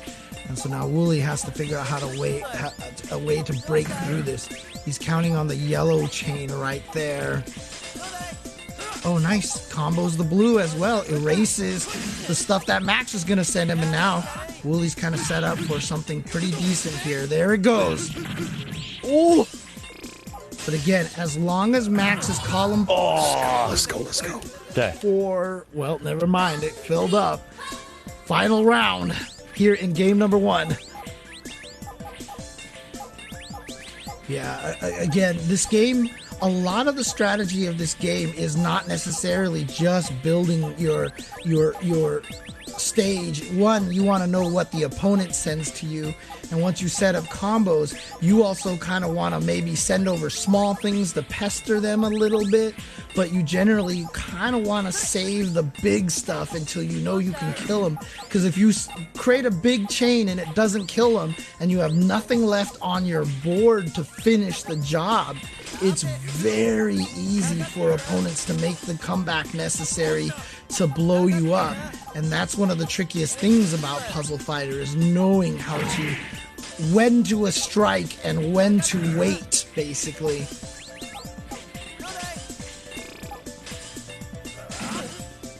Alright, here comes... Okay. Couldn't do the diamond trick, did not have it set up. So if you do not do the diamond glitch, your damage is halved. I could have done it on red, but it was botch. All right. Okay. So Max. Oh, that was nice. Has he gotten his diamond yet? I've never seen it. Oh, that blue is going to save him. There we go. Okay. And again, this is what I mean. If you do not have the ability to finish someone off, despite the fact that Max's board is in a dire situation, it's not... You can see Wooly has not been able to capitalize on it. Oh, there's the diamond. That is a bad sign for Wooly. And there it is. Max taking game number 1. I messed up my diamond. I picked the wrong color. It should have been red. Okay. That's... Whew. Oh, first to 3. Okay, so the thing's already set to go. All right. First to 2? First to two. Oh, God. First to 2. Okay. All right. Okay. I can't change. All right, so we'll just have to stop midway. Okay, all right. Okay, here we go. Max up 1-0 over Wooly. If Max wins this, we do go to a third tie-breaking game. And again, every time you do a chain, it does increase the damage that you send on the next pieces. And that's why even if you have a big chain to break, sometimes you want to set up even just the smallest setup above it to trigger a chain into the big gem shattering. Even that little bit can make a big difference in how much you actually send at the opponent. Okay, here we go. First diamond to Maximilian. But again, really playing a little slow, so he's gonna get sent a bunch of stuff here. Is he gonna try to set up a diamond? 35. He's gonna be okay thanks to this, because he's gonna send a bunch of stuff to Max now, and now Max has to do a little bit of cleanup. And if Wooly can survive this, there we go. Oh yes, good situation for Wooly now. So you can see right here, Max having to do a little bit of fighting back himself. He's really just kind of trying to clean up his stack as much as possible. Sets up the red chain over there, so I'm going to send some pieces over. But if you do not send a lot with Ken at once, that can be a weakness of Ken. Ken is clearly the best character in this game. Like, nobody will argue that. Like, he is the best character in the game. And one of the things that you do that is dangerous with Ken, though, is if you don't send a lot, then you're only sending red. And so the opponent wants to play... Oh, no! A surprise attack from Max! Yes, the character matters a lot. In fact, like I was saying, Ken, clearly the strongest character in the game, because the pattern that he sends is a horizontal pattern. So if your screen is not flat, the pieces that drop, the timer gems that drop get staggered, and he creates the least amount of blocks. Characters like Felicia, who drop giant blue chunks on the left, are really easy to play and counter against. And her stuff sending to you ends up becoming a weapon to destroy her. And so Ken, because of the way that his pattern works, is one of the strongest. Ryu, because his pattern are all verticals, is one of the weakest characters in this game. Oh boy, here we go. A lot of stuff coming. Oh, can Max finish this off though? Oh boy. Okay, Green, he's going to be able to stave off some damage here. Oh, and Matt and Wooly actually came on top of that, but here comes a big chunk from Max. Oh no! Wooly couldn't get that piece down in time. Oh, he needs to get down there. Oh, okay, the green. Oh, and he's got the red coming. He's going to be able to break, and here it goes. Yeah! 3 pieces. Let's go, baby! Woo! So close. It ain't over till it's over. This game goes both ways so quickly. That's how this game is. It's so easy for comebacks to happen like that, and that's why you have to be so cognizant and look over at your opponent's screen to see what state they're in, to know if you can finish them off or not. It's such a valuable thing to do. And again, Ken, if you want to fight Ken, you set up for red. You set up your board.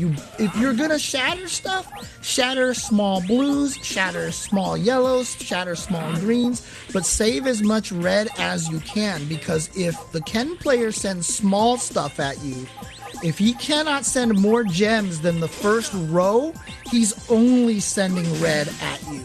And that is the weakness that Ken possesses. But at the highest level, that weakness is not vital enough to basically hurt Ken to the point where he's not just the top character. And again, this is game number 2. If Max wins this one, then we go to the third game. But if Wooly wins this one, we have one more set of Puzzle Fighter to go. Okay, here we go.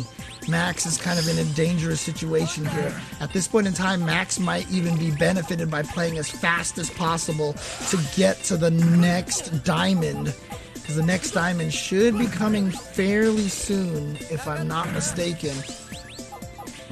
Okay, breaking all those yellows is going to be nice over there on the side.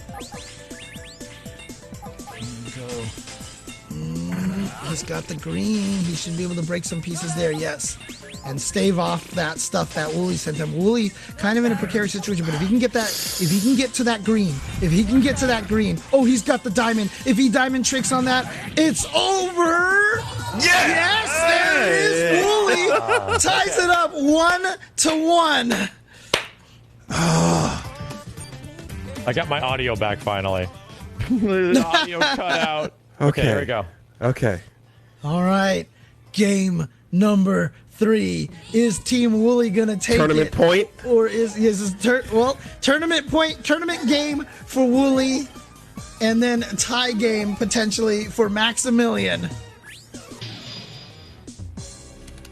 Game number 3, and again, appreciate the fact that we've got the scanline versions filter here for you guys. I mean, honestly, some of the sprite work that was created for a lot of these games was designed with the scan lines in mind. And so a lot of the times, these sprites actually look better with the scan lines on. Obviously, for streaming purposes, it doesn't necessarily make it as clean because of the scaling and the stretching and stuff like that to fill out the screen. But in general, when you play it on your own monitor at home and you're just watching for yourself, I actually do recommend people try to keep the scan lines on. And it is by default, I think, number 4 filters set up. Oh, this is going to be good. Oh, that is going to be ginormous. Okay. Danger. Oh, no. And Maximilian. Tie point. Botch. Tie point. Here we go. And again, as you can see, both players do receive the exact same pieces. And so there is a little bit of strategy as well. Sometimes when you're building your stack, if you know you're behind the opponent, you can kind of look at what the pieces your opponent is getting and get a slight preview. There is definitely, I've seen players kind of use a little bit of that strategy there. Okay, Max chooses to go for an early break here. So he's trying to shake up Wooly's screen right now. Maybe cause him a little concern here. Here comes another chunk. But again, now Max doesn't have what he needs to finish him off. And he's not even going to be able to do... Well, I think he can do the reverse diamond trick. But that's not going to send a lot from the blue. And that means that Wooly's diamond should be coming up soon as well. Oh, he needs that diamond. And this is gonna hurt. Can Max stay alive? The green is... Oh, he got stuff at the bottom. That's huge. Look at that. Coming right through there. Okay. Gonna set the green out. He's got the blue to break down on column number 4. Oh, okay. Decides to break the red on the side here. And he's digging down. That's going to lead to a 2-hit chain, actually. And that is a bunch sent over to Wooly. Wooly now needs to find a way out of this. He can stay alive. Like I said, column 4. It's all about column 4. No, that's not going to be able to break in time. And Maximilian is going to tie it up 1-1. And we are going down to the final game, which will be voted on. Scripted. By the players. Scripted. Scripted. Oh my god, chat, jeez. If you guys want to vote, obviously a bunch of you guys are watching on Maximilian's channel and Wooly's channel right now. The poll is going to be set up on twitch.tv/Twitch Rivals. Go to Twitch no Rivals, underscore, chat. nothing. Decide the destiny. Oh my god. Decide the destiny. The fate, the wheel of fate is turning. Oh boy. We're gonna set the coming down to the final game. We chat, don't know what it is. Is it gonna be Puzzle Fighter again? Is chat gonna make us play Street Fighter 2? Is chat gonna make us play? So it looks like Vampire Savior, Gem Fighter, Red Earth, and Hyper Street Fighter 2 are the only possible votes. It's the ones that was a part of the main games. Yes, and from what I'm seeing, I think your Night Warriors practice might not be completely useless. Judging by this results, because one of the games is running away with it right now. Soft results coming in. Oh boy. Oh boy. Is it Vampire Savior? I wouldn't be surprised if it's Darkstalkers 3. It looks like I would love it to be Street Fighter 2. I would really love it, but you know, it's up to the chat. Meanwhile, he's typing in his chat window. I hear that for Street Fighter 2. Street Fighter 2. Hey man, I mean, look, I'm Street Fighter 2 is the best game to end it on. Come on. Look, Hyper Street Fighter 2's numbers are going up. Oh, I wonder how that's happening. I'm prepped for some Night Warriors. I'm prepped for, I don't know, if people want meme Red Earth battles. No meme Red Earth. Let's play. Let's finish this with like the proper, like the classic Street Fighter 2. Come on. Hell yeah. What are we doing? Look, Vampire what Savior is the most beautiful rigged? game. We want to see some more Vampire Savior, right, chat? That's what we want to see. Is that the way we're going? I'm going to the Twitch Rivals page. Let's see what's going on. I need to vote myself. Jeez. Oh man. Where's this poll? VSAV is that's one. Oh, that's a decent choice. VSAV is winning by a lot. Yeah.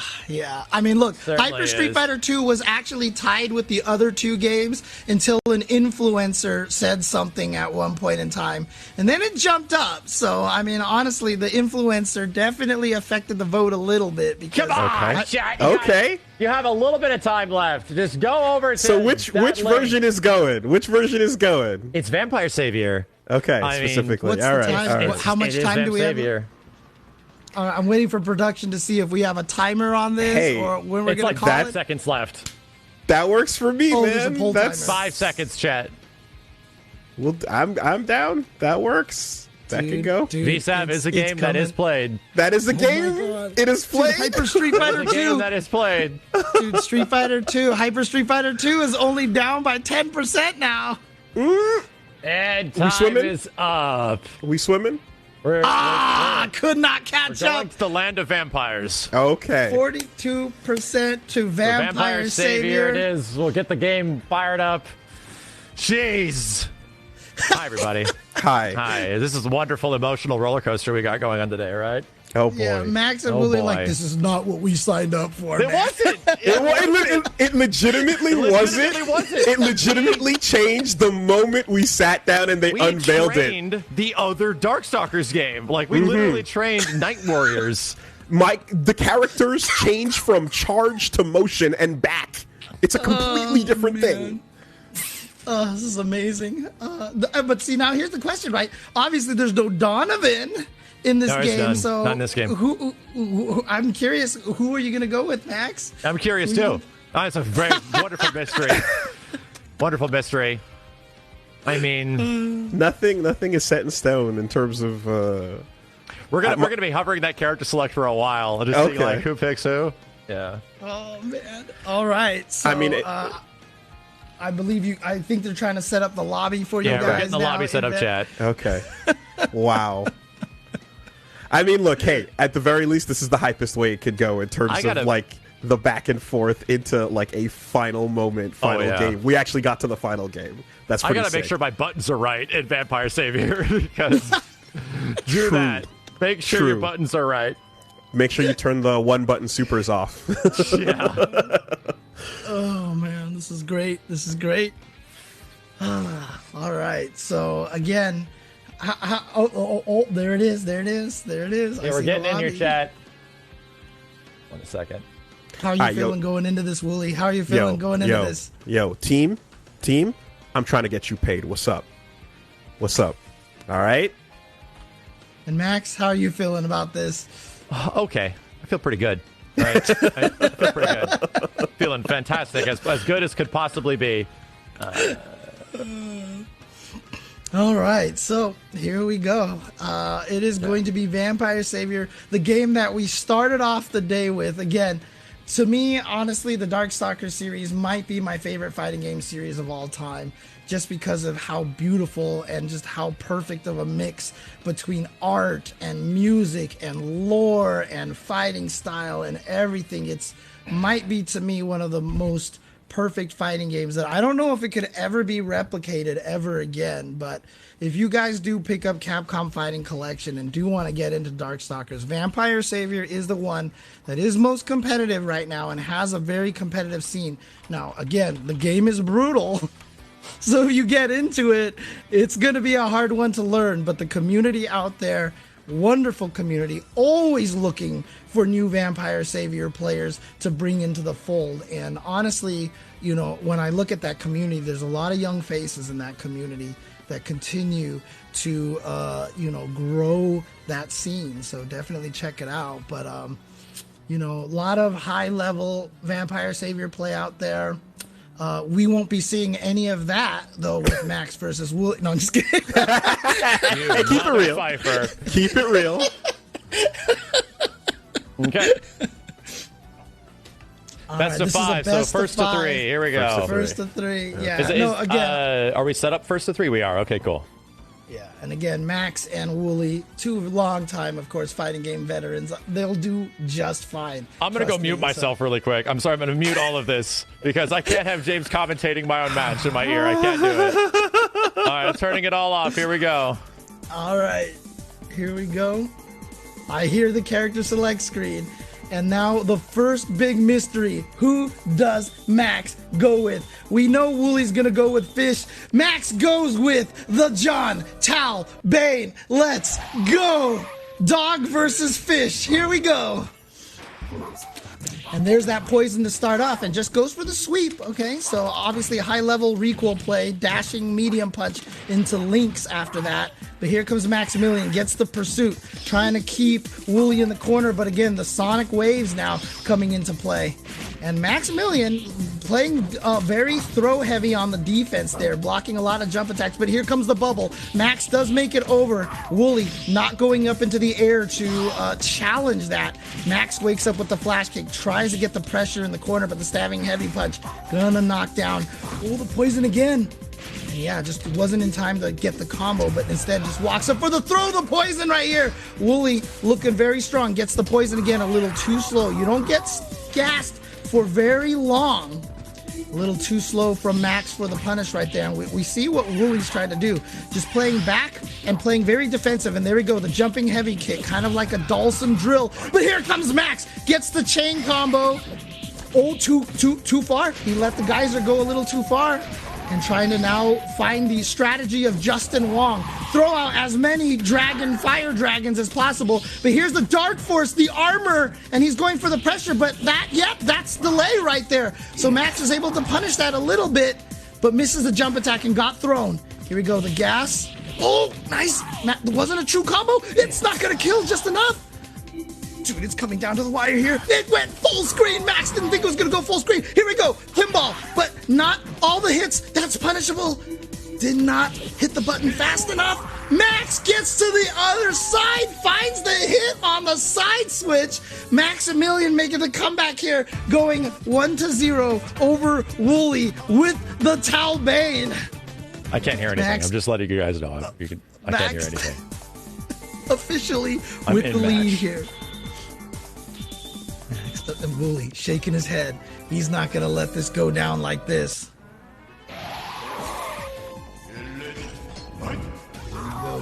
Gallon and Albath, a.k.a. Tal Bane and Rikuo. Rikuo, named after, I think it's like the special effects artist from Creature of the Black Lagoon named Rico Browning. So in America, they changed his name to honor that person. And again, all these characters based off of movie monsters here, but in the most creative way possible. And now Max is going absolutely insane. He is trying to win this for his team. There we go, only 2 hits. But nice dashing sweep right there from Wooly. Sets up the bubble, but gets hit beforehand. And now here comes Wooly. He still needs to drain the first bat off of Max, but but Max with the multiple jump attacks. Talbane with the fastest jump of the game gets caught by the bubble, but only goes for the dashing heavy punch, not the gas. That's what you usually go for after the bubble. You gas them up. Here we go, the throw. He wants to jump. Wooly wants to get back there to build up a bunch of that gray life. Not gonna happen. Maximilian takes it 2-0 without losing a single bat here. And now Maximilian is at exhibition game here. If he could take this last one, he wins it for his team. And Wooly looking deep within his own soul right now to figure out how to get this comeback.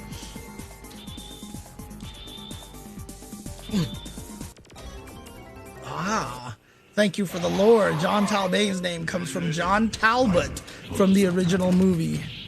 And here we go. Nice air-to-air from Max. Very similar to the Castlevania 1 ending where they say that the monsters are played by, and then they put these names there, all named after the famous actors who played the movie monsters as well. Seems like in Japan there's a lot of respect for the old, movie monster franchise, although I did hear that it was Capcom of USA that came up with the idea for movie monsters, but then Capcom of Japan's the one that took it to this level with the craziest mummies and creatures from the Black Lagoon and nunchuck-wielding Talbanes. Okay, here we go. Look at this, Wooly looking strong here. Uh-oh. Oh no! That was supposed to be a pursuit, not a flash kick.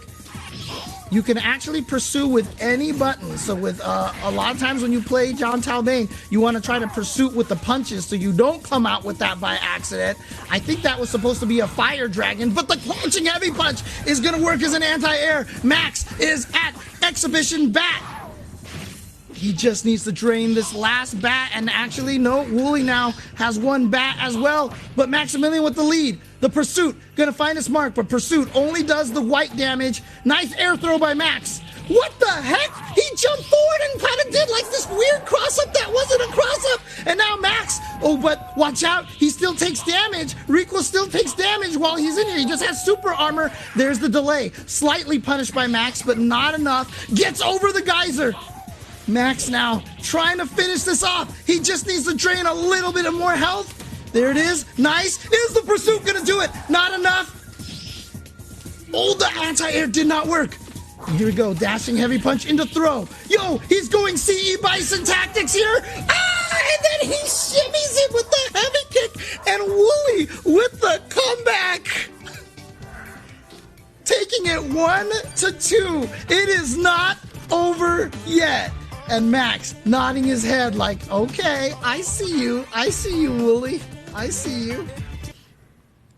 I think if Wooly can make this comeback from being down 0-2, we're going to have to call him Scaly from now on because of the performance of the fish here. Terrible. Fetus of God! No! Again, not a tournament legal stage, only because it is wider than all the other stages in the game. However, this is Twitch Rivals. This is an exhibition. Fetus of God. Let's go. Creepy, weird, brain exposed baby with an eyeball on its foot. Let's go.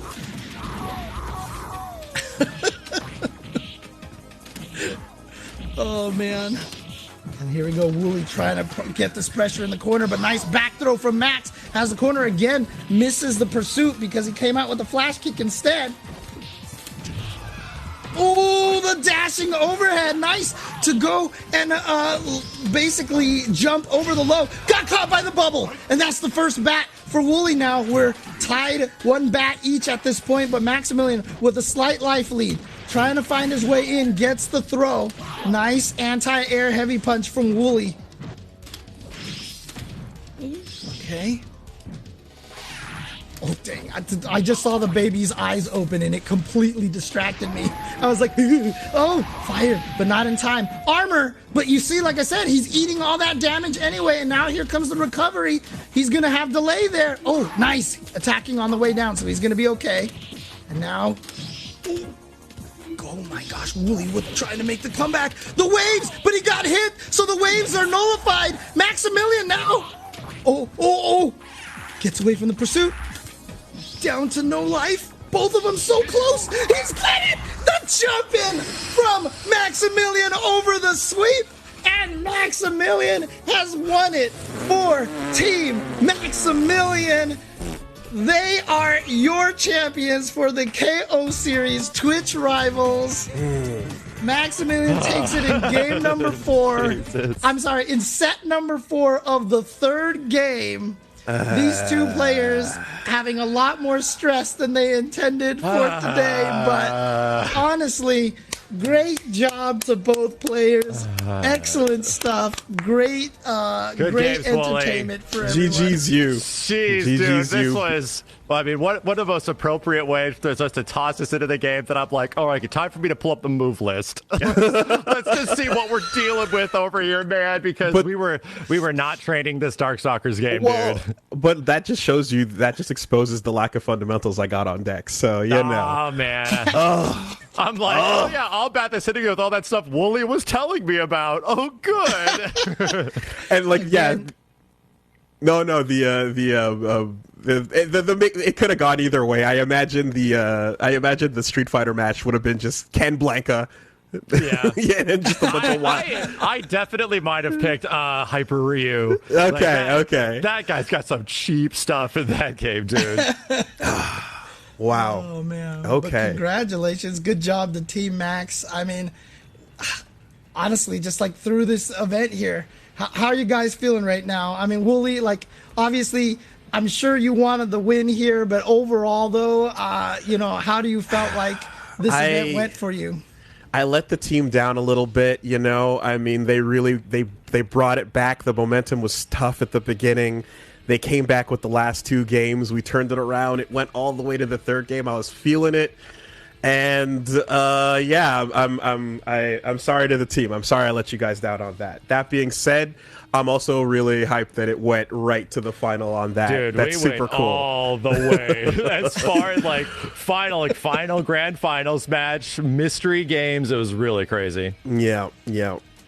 And what about you, Max? How do you feel about the whole entire experience? I feel glad that we just get to be a part of this. You know, me and Wooly got to do what we wanted to do the most with this event, and it was very cool that Capcom and Twitch Rivals was cool with us essentially just gushing, right? Like just us getting to gush about old school Capcom fighting games, which is the stuff that a lot of us, and including you, James, we grew up on, right? This is the wonderful thing about this collection is that it's sticking together all these titles that a lot of people, you know, have been waiting for and have also just not been around in many ways. Yeah. And now you get to play them online with good lobbies, and there's a lot of love and care put into this collection, which is great. It's something that we've been really, really looking for from like Capcom fighting games for a long time, and it's definitely seeming to be the case as of right now.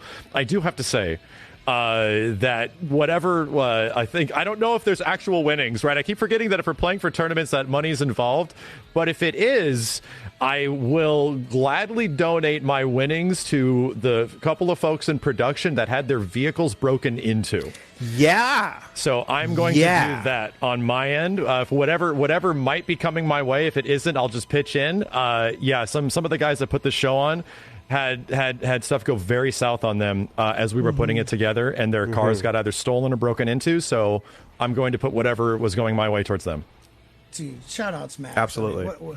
And I expect. I can that's prize expect. pool. Okay, but I concur Wooly with that. to just be like, "That's great, Max. I'm keeping my money." No, I super concur with that as well. I'm not going to speak for my team, but I'm going to speak for myself. I'm just pitching it out there. I have no obligation to anybody else to do the same, but big shout outs to everyone that joined my team. I mean, everybody that was here through Wooly's team and my team, like I got to give huge thanks to, because these guys are retro fighting game players at heart. They grew up with the same stuff we did. They love to stream it, and please check out their streams. Yeah, no, that's it, man.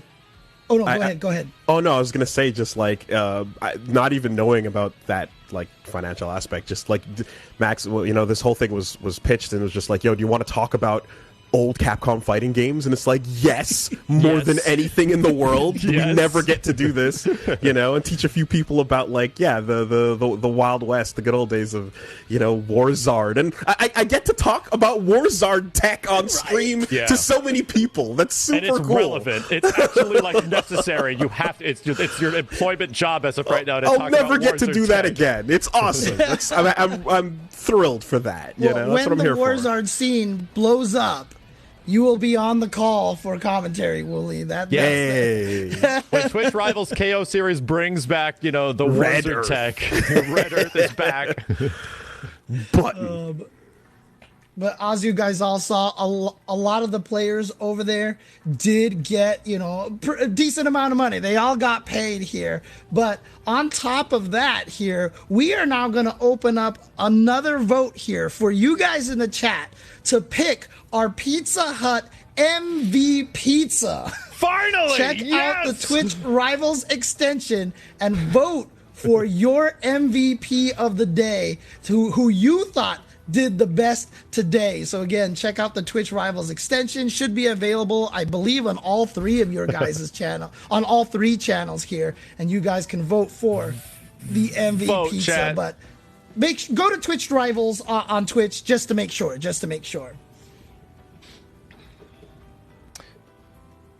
Oh, that's right.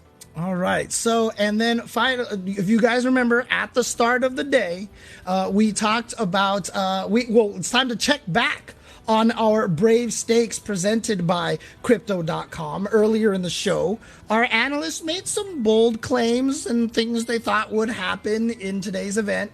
And now it's time to see if their predictions came true or not. Actually, no, I believe that's right. This one.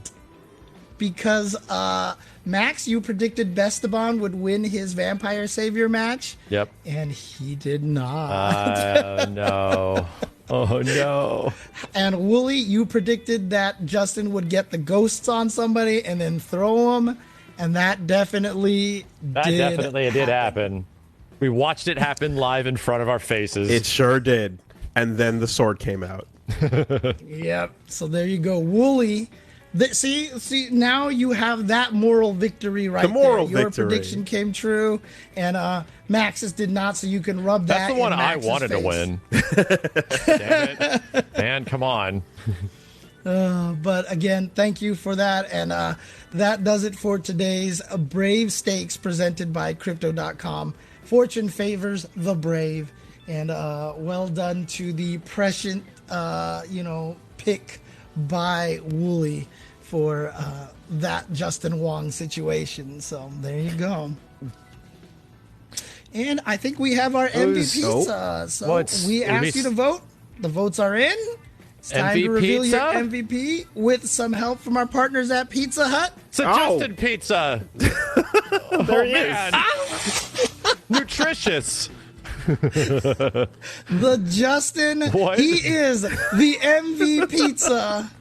Justin Wong eating his pizza over here. He should have been on every pepperoni. That is that's a consistent pizza if I've ever seen one. Justin, if this isn't an emote on your channel, I need to have a conversation with you. This whole pizza needs to be an emote on your channel now. I'm an 8-part emote that you put together. Definitely hungry for some pizza right now. But if you're hungry for some pizza as well, make sure you get some of your order from Pizza Hut. No one out pizzas the Hut, and no one can stop today's MVP. So shout outs once again to Justin Wong for being the winner. I think that's it. Yeah, well, I think it would be a great time to say thank you so much, James, as well, for being with us on this, and the keeping us here, the commentary, bringing in the OG knowledge, everything we needed for this era as well. Thank you so much for being here with us. Much appreciated. Thank you guys for having me here again. You get me talking about old games, I will talk forever. So yeah, just like I know you both have. Yeah, you both have done on your own streams, right? So- Exactly, and that's something that, like, if we ever get any official capacity in the future to work with Twitch Rivals, similar to I've had the opportunity in the past, it's stuff like that. Like, I want to get some of the OG heads that represent that era of the fighting game community, the era of those games, to essentially gush, right? Make it a big celebration of what they love about these games. Yes, yes. Fighting games are something so great. You know, Yes. just that energy, man. Wooly, don't make me cry. We gotta get out of here. James is gonna cheer up. It's time to go. No, thank you guys, everybody at home. Thank you, Twitch Rivals. Thank you Thanks, guys. to everybody on Thank the production side of everything. Hope you guys enjoyed it, and we will see you next time here on the KO series presented by Twitch Rivals. Have a good night and peace.